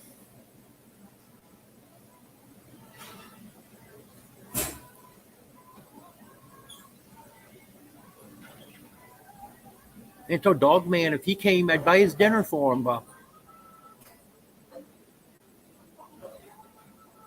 he said he's not coming.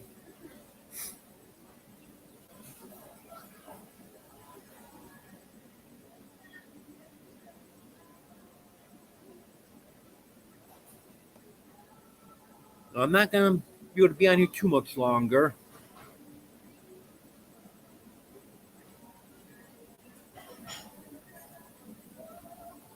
I'm going to have to get my bill paid and get packed up here and get out of here shortly. They close in 17 minutes.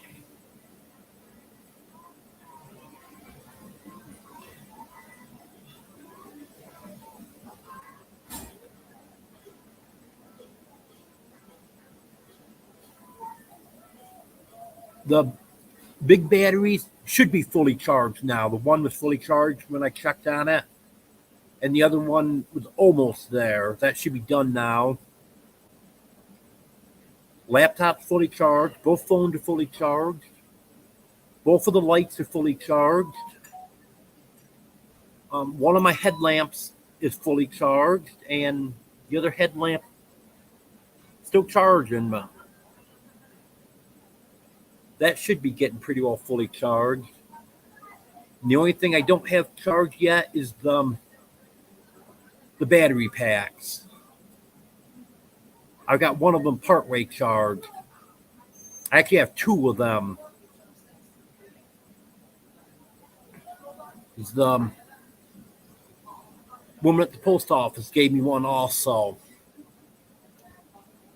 I had both of them dead.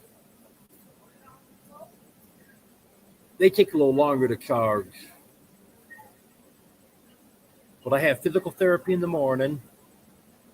So I'm going to charge some stuff while I'm there.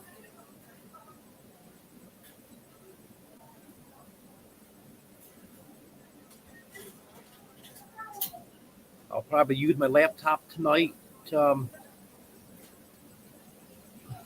keep my phones charged up and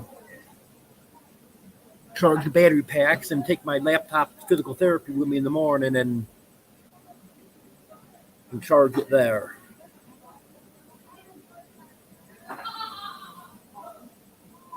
Oh yeah, it's not the headlight for my bike. That's fully charged. That'll be fine. That'll last for quite a while. But it's this lamp here that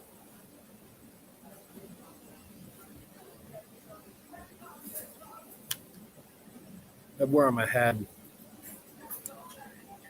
And that I won't use all the way home. I'll just have it sold if I need it there. And then when I get home, that's what I'll use to get into my camper and stuff.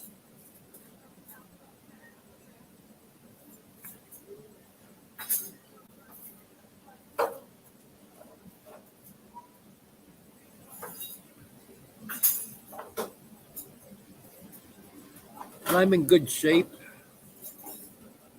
I'll be coming back here Wednesday to get everything topped off. Oh yeah, it's dark. It's almost 8 o'clock here.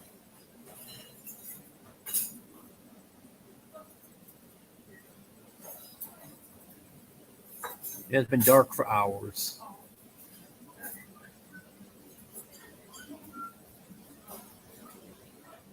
I want to get everything topped off on Wednesday since we're closed Thursday. And depending on what's going on, I might pop up again on Wednesday. Who knows?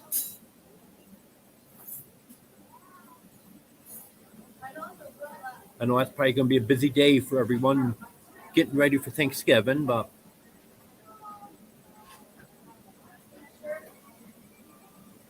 I'm still here. I'm about 3 miles from home. I'm not going to be here long.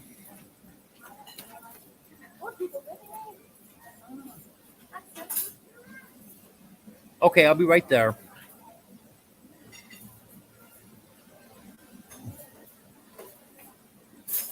What are we having?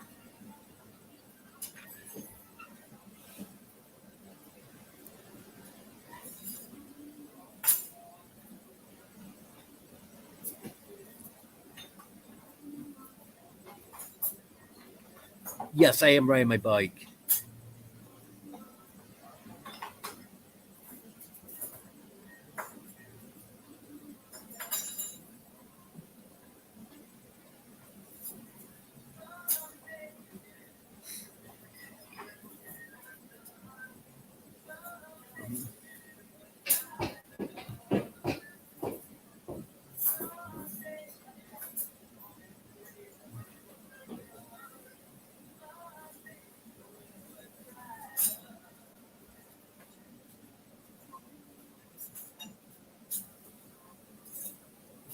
Well, I'm sorry I'm going to have to leave.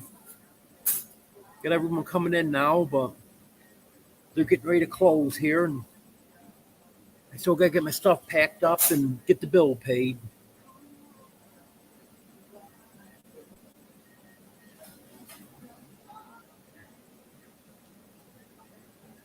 Yeah, it was a nice sunset here, too. I saw it out through the window. I almost tried taking my laptop outside I gotta figure out. I should be able to use my phone. I know there's a way to do it. I gotta figure out how I can use my phone when I'm doing live on my laptop. And I would have went outside and let everyone see it. Because I'm sitting here facing the west, so I can see it. Nice sunset.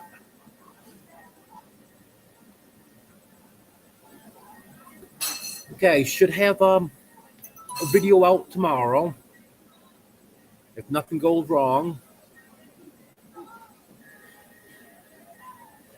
And I'll try to do another live on Wednesday. Depending on who else is doing a live. I don't like to go over people, but I can't think of anyone early in the day that's on. I know later in the day it gets busy, but I hope to be here a little earlier on Wednesday.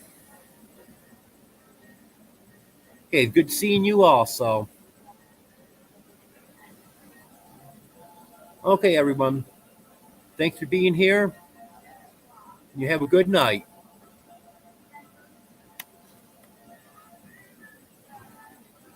And don't forget to hit the thumbs up if you haven't already. I appreciate it. Good night.